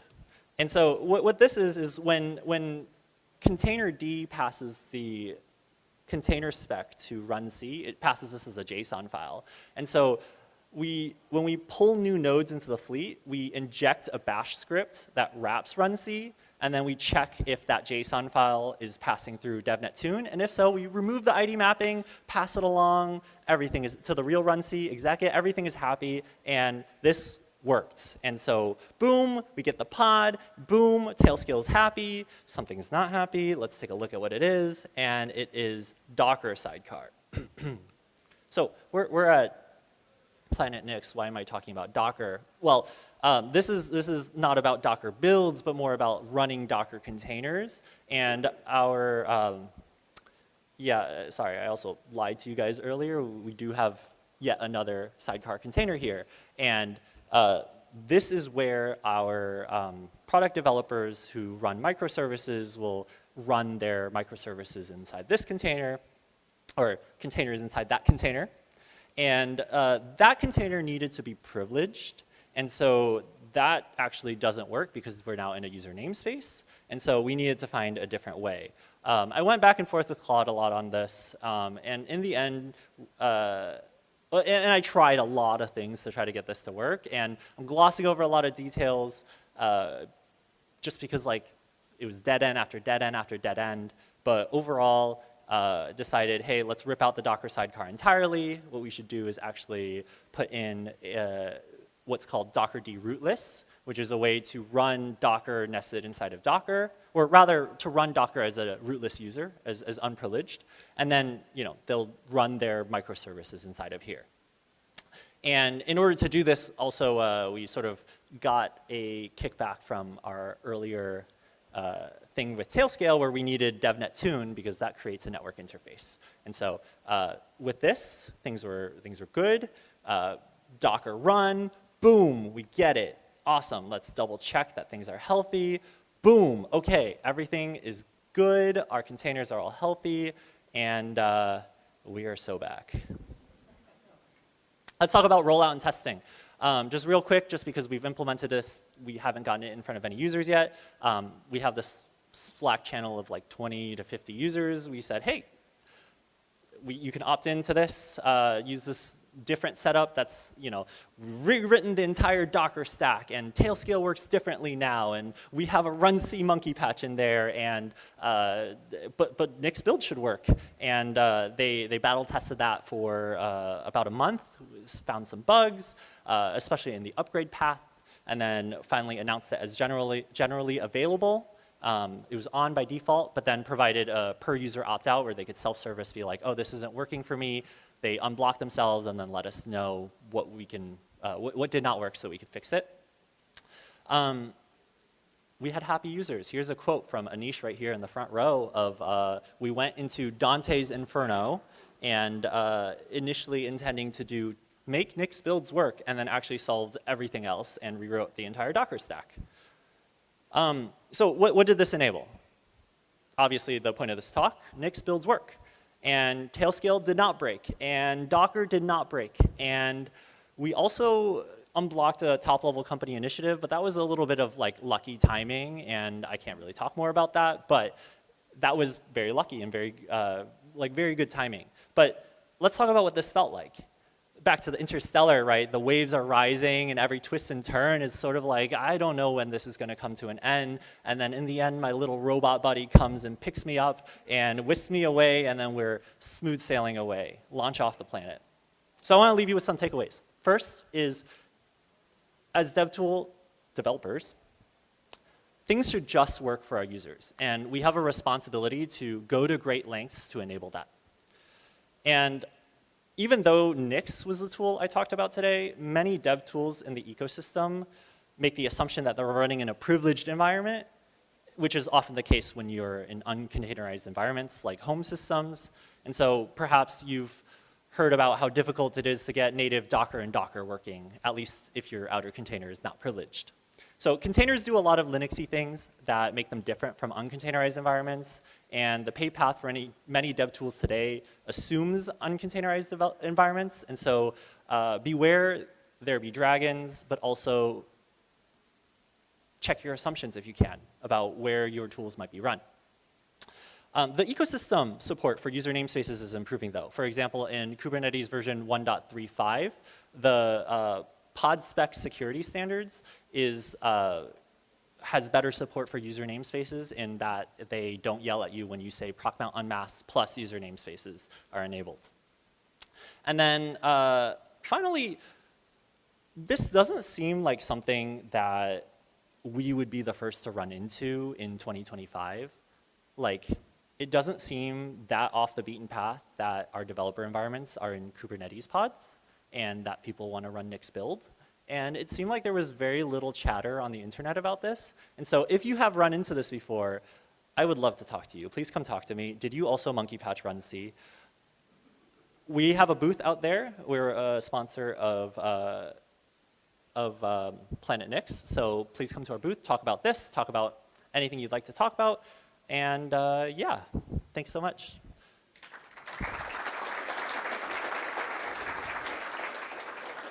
Do we have time for questions?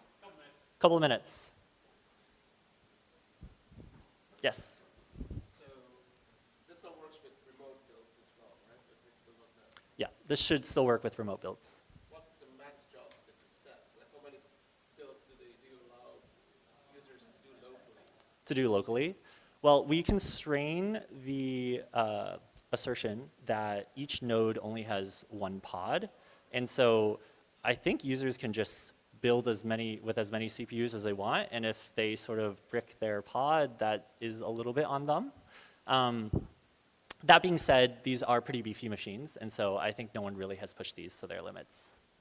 Do they have to choose to do a remote build? Do they have to choose to do remote builds?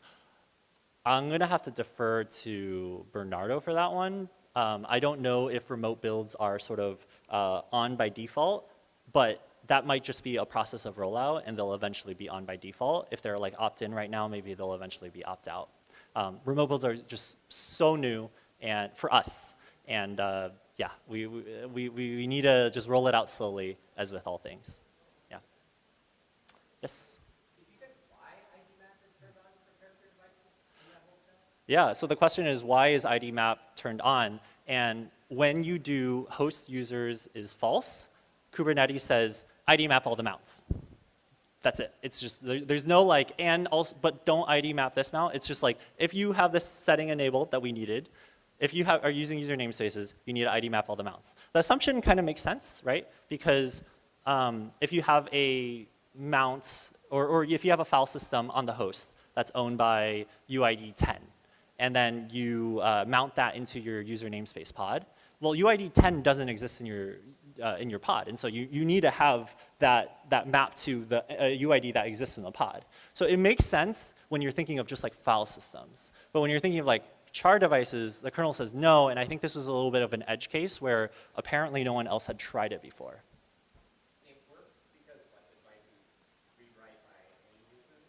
It works because the device is read-write by any user, but then the kernel does other checks against, like, do you own your user namespace? And so there are still, like, we're not just breaking security invariants here, but yeah, it's because it's read-write by any user, yeah. Any more questions?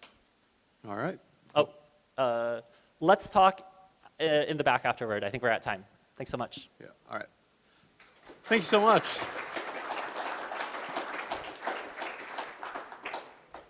Next talk's in 5 minutes, but we're going to let that person come up here. Has anybody seen Ashley? All right. Let people come up here, get set up.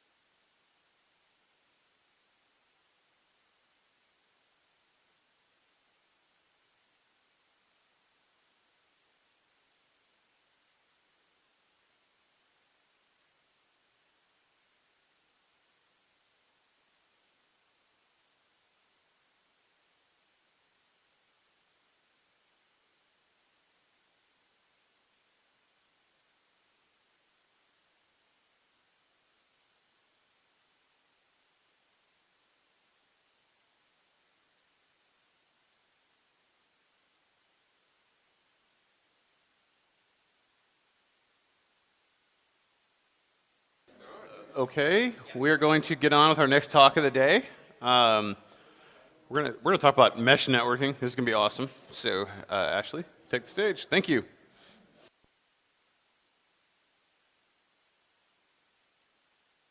Testing, testing. Okay, we're live. Hi everyone, I'm Ashley and I am a DevRel at NetBird. So admittedly, I'm not a Nix expert, but I am a home labber who fell down the rabbit hole. And falling down the rabbit hole kind of allowed me to bring Nix to work and led to me using Nix to solve what I feel like is one of the hardest problems to solve in reproducible testing environments, which is networking. So this is just an idea of what's coming up. First, I'll go over my click moment and how the light bulb came on for me with Nix. Then I'll go over my two-phase approach to sneaking Nix in the back door of my company. And then I will kind of outline my future plans and wrap everything up. So before we get started, I think maybe I should just give an overview about what NetBird is for maybe people who are not familiar with it. So NetBird is an open source WireGuard mesh VPN. Generally, the preferred way is for peers to connect directly with each other. But we do have a management server control plane.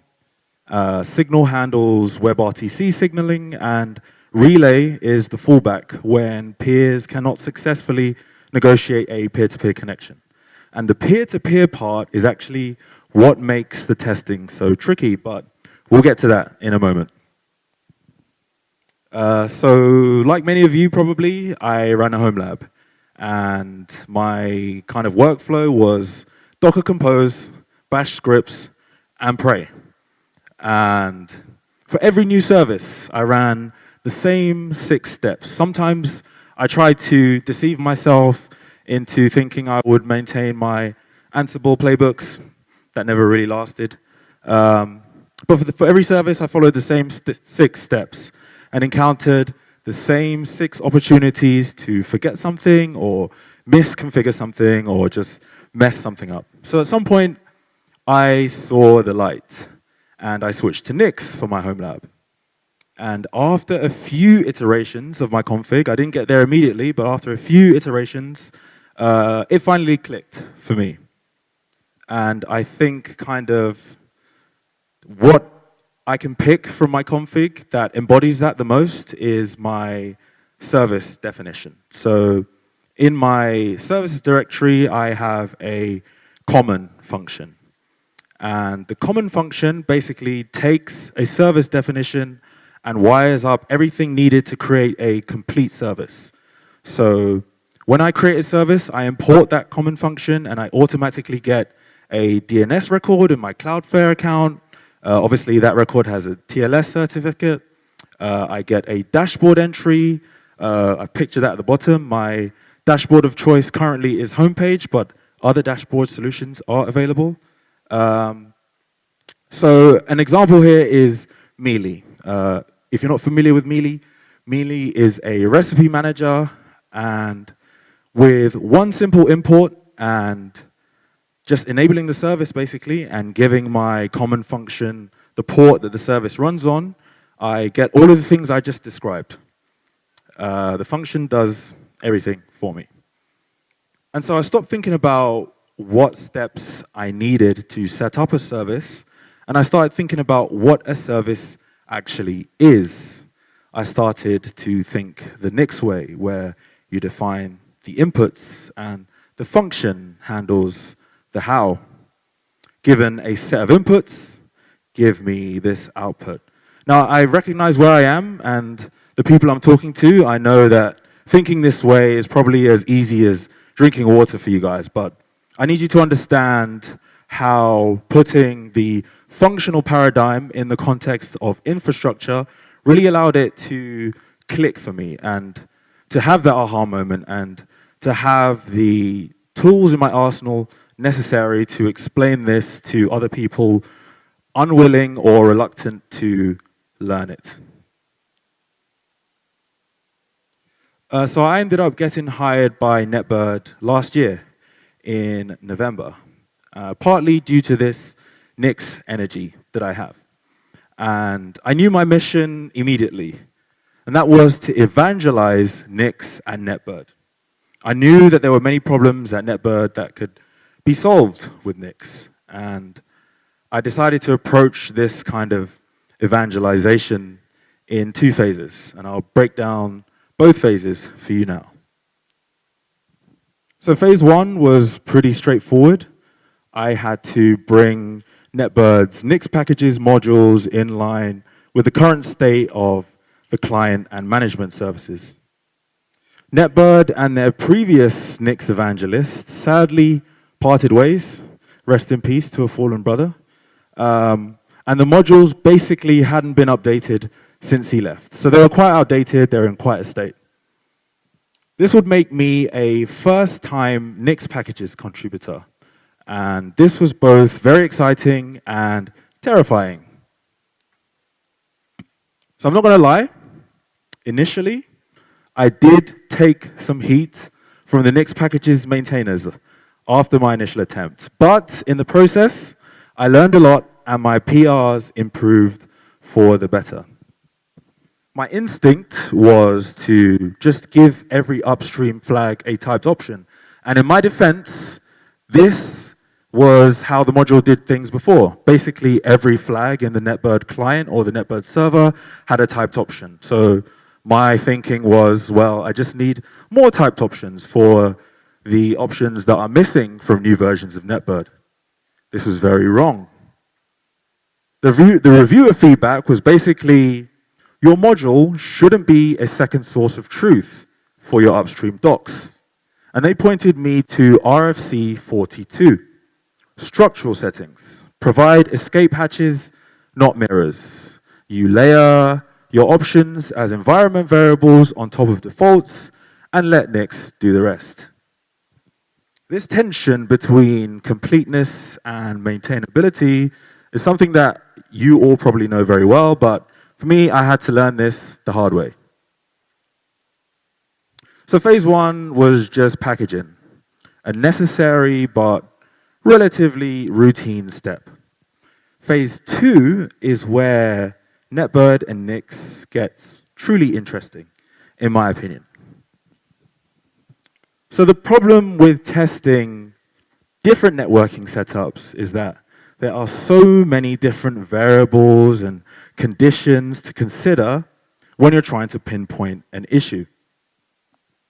If you have 2 clients behind EasyNet, then they're probably going to negotiate a peer-to-peer connection, no problem. But if you put one of those clients behind a restrictive or carrier-grade NAT, then they're probably going to be relayed. Now, if you multiply those variations with different client versions, different server versions, different OSs, different network conditions, maybe different MTUs, then you can kind of imagine the mess of variables that we need to track and test in a reproducible way. So traditional CI flows would spin up VMs, run the tests, and hope that the environment is representative. And so more than actual confidence, all this produces is the daddy of all it runs on my machines. Now the natural reaction might be, not of this people in this room, probably, but of most people in tech would be just Docker compose it, bro. But for NetBird, this doesn't work for a number of reasons. One being that NetBird on Linux, the NetBird client on Linux, for example, uses kernel WireGuard, not user space WireGuard. NetBird wants to be your DNS client if you're running the client, because NetBird can do all kind of fancy things with automatically redirecting host names to IPs. So we needed a proper kernel, and we needed a real networking stack. So we have this kind of cacophony of test scenarios, and I realized this kind of problem is kind of exactly what Nix is good at and what Nix can solve for me very easily. We have The same outputs for every test, given the same inputs. If you describe a network topology as a Nix expression, you can get an identical test environment on every machine, every time. And unlike Docker, VMs run on their own kernel. When NetBird creates a WireGuard interface in the VM, it's real. When a packet hits a NAT, it's a real net filter. It's not IP tables, it's not some shared kernel shenanigans. And so every test dimension, whether it be NAT type, client version, OS version, is a function. And functions, as we know, compose. So the whole test environment basically can become a derivation. You can cache it, you can share it across CI runners, you can diff them against another topology. It's a value, it's not a process anymore. So I looked at this problem and said, has Nix been waiting for this problem? Or has this problem been waiting for Nix? And my colleagues, they rolled their eyes, thinking, here he goes again. But I knew I was onto something. Now, a lot of you maybe will have noticed a couple of glaring issues with my perfect solution. So I'll try and break those down for you now. The first issue is something that I encountered pretty early in my home lab journey. And that is that Nix doesn't really have a way to do VMs declaratively very well. So I went all in on Nix modules in my home lab, but sometimes you still need a VM. Home Assistant, for example. Unless you want to have 2 billion dependencies, you probably want to run it in a VM and not via the Nix module. So I noticed pretty quickly in my Nix journey that Nix was lacking in this regard, and even community-made like libvirt wrappers didn't feel Nixy enough to me.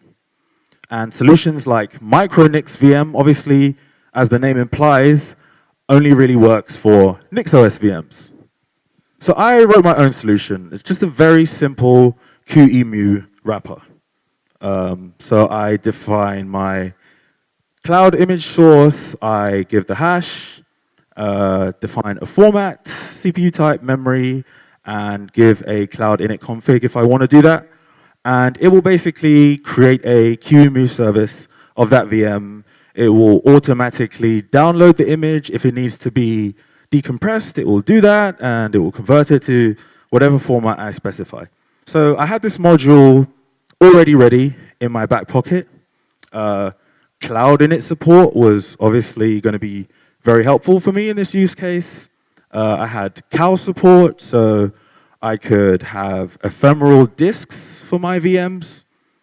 So even though it was built for a home lab use case, with a few relatively minor additions, it would be ready for ephemeral VM test usage.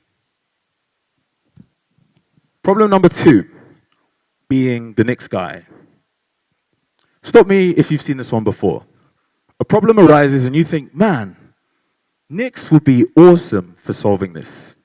You raise your hand, grinning from ear to ear, and watch your colleagues mentally shut down in real time because they already know what you're about to say and they're sick of it. There's no point in building a perfect testing solution if you're the only person who's going to use and maintain it. You need your team to be on board too. And this is why I spent so much time earlier detailing my home lab journey and the click moment that I had. Because seeing the functional paradigm build infrastructure was a lot more intuitive for me than seeing it build a string. And it gave me the aha moment I needed to be able to confidently break down the paradigm in an easily digestible and in an easily digestible way that just kind of seems to make sense, more so than the alternatives.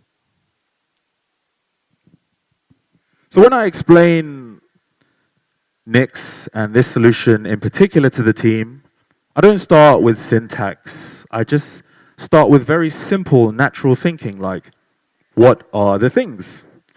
what is a test scenario? It's nodes, it's a topology, and it's a few assertions. That's really it. A node, if we drill down further, what is that?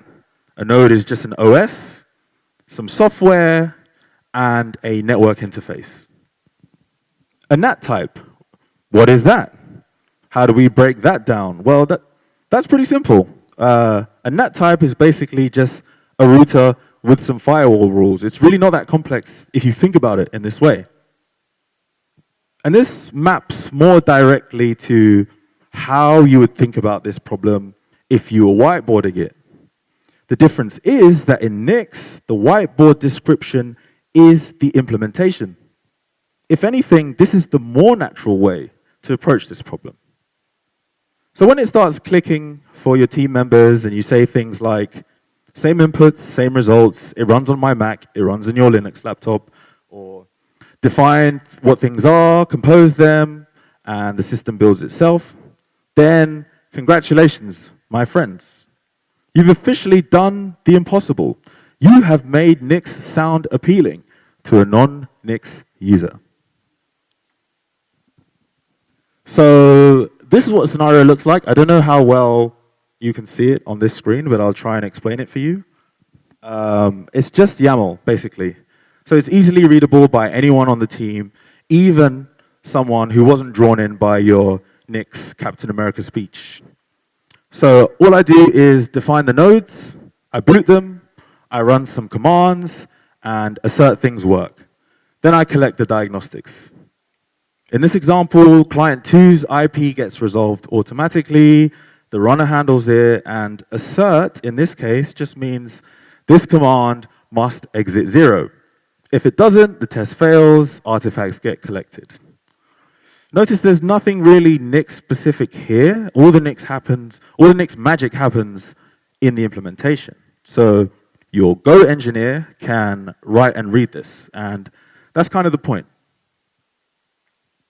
So behind the scenes, Nix takes that YAML that I just showed you, and it takes the node definitions and builds a self-contained bundle.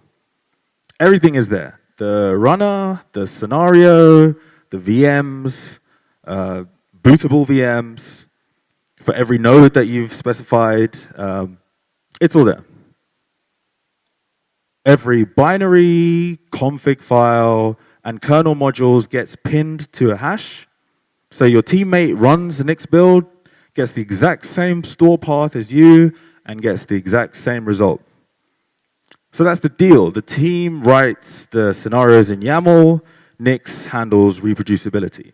They don't need to learn Nix to use it, but they'll start to understand what's happening and become more capable of contributing to the tool if they do. And if you've drawn them in with your explanation, hopefully they will want to learn Nix.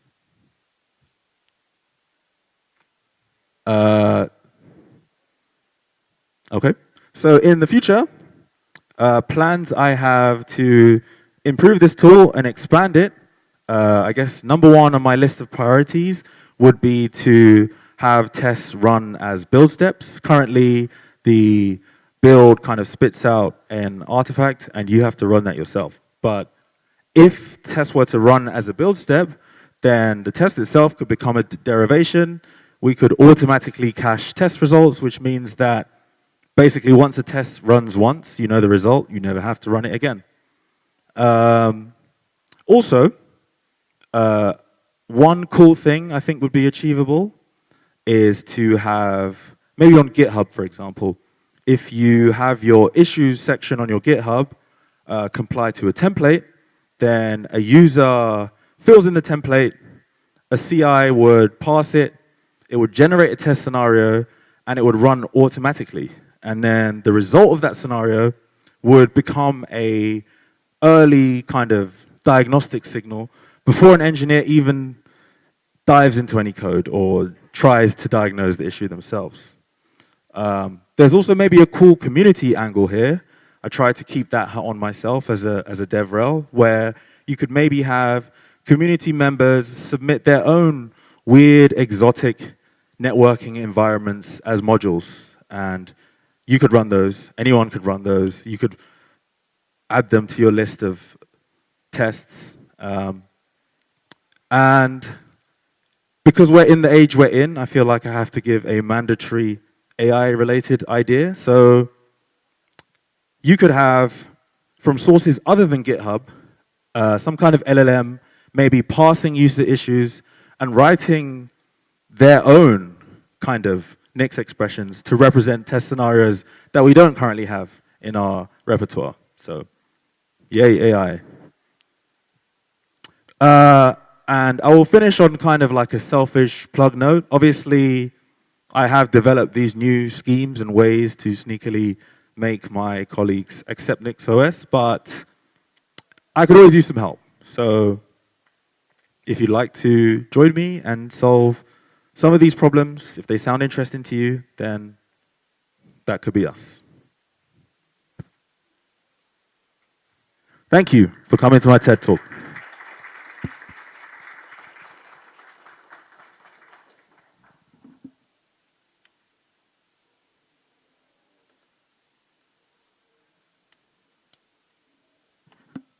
No questions? I can go now? Darn it. No, I'm joking. Yeah, we do have a couple minutes for questions. If anybody has questions, feel free to ask.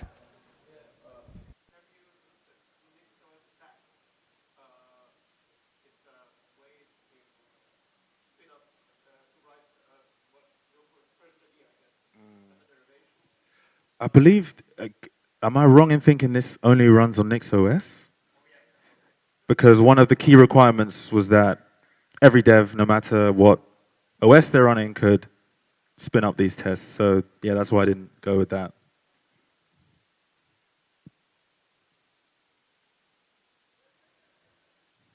Okay, thank you everyone. Have a nice day.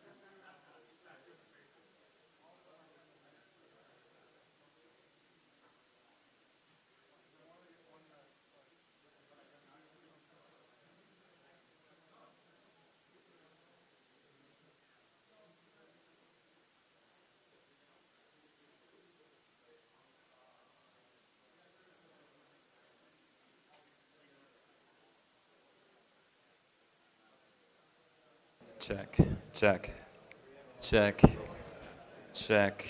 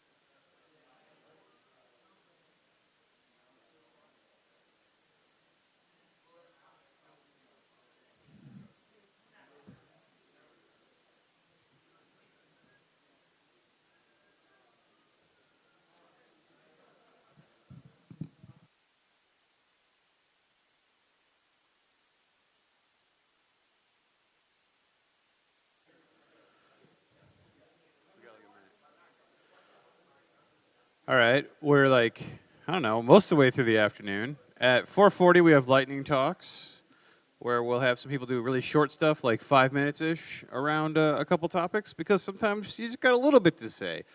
Or you want to pack a really big punch in a short amount of time. Either way, you can have a lightning talk. If you want to give a lightning talk, we may have a spot for one, because somebody didn't show up. I'm not going to tell you who it was, because that's mean. But anyway, Morgan, are you good? All right. This dude's crazy, and the reason I know this is because last weekend he ran a marathon, and then he also runs Nix, and I think that's a lot of work. So, yeah. But anyway, Morgan's going to talk to us about container stuff, and here's Morgan. Cool. Can you guys hear me all right? Cool. So the title of my talk is From Nix to Kubernetes, No Image Layover.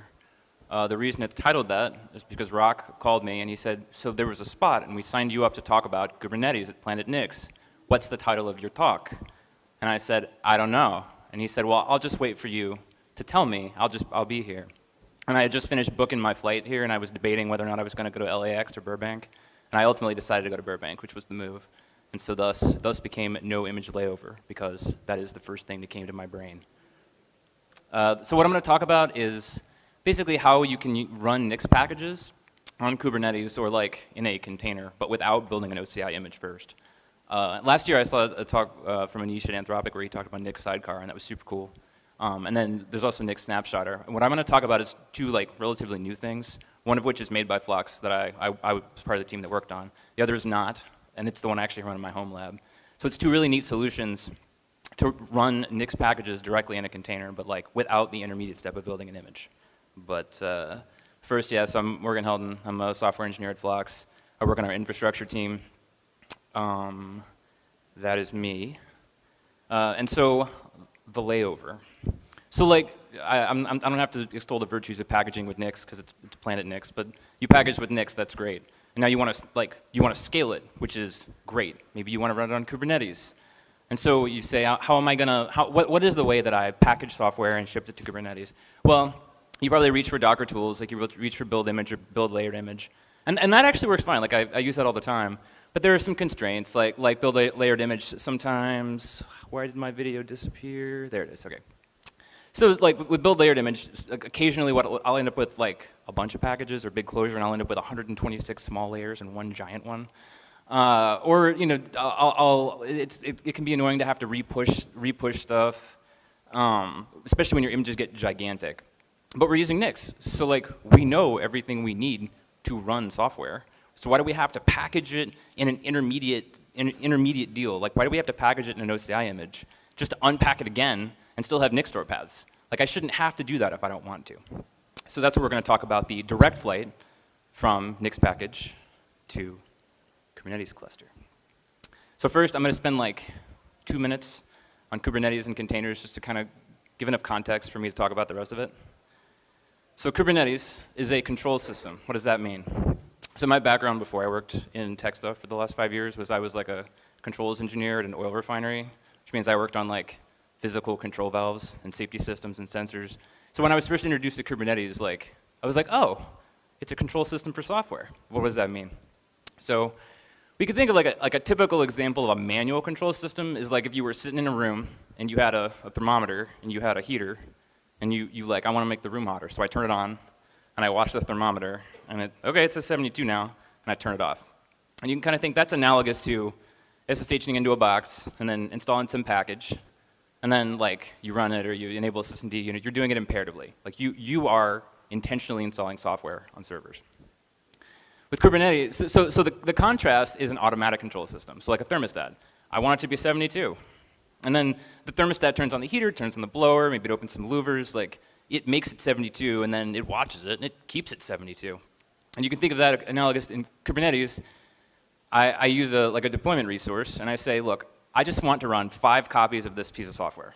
Just do it. Make there 5, give it networking, let there be environment variables, just do it. If one disappears, put one back. Just keep it at 5 for me. So you can think of Kubernetes like that as orchestrating containers. And then what's a container? We probably know, but I'm going to zoom in on the parts of a container that are relevant to this talk. But so it's an isolated environment with your software and everything it needs to run. But part of that is a file system. The rootfs. And so that's what we can actually use Nix to create. That's what we can compose out of just Nix packages. So how does containerd create a container? So you pull an image, as this headset drifts away from me. You unpack the layers into a content store, and then you assemble those layers into a file system. And like the act of doing that is what ultimately gives you the file system of the container that runs. And it gets executed by runc according to the OCI spec JSON that's generated with like what to mount into it, what environment variables, and then like what program you want to start. And then the container runs. But the file system of a container, like it's just files. Like the majority of that entire process of starting the container was just to create the file system. And if I have packaged with Nix, like I already know all the files I need to run the program. I didn't need to do extra work. Still jacking with the headset. So why don't I just use them? Like, I can hand the store paths to the container runtime directly and say, look, why don't I just instantiate the container out of Nix store paths? Why do I need the OCI image? So that's what we're going to talk about. We're going to talk about 2 routes, going back to the metaphor.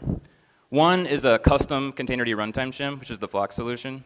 Essentially, like, we can, as part of container creation, we can like stop, we can pull Nix packages into the store, and then we can update the spec to just bind mount those into the container's file system as it's created. So we just sit in the middle and we inject Nix store paths in, and then we're done. And then the other method I'm going to talk about is Nix CSI, which is another mechanism creating an ephemeral volume on the side and then attaching that to the container as it starts. So 2 routes, 2 pathways to achieve the same objective. Putting Nix packages into a container without creating an OCI image. For the purposes of this, I'm gonna just have some arbitrary example package. It's a Go package. It's called Echo Server. The specifics aren't important, but when I talk about it, I'm talking about the specific package. So the first one I'm going to talk about is the Flocks containerd runtime shim. So before I do that, I want to talk for a second about what Flocks is, because like Flocks put on PlanetNix. I work for Flocks, but I think like I was here last year, and I had not actually used Flocks, and I didn't for a little while after, so I wasn't actually familiar with the ergonomics. So I'm going to spend like 1 minute talking about that, just again for some context. So Flocks at its core is an environment manager. So like to be able to create a development environment that you can kind of take with your code base and have a consistent set of tools and then share it with other people. It uses Nix under the hood, but it's configured using it's configured using like typical package manager ergonomics, like install, search, upgrade, whatever. And then it ultimately like edits a TOML file, which is carried with a lock file. So what the Flux development environment workflow looks like is, like, let's say I want to use Go. I want to build that Go application. I want Go. I don't have Go. So I initialize a Flux environment, and I install some stuff. I install Go tooling. And what this generates is a manifest, which is basically just a definition of the environment of all the packages I want to put in it. And then from there, I run Flux activate, which drops me into a subshell. You can think of it analogous to running Nix develop, which has all those packages on path. And now I have access to Go, and I can do Go version. So that's the Flux development environment, which is necessary for the next slide. So Flux's imageless Kubernetes essentially presupposes that what if I took the development environment concept, but I just put my application in it. Like the only thing I had installed was the Echo server. So then what I get is a declarative and composable environment definition that I can then use to just say, make the container this thing. Like I have that TOML manifest, and that corresponds to a particular Nix package, which has like an 8 package closure. And so if I send this metadata to it, it'll just pull those packages, mount them into the container, and then it starts up and can run. So we'll talk for a quick sec just about the operating principle. So like your Kubernetes, and you say, hey containerd, I need to do a thing. I would like to run this package, please, or I would like to run this container, please. So the operating principle here is that you configure containerd to call Flux's runtime shim. And it says, hey, like a call came in, we got to create this container. This is the Flux environment we want to use to materialize it. And then what the Flux shim does is it uses that metadata to pull the packages. And then once those packages, once those store paths are on the node itself, it adds those store paths to the container spec. So once that spec is passed to runC, when the container comes up, those store paths are already mounted inside of it. And so what that means is like the Flux shim pulled the store paths onto the node or built them if necessary, and then they're just there. So it didn't matter what image I used. The container already contains my packages. So in practice, what does that look like? So again, there's the manifest that defines what my container will become. And then on the Kubernetes side, this is what the pod spec would look like. And the key here is the runtime class name argument. So Kubernetes basically has something called a runtime class, which is what runtime it tells containerd to use. And so by using this, we can have some pods in the cluster that use the Flux runtime and some pods that don't, and you get control to mix and match. And then we use an annotation to define what environment to run, which corresponds to the manifest manifest file on the left. So basically, I define my environment in the manifest file. I say use the Flux runtime. I pass the name of it, and then those store paths are pulled onto the node, and they're materialized into the container. As far as an image goes, so a container has to have some image, like that's part of the spec. We supply like a 48-byte empty image, but like any scratch image would work, or even a non-scratch image. The key is it's just by mounting those store paths into the container, right? So, like you can start with nothing. You can start with an empty container, and the file system that's materialized by the runtime shim is enough for the container to start. And then you just run the command, and it rolls. So that's the Flux shim. And it is one of the routes to get to running a container with Nix store paths without building an OCI image. And the other one I'm going to talk about is NixCSI, which is also super cool. I did not work on this one, but like I say, this is the one I use in my home lab. So first, what is a CSI driver? It is not the thing from the TV show. CSI stands for Container Storage Interface. Basically, it is the type of plugin that is used to provide storage to Kubernetes pods. So if you've ever used Kubernetes on like a cloud provider, like AWS or GCP, so the mechanism that mounts EBS volumes into pods is their CSI driver. So this enters at the same part of the ecosystem as that. And so basically you just reference the volume and attributes about it in the pod spec, and then Kubernetes calls it at the right time and makes it available to the container. And so NixCSI is a CSI driver that creates ephemeral volumes from Nix packages. So essentially, as part of the pod spec, you say, hey, attach a volume @/nix to the container and give it like a flake. You can write an expression or a flake reference or just explicit store paths and say, materialize these things inside the volume and then attach it to the container at creation time. And then what NixCSI does is it builds the closure and it mounts it inside at /nix inside the container. And so what you get with NixCSI, ultimately, like, the thing it is doing in the Kubernetes ecosystem is not weird. Like, it is just a volume. It's ultimately using standard Kubernetes primitives to inject this into the container. So what that really means is it runs on any cluster. Because it's entering the Kubernetes ecosystem at like a normal place, like it is just something you just manifest to apply. It's just something you install in the cluster. NixCSI is pure Nix in the sense that whereas the Flock solution kind of offers that nice manifest abstraction, this presupposes that you've already packaged your software with Nix, which, like I say, great for me. The other thing NixCSI does that is super cool is it includes a cluster level cache for store paths. So anytime you either build something or pull something onto a pod in your cluster, it gets put in this separate binary cache, and then any future pulls will use that binary cache if the store path is available. And so what that means, A, is that it can be a lot faster after first pull than conventional OCI images because they're already there local to the cluster. Like it's already in it's already in another container with a persistent volume attached to it. But also you get some immunity to upstream disruptions. Like if you're pulling from some upstream and it disappears or it goes down or whatever, somebody deletes an S3 bucket or changes a policy, your stuff is still going to work because it's going to check your own binary cache first, which I think is a big advantage, especially like when I run a cluster that's like big, I try to aggressively scale my nodes up and down. Like I do not want compute active that I am not using. And so the downside of that is that I lose the benefit of a local Nix store or even OCI layer caching because like I am deleting nodes a lot because I do not want to be paying AWS for compute that I am not using. But having a cluster level cache means I get to maintain that same kind of speed and reliability while like not paying them for nodes I'm not using. So just like a quick run through of how NixCSI works. So you can see like the bottom line is creating the container, and that is completely disjointed. It's not interrupted by the NixCSI flow. The only thing that happens at the end is it waits. So basically, the kubelet basically says, I'm going to create a container, but hang on, because like I'm calling this other guy, and he's going to create a volume for you. So like just wait till it's ready and attached before you start. And then in parallel, the kubelet calls the CSI driver.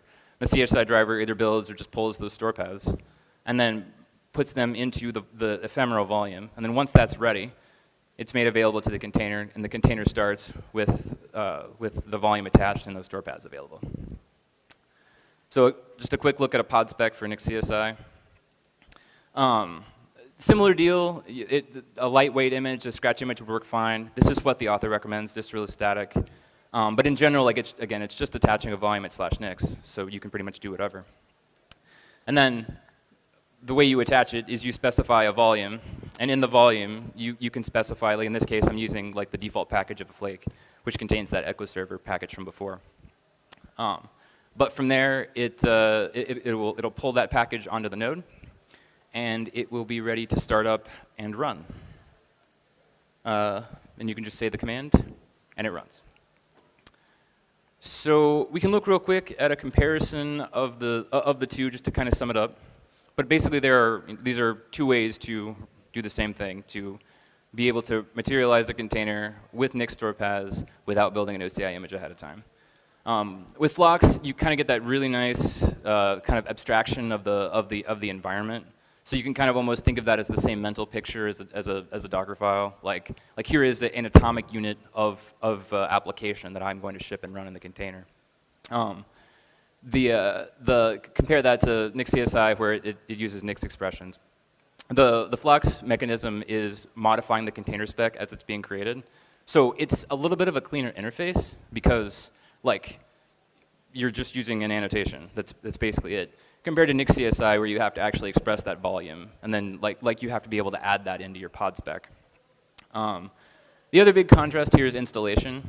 So because Flocks operates at a much lower level of the stack, you have to be able to install both Flocks and Nix and the shim on your nodes, which like is not a big deal in some cases, like EKS. Like AWS, it's very easy with user data to be able to accomplish this.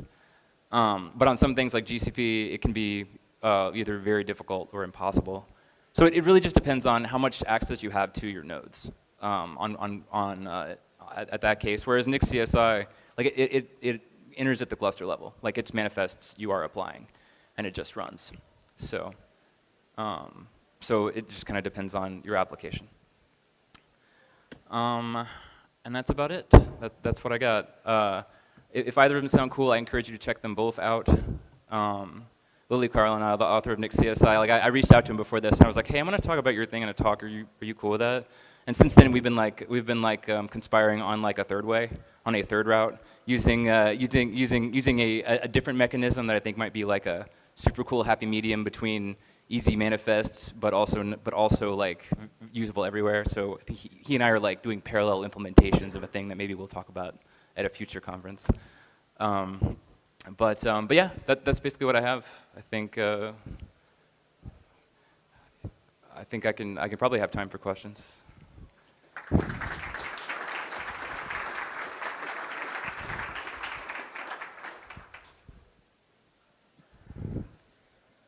For the NixCSI, the cluster level caching, how does that work?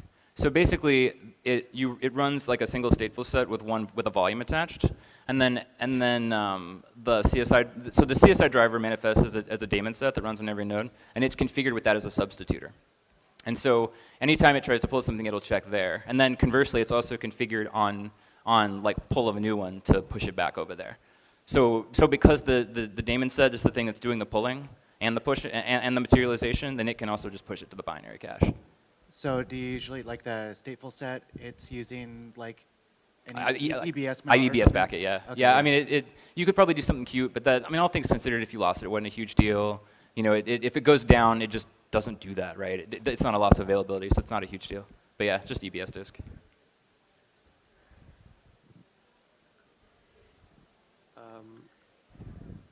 There might be a fifth way.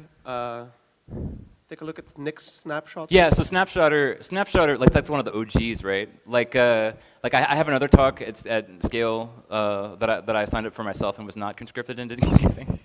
and that one I talk about Snapshotter as a third way to do this. And one of the cool things Snapshotter can do that these can kind of do is the intermixing of OCI layers and store paths at the same time, because they kind of compose a stub image, and you can kind of pick what you want.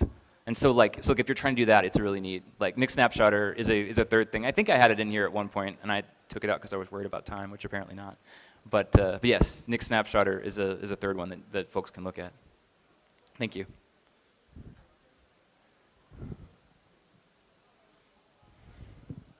So you're not using Nix to write your manifests? You're writing them by hand, like from Stone Ages? Are we talking about the Flux manifests?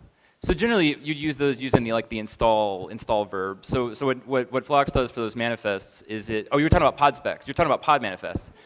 So one thing that the author of NixCSI sent me that he wanted me to show, and again I was worried I didn't have time, is he's got so there's KubeNix and Easy KubeNix, and he has like a fork that's Easy KubeNix, which is a way to write like accuracy checked manifests. Me personally, in my home lab, I use Argo CD and I use Nixity with it. So which gives me this really like Nixity switch verb where I can basically treat it like a NixOS configuration. No, I don't write manifests by hand like a savage. But yeah, so there's another thing I should like Easy KubeNix and Nixity. If you use Argo, you can come talk to me after and I can gush and show you my home lab config if you want. Hi, nice talk. For the Flux method, how does garbage collection work? There's so honestly suboptimally. There is scheduled. Donkey shaking his head. So there's automatic garbage collection scheduled, and then there's like it's configured with the upper limit, right, of the like don't let the disk be more than such % full, and then it starts to GC, and so like it will GC.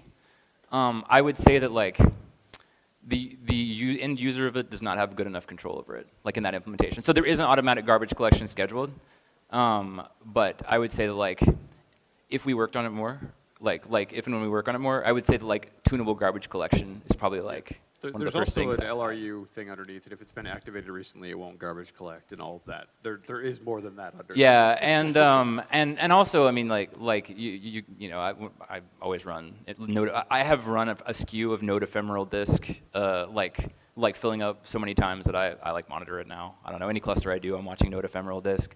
So I think there was a bug in Argo one time that would like flood my disk, but that's a different problem. So but it's a good question. Like I wish it were more tunable.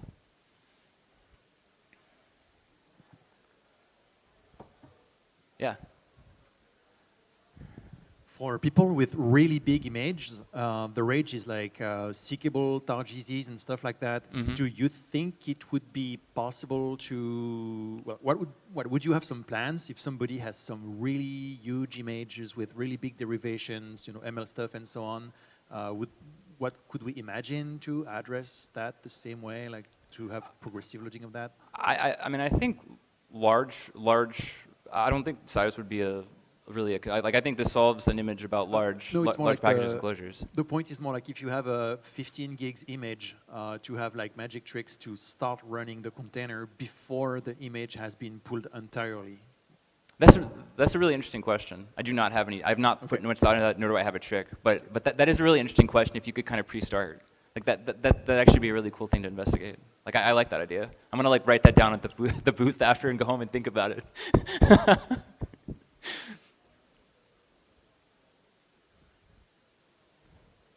All right, at 4:40 we have lightning talks in here, so please come back. We'll have a few short kind of bursts on some different topics, so we'll pick that up at 4:40. We have about 15 minutes until then, so go say hi to your sponsors, please.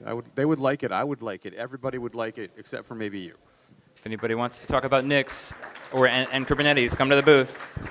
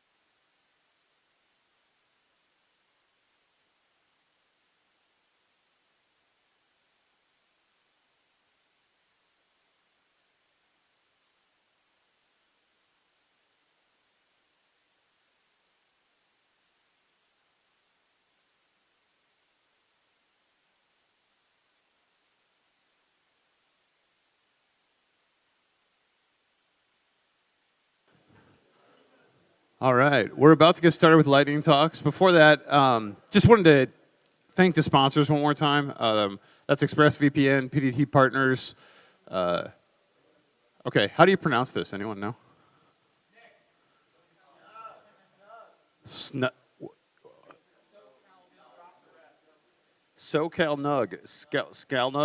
Snug. I'm so lost. There's some kind of user group and they're a sponsor, and we love them. Anthropic. So anyway, thank you very much to our sponsors, the planetary sponsors.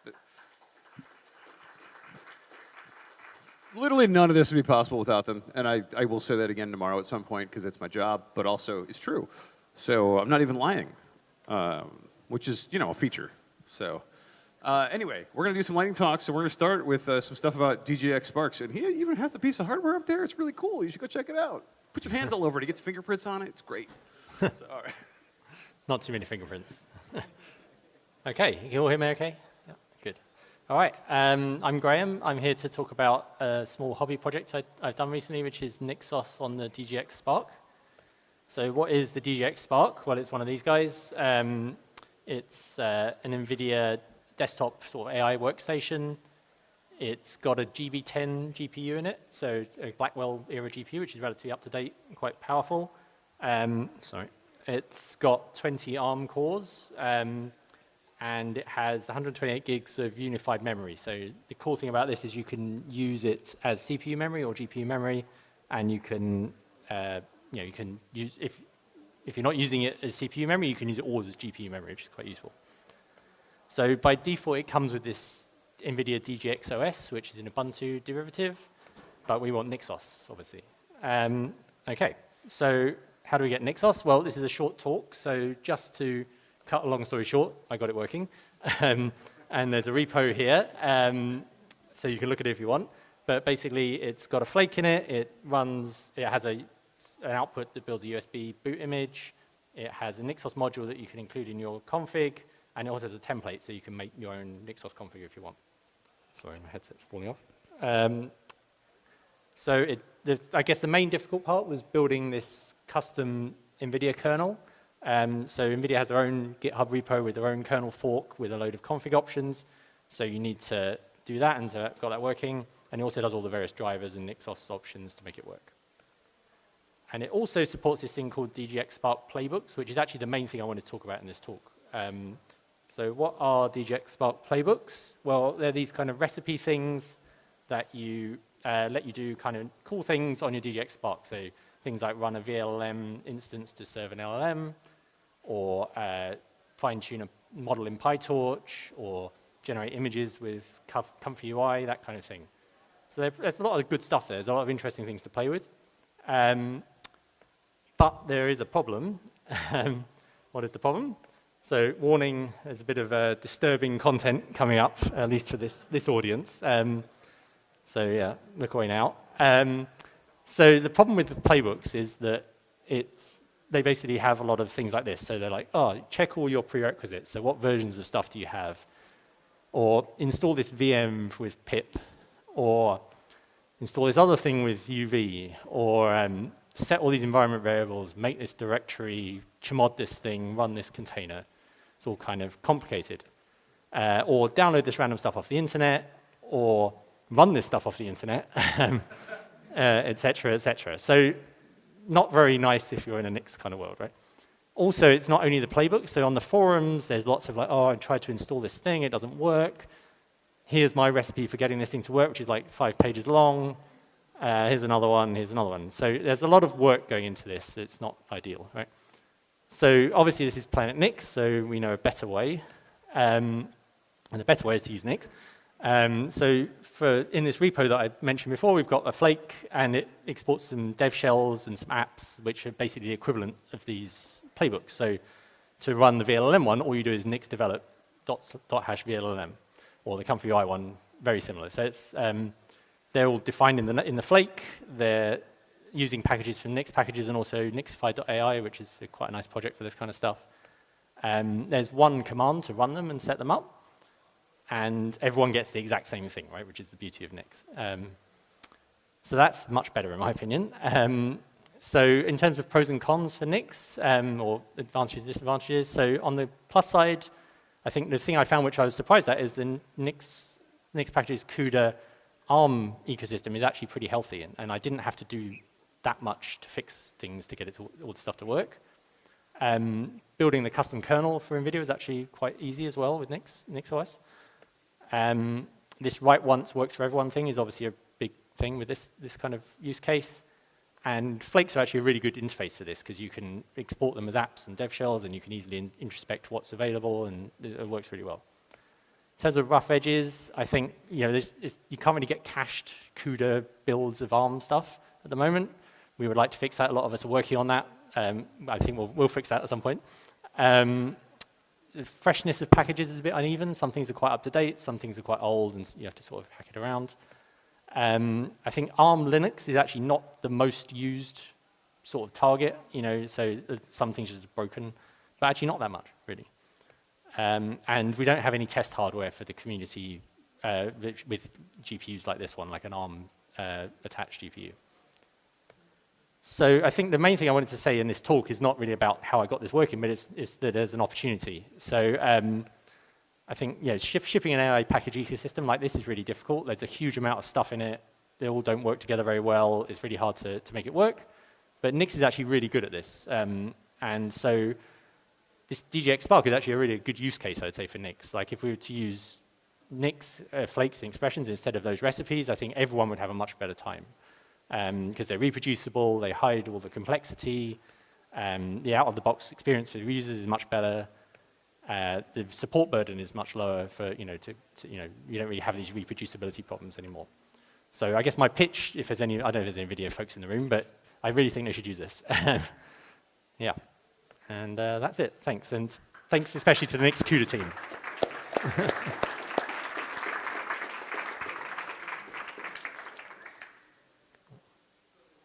Do we have time for questions? To the next lightning talk. If you have questions, you can find them in the hallway. But we got to keep on the pace here for the talks.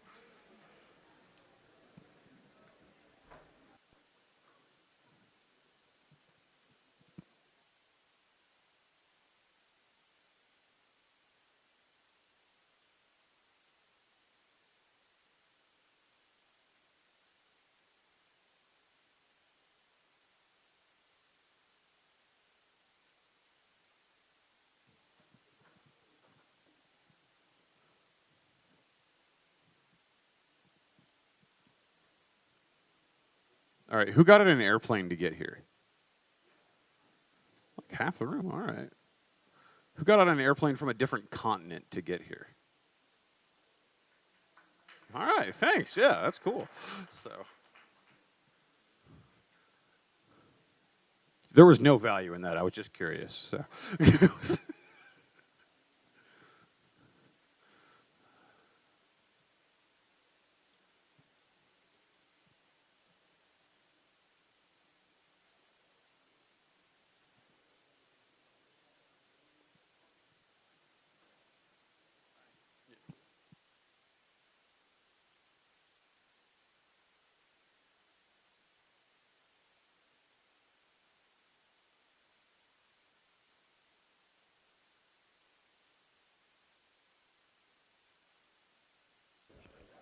Can you hear me?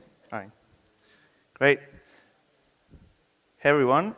A bit of improvised demo. So I'm going to present DevEnv 2, which is kind of like an alternative interface to Nix. We all know Flakes, but we've been building this for the last 3 years. So I'm going to show you how some of the main stuff we've been working on. So this is kind of like a Rust FFI interface to Nix, and it's trying to show what is it building, querying behind the scenes. And it's interactive, so you can go up and down. In this case, you can go and see what is it building, what are the logs. And then it activates a Nix shell or a developer environment. So I'm going to show you now. This is a bit cumbersome, but all right. All right. This one. So a lot of the times people use dir-env with Nix, and one of the cool features is reloading shell. So we've built something that we call devenv reload, where at the bottom you see like a status line. If you edit devenv.nix, it will automatically reload your environment in the background, and then you press Ctrl-Alt-R to activate that, so it doesn't bother you. A lot of times you will see dir-env like building and you cannot do your work, and if that takes a lot of time, it's really annoying. So this is a short demo of how that works. And you can also press Ctrl-Alt-D to kind of disable it if it's building too much stuff, which also unlocks a lot of cool features in the future, but I'm going to see that in the next versions. All right, let's go to instant. So we've also developed an evil cache for Nix that is kind of custom to devenv. So if you run devenv test, it takes about 4 seconds to kind of evaluate and do the whole thing, and then second time it takes like 150 milliseconds because it's using all the evaluation caches. And it's kind of incremental, so if something changes later on, the older stuff will still be around. So that's a very requested feature, especially on CI. All right, 2 more. Then we've built a process manager. We used to use Process Compose, which probably a lot of people know. But because we want to do really cool stuff, we had to integrate our own. And here you can see 3 processes coming up. Well, now it's 2, 1 more should come later on. And you can define different probes, like if TCP port is available or custom commands. Now it's going through the 3 different processes looking at logs. It has like an expand mode to see the logs. And it supports kind of cool stuff like systemd, socket activation, and things like that you would expect that are kind of like now user land. And under the hood, we're using task, which is like an impure DAG, and processes are like a type of a task that you can then spawn and form dependencies and so on. One of the cool features we also have is port allocation. So if you use coding agents, it will allocate a port, so you can spawn like different environments of the same project. And then it will try to allocate a port so you don't get port conflict, which is pretty common now these days with different projects. Although we do recommend using socket activation from systemd. And the next thing we've built is called secret specs. So it's kind of like a specification for secrets, which is integrated into devenv. So it will, in the beginning, ask you if some of the secrets are missing, and that integrates with like password manager, so keyring or whatever password manager you use. So you don't have secrets like laying around, but they come exactly from the password manager into devenv environment. And yeah, it has different backends, so you can implement whatever secrets provider you want to use. And that's pretty much it for the demo. You can go to devenv.sh and look at the 2.0 blog post if you want to know more. But yeah, that's it. Thank you.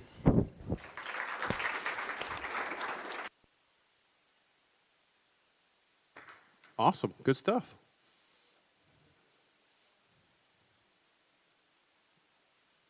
All right, we have one more.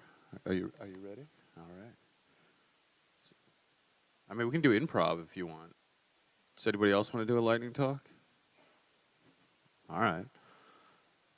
I'll just throw up some slides. Somebody else can give a presentation. It'll be great.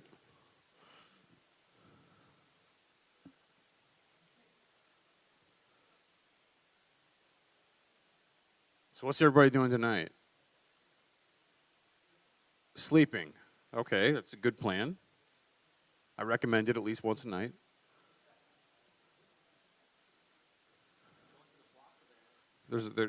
Somebody's going to a Flocks event? I should figure out what that is. I don't even know what that is.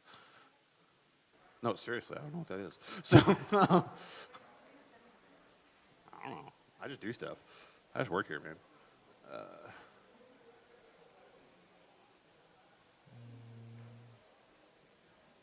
We're having the best time.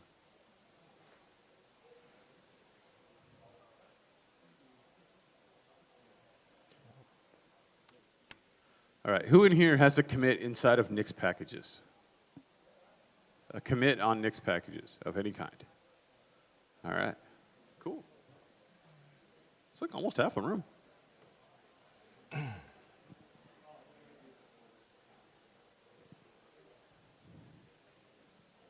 I'm running out of things to ask. Just while Leonard's finishing getting set up, it's all good. I just wanted to take a moment to say that lightning talks are actually deceptively hard. Everyone thinks that 5 minutes is so easy. And when you actually time what goes into 5 minutes, it's not a lot. So I just wanted to take a moment to say thank you so much to all of our lightning talk speakers who are coming up today and giving a presentation. And thank you to everyone here that's been watching so far. It's not a goodbye yet, because we do have one more speaker. I just wanted to take this moment to call it out. I'm a bit messed up on this setup, so let me fix this. Yeah. I can't see anything on my screen now. I know. Okay, extended main display. Oh, this is so weird. It works earlier.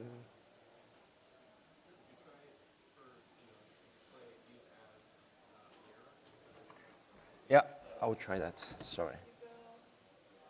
It was working. All right, who's got a trivia question? Okay, you know what? What's the weirdest package you ever found in Nix packages and you used it and you liked it and you thought it was useful? What's the weirdest package you found in Nix packages that was useful?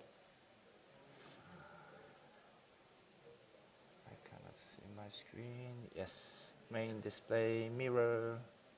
I was playing with Disco Now the other day, which is like this thing that looks at your disk and then makes you like a two-way interface of how much storage you're using where.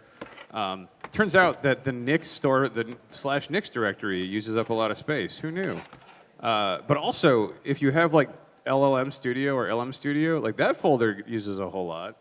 So, I don't know, the whole model thing. Anyway, we'll get into that later. We're like gonna have the real talk now. I'll shut up. It's all you. Thanks. I apologize for the technical issue. It always happens unexpectedly. Okay, my lightning talk is about tracking Nix packages pull requests. So when is the fix available? Okay, you saw a pull request is merged in Nix packages, and then you try to do a Nix Flake update, but it does not appear. Why? Okay, this talk is about that. Now, the problem that when I first started with Nix, I always faced this problem. You know, whenever I want to see a Nix package pull request is merged, and I try to type Nix Flake update, it doesn't appear. The fix is not available yet. What is missing here? Well, it turns out that if we read through the contributing guideline, it typically, there's two deployment paths available. So typically, the first one is the fast lane. So the fast lane would mean that if the pull request is not affecting a lot of rebuilds, which means like in this criteria, it's less than 500 rebuilds, the merge request would directly deliver to the master branch and be made available to the Nix channel in, for example, NixOS-Unsustainable.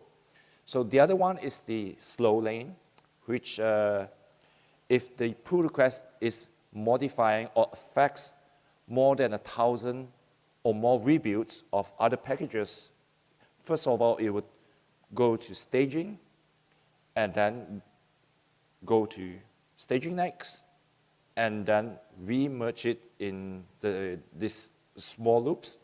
And after that, if there's it's good enough shape, it will continue on merging to master and made available to the next channel. So why we need the slow lane? So for example, if packages like Go, Python, GCC has been updated, it would affect massive amount of rebuilds towards all the packages that is depending on it. So this would also mean that it has a long rebuild process time. it takes up a lot of lengthy process on the Hydra, the Nix CI build system. And also, if things are not working properly, it also have a higher risk of breakage throughout the whole ecosystem. So that's why Nix have come up with this solution. So they batch it in a staging branch, and also using staging next as a tiny feedback loop there. So what can help us to identify the after merge results? First of all, we can actually see the labels on each pull request. So for example, here we have 10.rebuild Linux, 5,000 plus. So which means that it affects 5,000 or more packages rebuilds. So it would definitely go to staging, the slow lane. If it's tiny changes and doesn't affect much of the other packages, the fix will be merged to master and be made available more quickly. And here you can see other labels like security, which would mean that this pull request will be backported to the last stable versions. So think the labels as your pin routes on the map. This is a real example. In this pull request, 480, 465, it's updating Go to 125.6. So it has these two labels, security and rebuild Linux 5,000 plus. So what does it mean? It shows us that after this pull request is merged, it would definitely go to the slow lane, which would take the staging and the slow lane before it is made available to your Nix channel until it's delivered to your system. And another example, how we can identify that the fix is available or not. We can use Git or GitHub command to actually compare the merge commit and to check the status of it. So in this example, if we try to run this command, so if it's ahead or identical on your target branch, then it means that it is available. So a quick reference, if the rebuilds is 500 and less, it's fast, go to the master branch. And if it's 1,000 or more, it would definitely go to the staging branch. And it will maybe take weeks before it's made available to you, even though it is already merged in the pull request. A quick summary. So if a pull request is merged, it doesn't mean that the fix is available immediately. Different pull requests follow different paths. And try to read the labels. They do give you a good time frame on when the fix will be made available on the target release channel. If you see that staging, which means that it would take some time before the fix can be propagated to the more stable branches. And you can use the Git or GitHub commands to track the status of the merge commit in each and specific branches. Yep, I think that's all for me. Thank you.